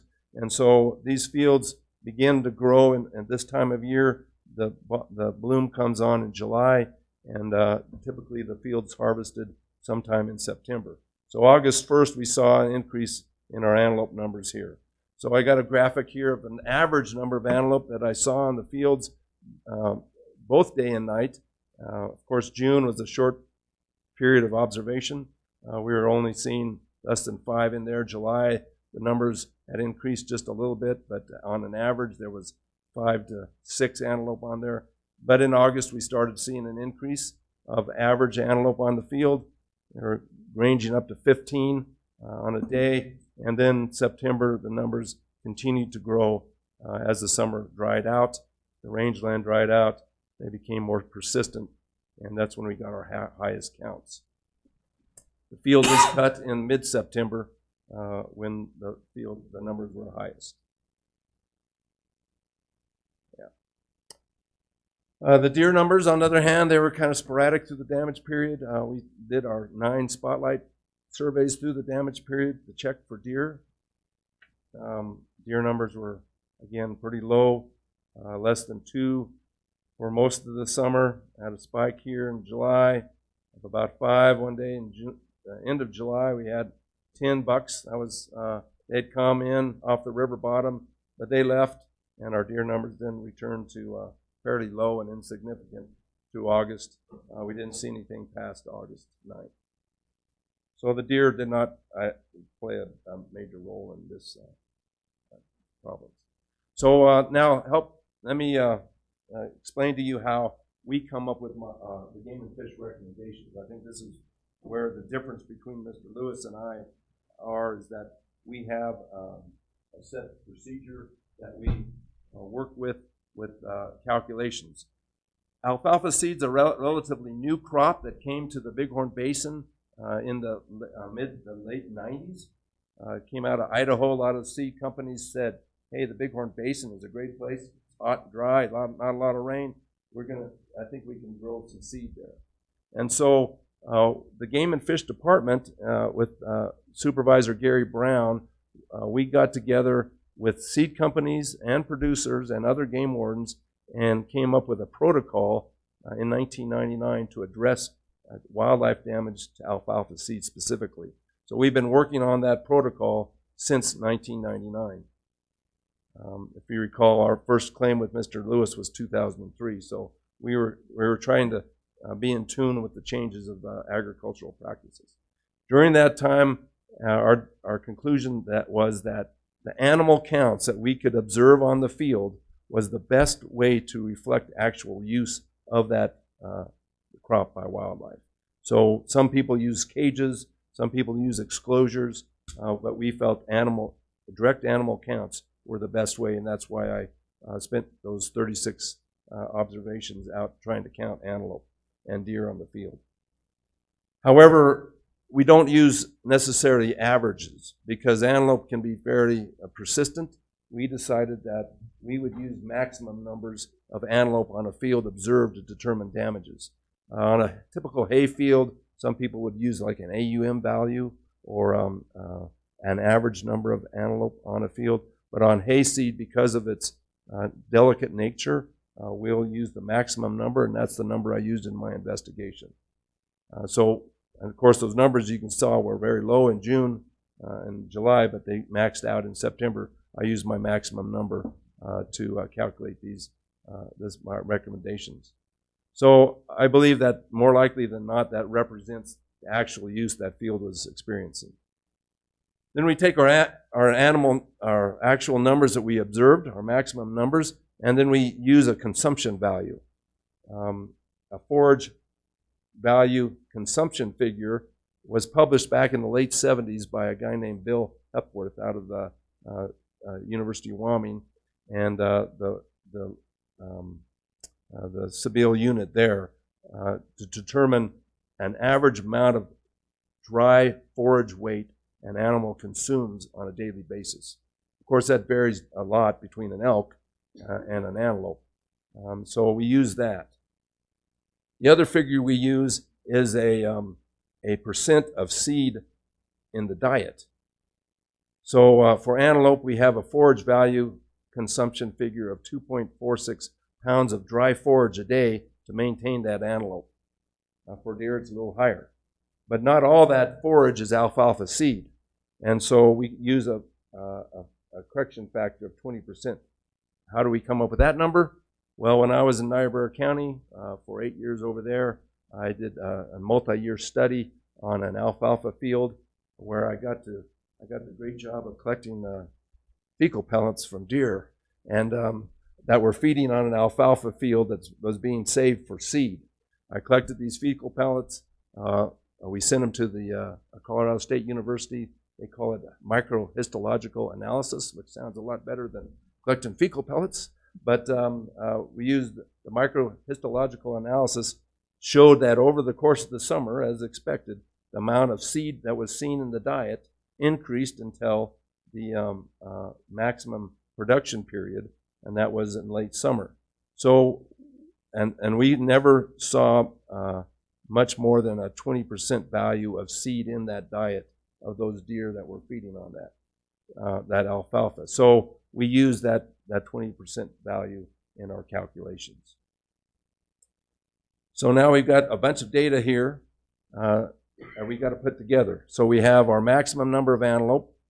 We have the number of days that the antelope of the damage claim itself. Remember, this started back in June 23rd, and it did not end until mid-September. So we have a 114-day period that the damage period existed. We're using a maximum number of antelope. We're using the forage value of 2.46 pounds and the 20% seed in the diet. So we multiply those all together. We come up with the amount of seed lost by antelope during the course of that growing season. Using the same data for deer and the same multiplications, using a higher forage value on a daily basis, we came up with 411.77 pounds of seed loss by deer on that field. I'll let you look at that a little bit longer, but it's kind of hard to follow. But that's how we came up with our seed calculations. So I add those two numbers together. antelope loss and the deer loss, we come up with a total number of pounds of seed that we believe that both the deer and antelope ate based on our observation values.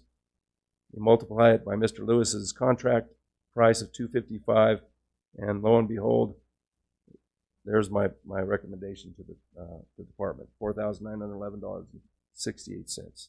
So I'm using objective data, factual numbers from published information to come up with a value of recommendation that I think is fair, and it's worked throughout the basin and has worked for years from now. So that's how we come up with our numbers, and it's a lot of math, but I hope I didn't rush you through that.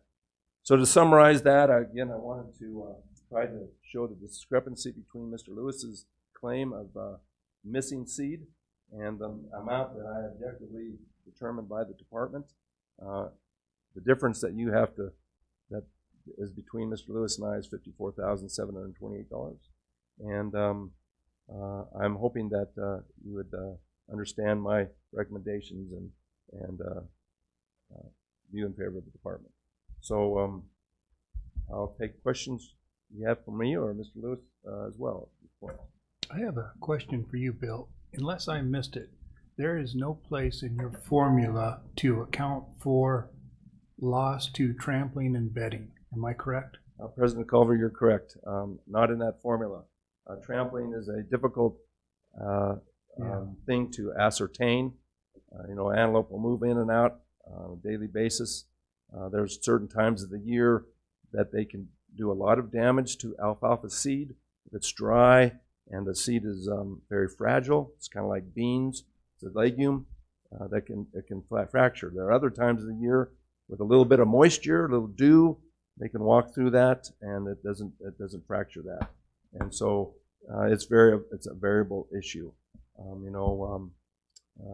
That has a factor that is not addressed in my calculations, sir. And I understand that would be extremely hard to ascertain what that would be. A lot of that's going to pop back up before harvest time. The forage that's knocked down will pop back up. As you said, there'll be some shattering from it. I assume if it's rained or if he's irrigating, there would be more damage. But just something I'm thinking about.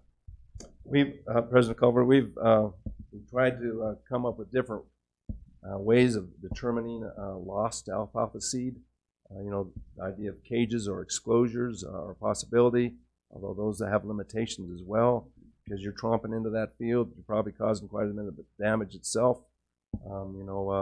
I liken it to an oat field where you have a lot of fragile product right there, and the more you dink with it, the more damage you do. So, we try not to tromp through the field, try to get those antelope to move out without running them helter-skelter around the field. They get pretty persistent though, and they can stay in the field. I don't have an answer on the trampling loss. Thank you, Bill. Any other questions for Bill? Mr. President?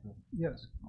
Galen. Kind of goes along with what you're saying. When you figured up what the animals would have eaten, pounds-wise, isn't that high, probably? You used the maximum number of game, but that many weren't in there all 3 months. I mean, that difference, could that account for what's trampled? Commissioner Byrd, that is correct.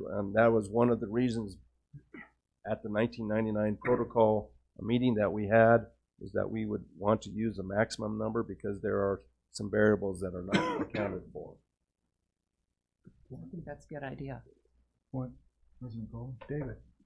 Bill, in your career, what would you say if antelope prefer more, alfalfa or alfalfa seed? I mean, I don't know. We don't have that problem up Commissioner Rayo, they don't like the rough forage of alfalfa seed. Okay. That's and the deal is on alfalfa seed plant. It's a perennial. It's not cut, so the very first growth is very woody, but it's the blooms and the blossoms and that are very sweet to them. And so just like a deer or antelope come into newly cut alfalfa, that's got a lot of young growth on it. And that's why I think they spend most of the time on Mr. Arnold's fields to the north, because they have that's a hay field that's cut. I think they get a little groceries there, and they come in and eat some of the blossoms. It's beautiful. It's a beautiful smell when that blossom is going out there. It's you can smell that. It's sweet. That draws them in there. But I think they prefer the alfalfa blossom and new leaf than the stem. Was your tactics effective on the pyrotechnics and the propane cannons and so on? Commissioner Rail, I have had success in other alfalfa. This is not my only seed claim this year. I had a seed claim out by Otto, and actually was able to use a propane cannon and a scarecrow dressed in red. Looked just like me. Maybe not quite as bald, but we moved that scarecrow around along with the propane cannon that was variable, and we kept those antelope off. Other places it hasn't been so successful. So it varies per area. Peter, are there any other alfalfa seed growers in that local area? Commissioner Doobie, you're correct. Mr. Lewis's brother grows seed, and we do deal with claims on him as well. Did they have claims as well last year? Yes. And how were they handled? Were they similar manner? Similar manner. Yeah, and without contest. And they suffered, in your opinion, no more damage than Mr. Lewis? Less damage. Less damage. Was it Kevin? Yes. So he's just down what? That's down the road, yeah. And the graph that you showed us earlier, the whole from 2003, is that alfalfa seed from 2003, or just somewhere in there did he switch crops? No, Commissioner Doobie, that is all alfalfa seed. Yes, every year. Do you know what Kevin's yields were? Commissioner Rail, I do not. I know that maybe Monty could speak to that better than I do. Monty? My brother, he had a field right across from my place, and I think they said they averaged 900 pounds clean, but he had his other fields, he had some 1,200 pound clean seed. Like I say, my 800 pound estimate I thought is fair, and I think it's very consistent compared to what could have been. What concerns me is the heat stress. I think that plays a big factor in your yields. And it affected everybody. Well, I mean, maybe you didn't irrigate enough. I don't know. I'm just saying, Monty. I'm not trying to. When you get antelope going through there and they disrupt your corrugations, it affects your set of water getting to the end of the field. It has a certain bearing on yield if you cannot have a consistent water flow across your field. How often do you replant? Do you rotate that? That's. Oh, I'm sorry. I should have got up there. Yeah. How often do you rotate your crops on that? I mean, what do you? Every 5 years. We contract for 3 years, and so you probably turn over. If you do a good job of cleaning it up and everything, the seed companies, if you got a good variety that they can sell, they'll extend that contract yearly after that. So there's an expectation that if you go to the expense of establishing a seed crop, you're going to have it in 5 years. So every 5 years, you would probably turn that. Plow it out and put in barley for 2, and then you usually have to keep it out for 11 months is the law. How old was this field? This is the 5th year. This was the 5th year. Okay. So that's safe to say your yields were going to go down then. It is.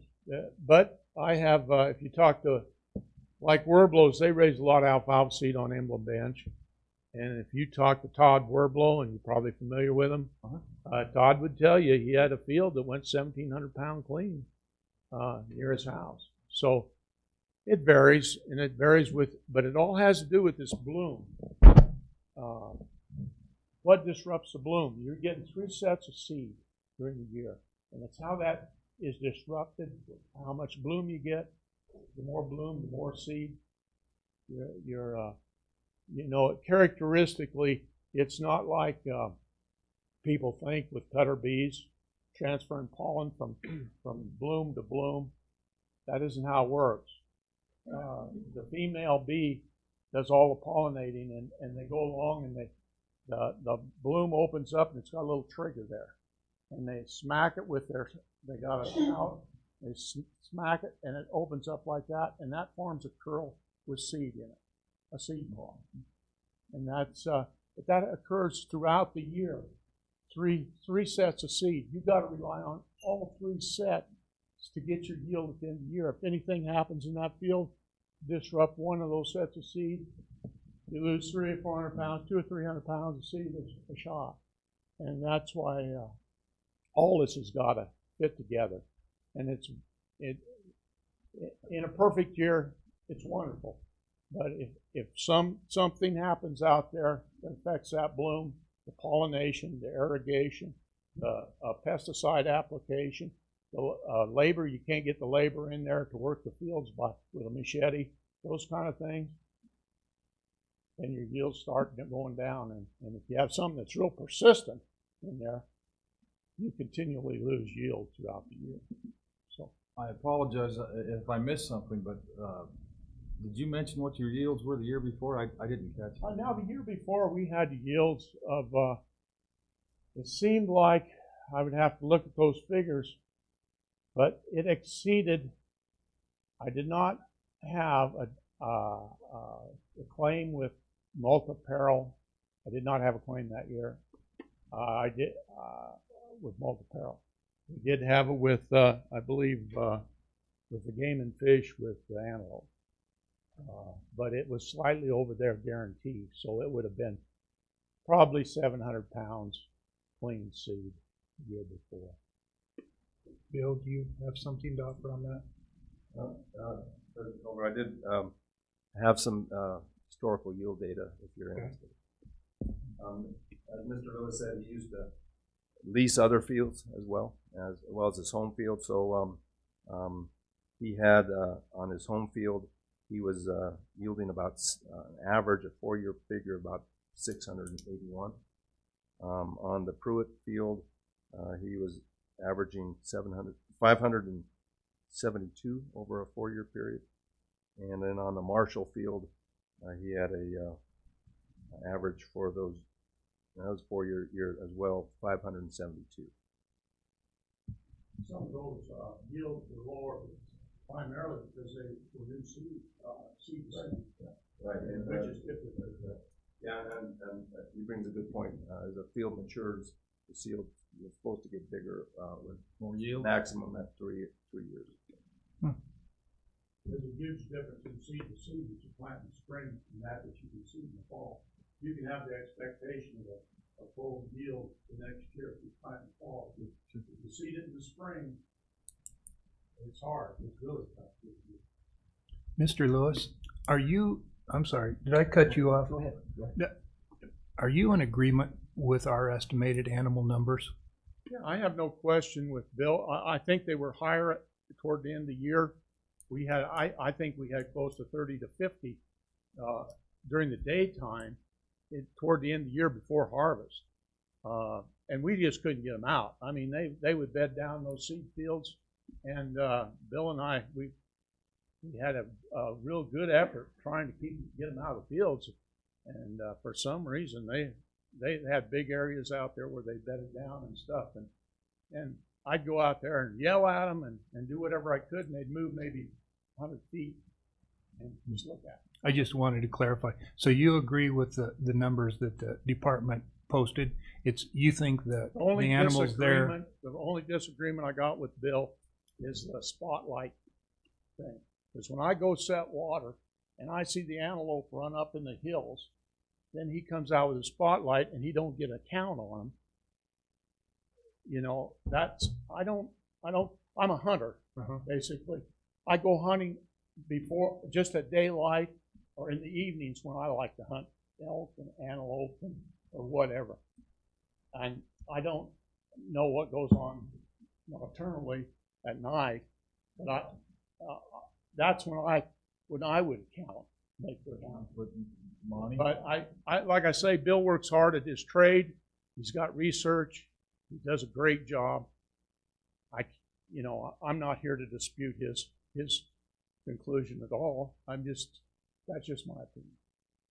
Thank you. Mike, did you Mr. have Lewis, you mentioned that you're going to sell your farm. Yeah. And you're going to get out of the farming business. I am retired. Okay. Have you sold your place yet? No, but I will be in the process of doing so. And it's typically it's a financial thing for me. I've been forced that. So this year in question here, would that be your last year of farming? This is it. I owe the bank. Well, I owe the bank, and I'm short. So, yeah, I have a conservative estimate. Like I say, I think my claim is fair, and I think it's conservative. I was heavily damaged. Was that Culver? Go ahead. Monty, did you go spotlighting at all? I mean, I rode around with Bill. I do appreciate changing water at night. I know that, but Well, did you go sometimes set it by spotlighting at the midnight? headlights, you know? What's that? You don't late at night, you go out and set water by the headlights. Absolutely, I understand that. And one night, Bill and I was riding around one of my seed fields, and this has been several years ago. Well, we counted 11 sets of eyes out there, and it was a fox, a den, but they were out there. They don't eat seed. You know, they don't affect seed. So did you go this last year though? Because this is the year we're talking about. I don't know. Did I ride around at all with you? Mr. Hale, I don't believe I don't Monty think Led went with me this year, but I did observe him out in the field trying to chase the antelope off in his little blue car. Yeah, I had my little convertible out there between the fields, and I was honking at them. They got a big kick out of it. I wasn't very successful. I'm sorry to hear you're getting out of the farming business. Well, I do apologize for that. Go ahead, Peter. After 40 years, I think I need to do something. Mr. President, Bill, Mr. Lewis's brother's place, which was a couple down, did you notice the antelope activity on that ranch? Was it higher, lower, similar? Commissioner Newby, we have a really good system there. They do also have a bridge that they cross, but we can keep those antelope off that field. The problem with Mr. Monty Lewis's field is that the neighbor, the Arnolds, they may be over on Arnold's, but I don't have legal authorization to move them off Arnold. So are you saying there was more activity on Monty Lewis's place as opposed to his brother's place? Yeah, I think Kevin Lewis has more deer numbers, and when we spotlight for deer, it's obvious there. Antelope number are not there. But the deer eat more. Yeah, and they, they wander antelope trail. I sympathize with Mr. Lewis, but I'm finding it difficult to understand how that, to me, may seem like a lot of antelope, but it's not really that many antelope. And I have a hard time understanding the difference in how much pounds per acre that those antelope really disrupted. It almost seems like there was some other type of circumstance that caused the problem. I don't know that. It's hard justifying in my mind that 27 head of antelope, which is a high number, we're going to take care of that much seed. I was just going to take a moment. If you look at my farm, 70 acres, it may seem like a lot of acres, but it isn't. When you get 30 to 50 head of antelope out there, and it seems like it's just.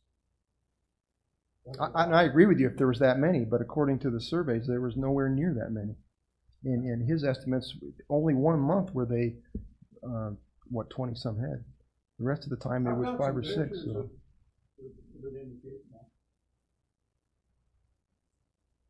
Did you provide those to him? I'll give some pictures to Scott, but they weren't of the whole herd. I think they were just. Mr. President, Commissioners, if you go to your agenda item in the handouts, when I went through it after his affidavit, there's a couple pictures of some antelope. Let's see here, 2 pictures, about 15 or 20 antelope, and I asked Bill about that, and Bill, correct me if I'm wrong, but that's post-harvest? Or September. And it seems like that's when most of them are. If you go out there earlier, you're going to find those numbers. But as the season goes on, it's pretty incredible. That's the two pictures. I'd like to respond to Commissioner Duty again. I think you bring up a valid point. If we use my formula on just consumption to come up with $52,000 worth of seed, you would have to have a whole pile of animals out there eating that seed. So I think you're correct. There is another factor involved in this, those factors are perhaps unknown to both Monty and I at this point. Could there be trampling? I think there could be some trampling that was addressed through our formula. Could it be something other than that? An agricultural issue? It very well could be, but I don't have an answer for the remaining missing seed. Any other questions for either of these gentlemen? Scott? Thank you, Commissioner President Culver, Commissioners, Director Talbot. We'll wrap this up. I think one thing that I'll point out regulatorily, requirement of submitting a damage claim affidavit is you submit supporting documentation that shows your figures and calculations to come up with the amount claimed.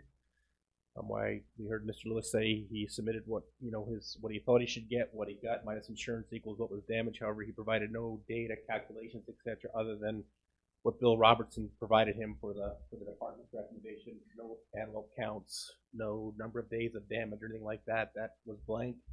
He did provide a lot of information with regards to contract and stuff, but that does not allow us to calculate damage on the ground. Those were figures and facts of contract prices and insurance payments and versus what was actually damaged by the wildlife. I do appreciate Monty and Bill coming today, but you've heard the information, facts, and figures to this. It's have no further questions for either Bill or Mr. Lewis.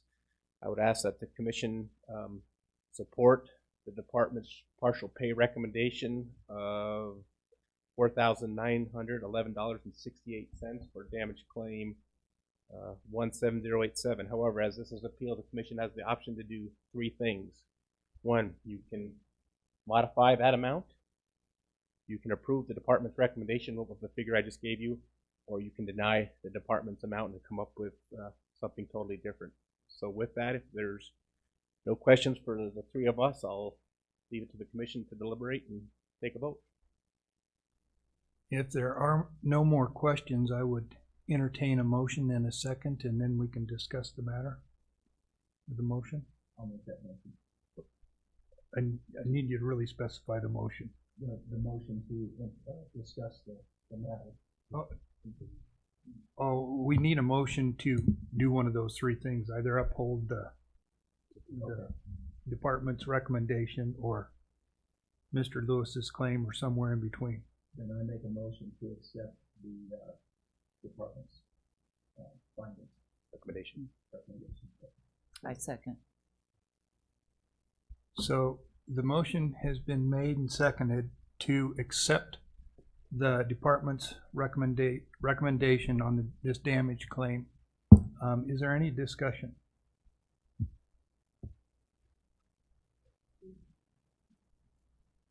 There being no discussion, I'll call for the question. All those in favor say aye. Aye. Opposed, same sign. Motion carried. Thank you, commissioners. I'll go meet with Mr. Lewis and advise him of his next steps if he wishes to do so. Okay, thank you, Scott.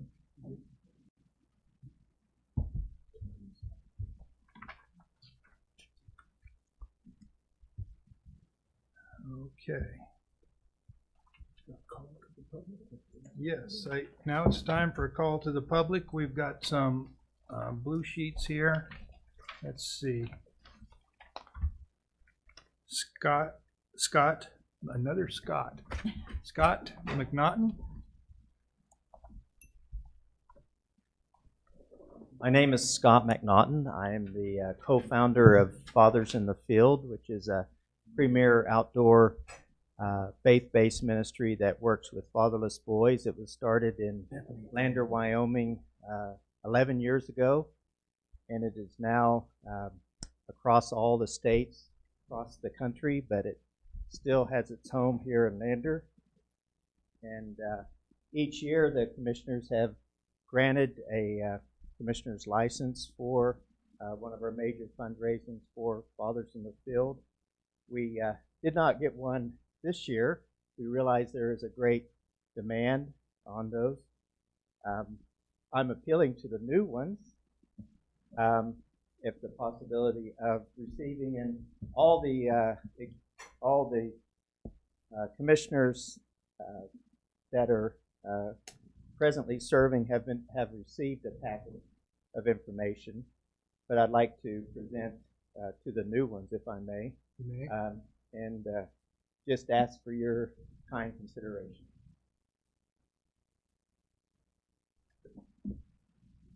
Thank you. Thank you very much. Thank you, Scott. Tony,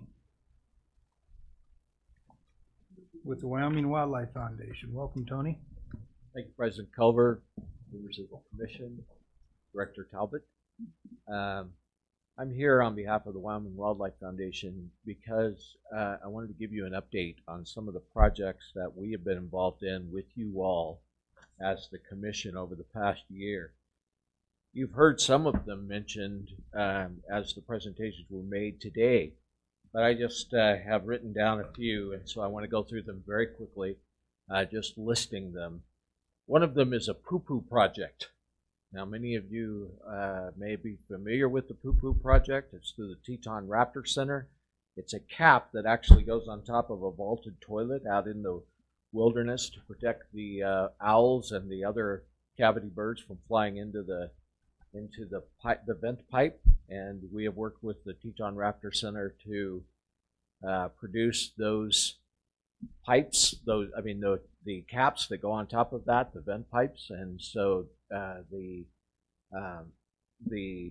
commission authorized the staff, I guess, to purchase some of those, and they were able to get them at a discount due to the fact that we've invested time and material in that. We also sponsor Aspen Days for you all. We also are sponsoring the Department of Transportation and the Game and Fish Interaction. That meeting is going to occur April the 26th in Pinedale, and it's the first joint meeting of the Department of Transportation and Game and Fish to discuss how to reduce the number of automobile accidents involving animals inside the state of Wyoming. And you heard earlier today about the interactions that occur in Kemmerer and that area down in Nugget Canyon, and then also in some of the other areas of the state. We're deeply involved in some of the processes there. We supported Landowner of the Year Award, the Outdoor Hall of Fame. We put the well in at Whiskey Mountain, the camp center, and we're also working currently to figure out how to invest an additional $80,000 into the camp right now. We're also looking at the you heard the bear boxes in the grizzly bear presentation. We are the group behind that actually provided the money for the bear boxes through our Memorial Bear Fund. We also worked with the migration corridor on the animal migration corridor. We developed the wildlife friendly fencing and the wildlife fencing handbook so that ranchers could actually adopt wildlife-friendly fencing on their fence lines so that the animals could have safe passage down the migration corridors. We worked with the reflectors on side of fences for the sage grouse. You heard earlier about sage grouse. We worked with those. We worked with the Wapiti Fence Project up in Wapiti to build the fence around the school. Many of you have seen that before. We're the group that was behind that. We also have worked with the Youth and Natural Resources to provide various funding for projects that you all have. And then lastly, the one thing that I wanted to mention was that, well, there are two here. The first one is we worked with the town of Newcastle to develop a pond in Newcastle, which now provides fishing opportunities for youth and children inside that area. And then lastly, we worked with the Water for Wildlife group and also with the Game and Fish to put in 5 water guzzler projects around the state of Wyoming, which allow wildlife of all kinds to have water. So I say all of that to say to you all that we appreciate everything you all do, but several people had asked me, well, what does the Wildlife Foundation actually fund? So I wanted to list these activities that we fund that directly relate to your activities as the commission, to say that it's a good partnership between the two of us. We do an annual turkey shoot in Hewlett, where the town of Hewlett has a community center. Half of the dollars go to the community center and half of the dollars go to the Wildlife Foundation. And we would like to invite all of you to the turkey shoot this year. And it is the first weekend in May, May 4th through the 6th, in the town of Hewlett. Now the problem is going to be, you're going to call and look for a hotel room in Hewlett, and you're not going to be able to find one. We have every room inside the town of Hewlett full of hunters and also guides that come into the area. Only 4 rooms there. I'm sorry? Only 4 rooms there. Yeah. Mike, you want to defend your little community up there at Hewlett? We bring in approximately 100 hunters, 50 guides, so that's 50 different property owners that we also deal with inside the community. And it's a wonderful opportunity for you all to see the efforts that are made in turkey conservation and also in wildlife areas. We've been very fortunate to have 3 of the past governors, Governor Sullivan, Governor Friedenthal, and Governor Meade, all in attendance. We also have various celebrities that have joined us for the event, and we always have Director Talbot, and we're honored to have him as well every year. So we encourage you, that's the first weekend in May, May the 4th through the 6th. The last thing is that we also are the seller of many of the commissioner's licenses that you give to nonprofits. Many of those nonprofits don't have a platform to sell their licenses. So we work with them to provide a platform to sell their licenses, because many people know that we're wildlife people.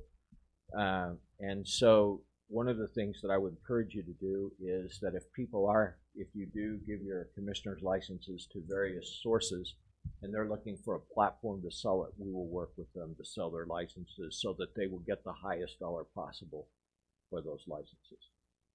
And lastly, Commissioner Schmidt, Commissioner Doobie, Commissioner Byrd, we look forward to working with you all in the future as well. So thank you all very much. Thank you, Tony. And last, certainly not least, Lee Livingston. Lee, if I'm correct, you're still the president of the Wyoming Guide and Outfitters Association? President Culver, members of the commission, thanks for letting me have a few minutes to speak with you. Many of you know me. Oh, and Director Talbot. Many of you do know me. I look forward to meeting the new commissioners.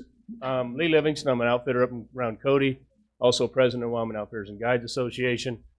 Last year, probably about this time, shortly after the legislative session came to a close, Wyoga Board of Directors got together and got to talking about commissioning a economic study on the value of big game hunting and outfitting in Wyoming. And we finally got it off the ground, but largely in part, I want to thank the commission for your funding and help with that. I do know that sitting members of the commission have hopefully have received a hard copy of that study. I have asked Lori at our office, now that we have the new commissioner sitting, she'll provide you with one. It's, there's pretty powerful numbers in there. We've been, as you well know, in the legislation, having some attacks on the licensing system, licensing prices, et cetera, and we thought, based upon that in the past several legislative sessions, the study might be some good numbers to be able to have on hand to show the legislators what big game hunting does for Wyoming. And it's a $303 million economic boon to the industry or to the economy of Wyoming, and especially with tourism, being the number 2 driver and becoming a more important economic driver at position number 2.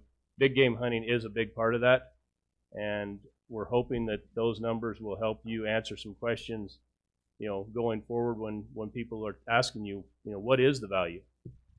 I definitely wouldn't want to be sitting up there, getting ready to, in your seat, getting ready to head into the next few years, because it seems like there's probably going to be more attacks on the licensing and the allocations, et cetera, et cetera. But again, I wanted to thank the commission for your support and your funding, and we would certainly be glad to come forward and do a presentation on that study at a future meeting if you so desire. And if you have any questions about it, I'll try to answer them. I don't have it sitting in front of me, but I'll try to answer what I can. With that, I still thank you. Questions for Lee? I gotta make a comment, Lee. I looked at that, and I don't have that report in front of me, and you don't have it in front of you, but I looked at what it said they spent, and it looked like an out-of-stater came here and they gave him credit for the car he bought. He bought a $40,000 pickup, and that money went over to the, if I remember right. So I don't know if the retail. Are you talking about the retail contribution of a non-resident hunter? Yeah. I'm not sure what all the numbers they used to come up with that figure. But if they come here and spend money, I don't care what they're spending it on. Well, yeah, but the way I read it, and I just looked at it real quick, it made it sound like they spent all this money in Wyoming. Well, the guy bought his pickup in Iowa or wherever, and then he came here. I mean, he didn't drive into Wyoming and say, I'm gonna go down here and buy a new Chevy pickup. I did. I looked at, yeah, but no, that's a pretty powerful report. I mean, I get it, and it's I think you have to be careful on what you're saying. The guy brought here with him and what he bought when he got here. He's going to buy his services and his gas and his groceries and hotel rooms and all this. But, it's still some big numbers. Yes, it is. Yeah. Big numbers. Again, thank you. Thank you, Lee. Okay, with that, I guess we are in. Does any other member of the public have anything they'd like to contribute? John, did you? Okay. With that, we are adjourned until 8 o'clock tomorrow.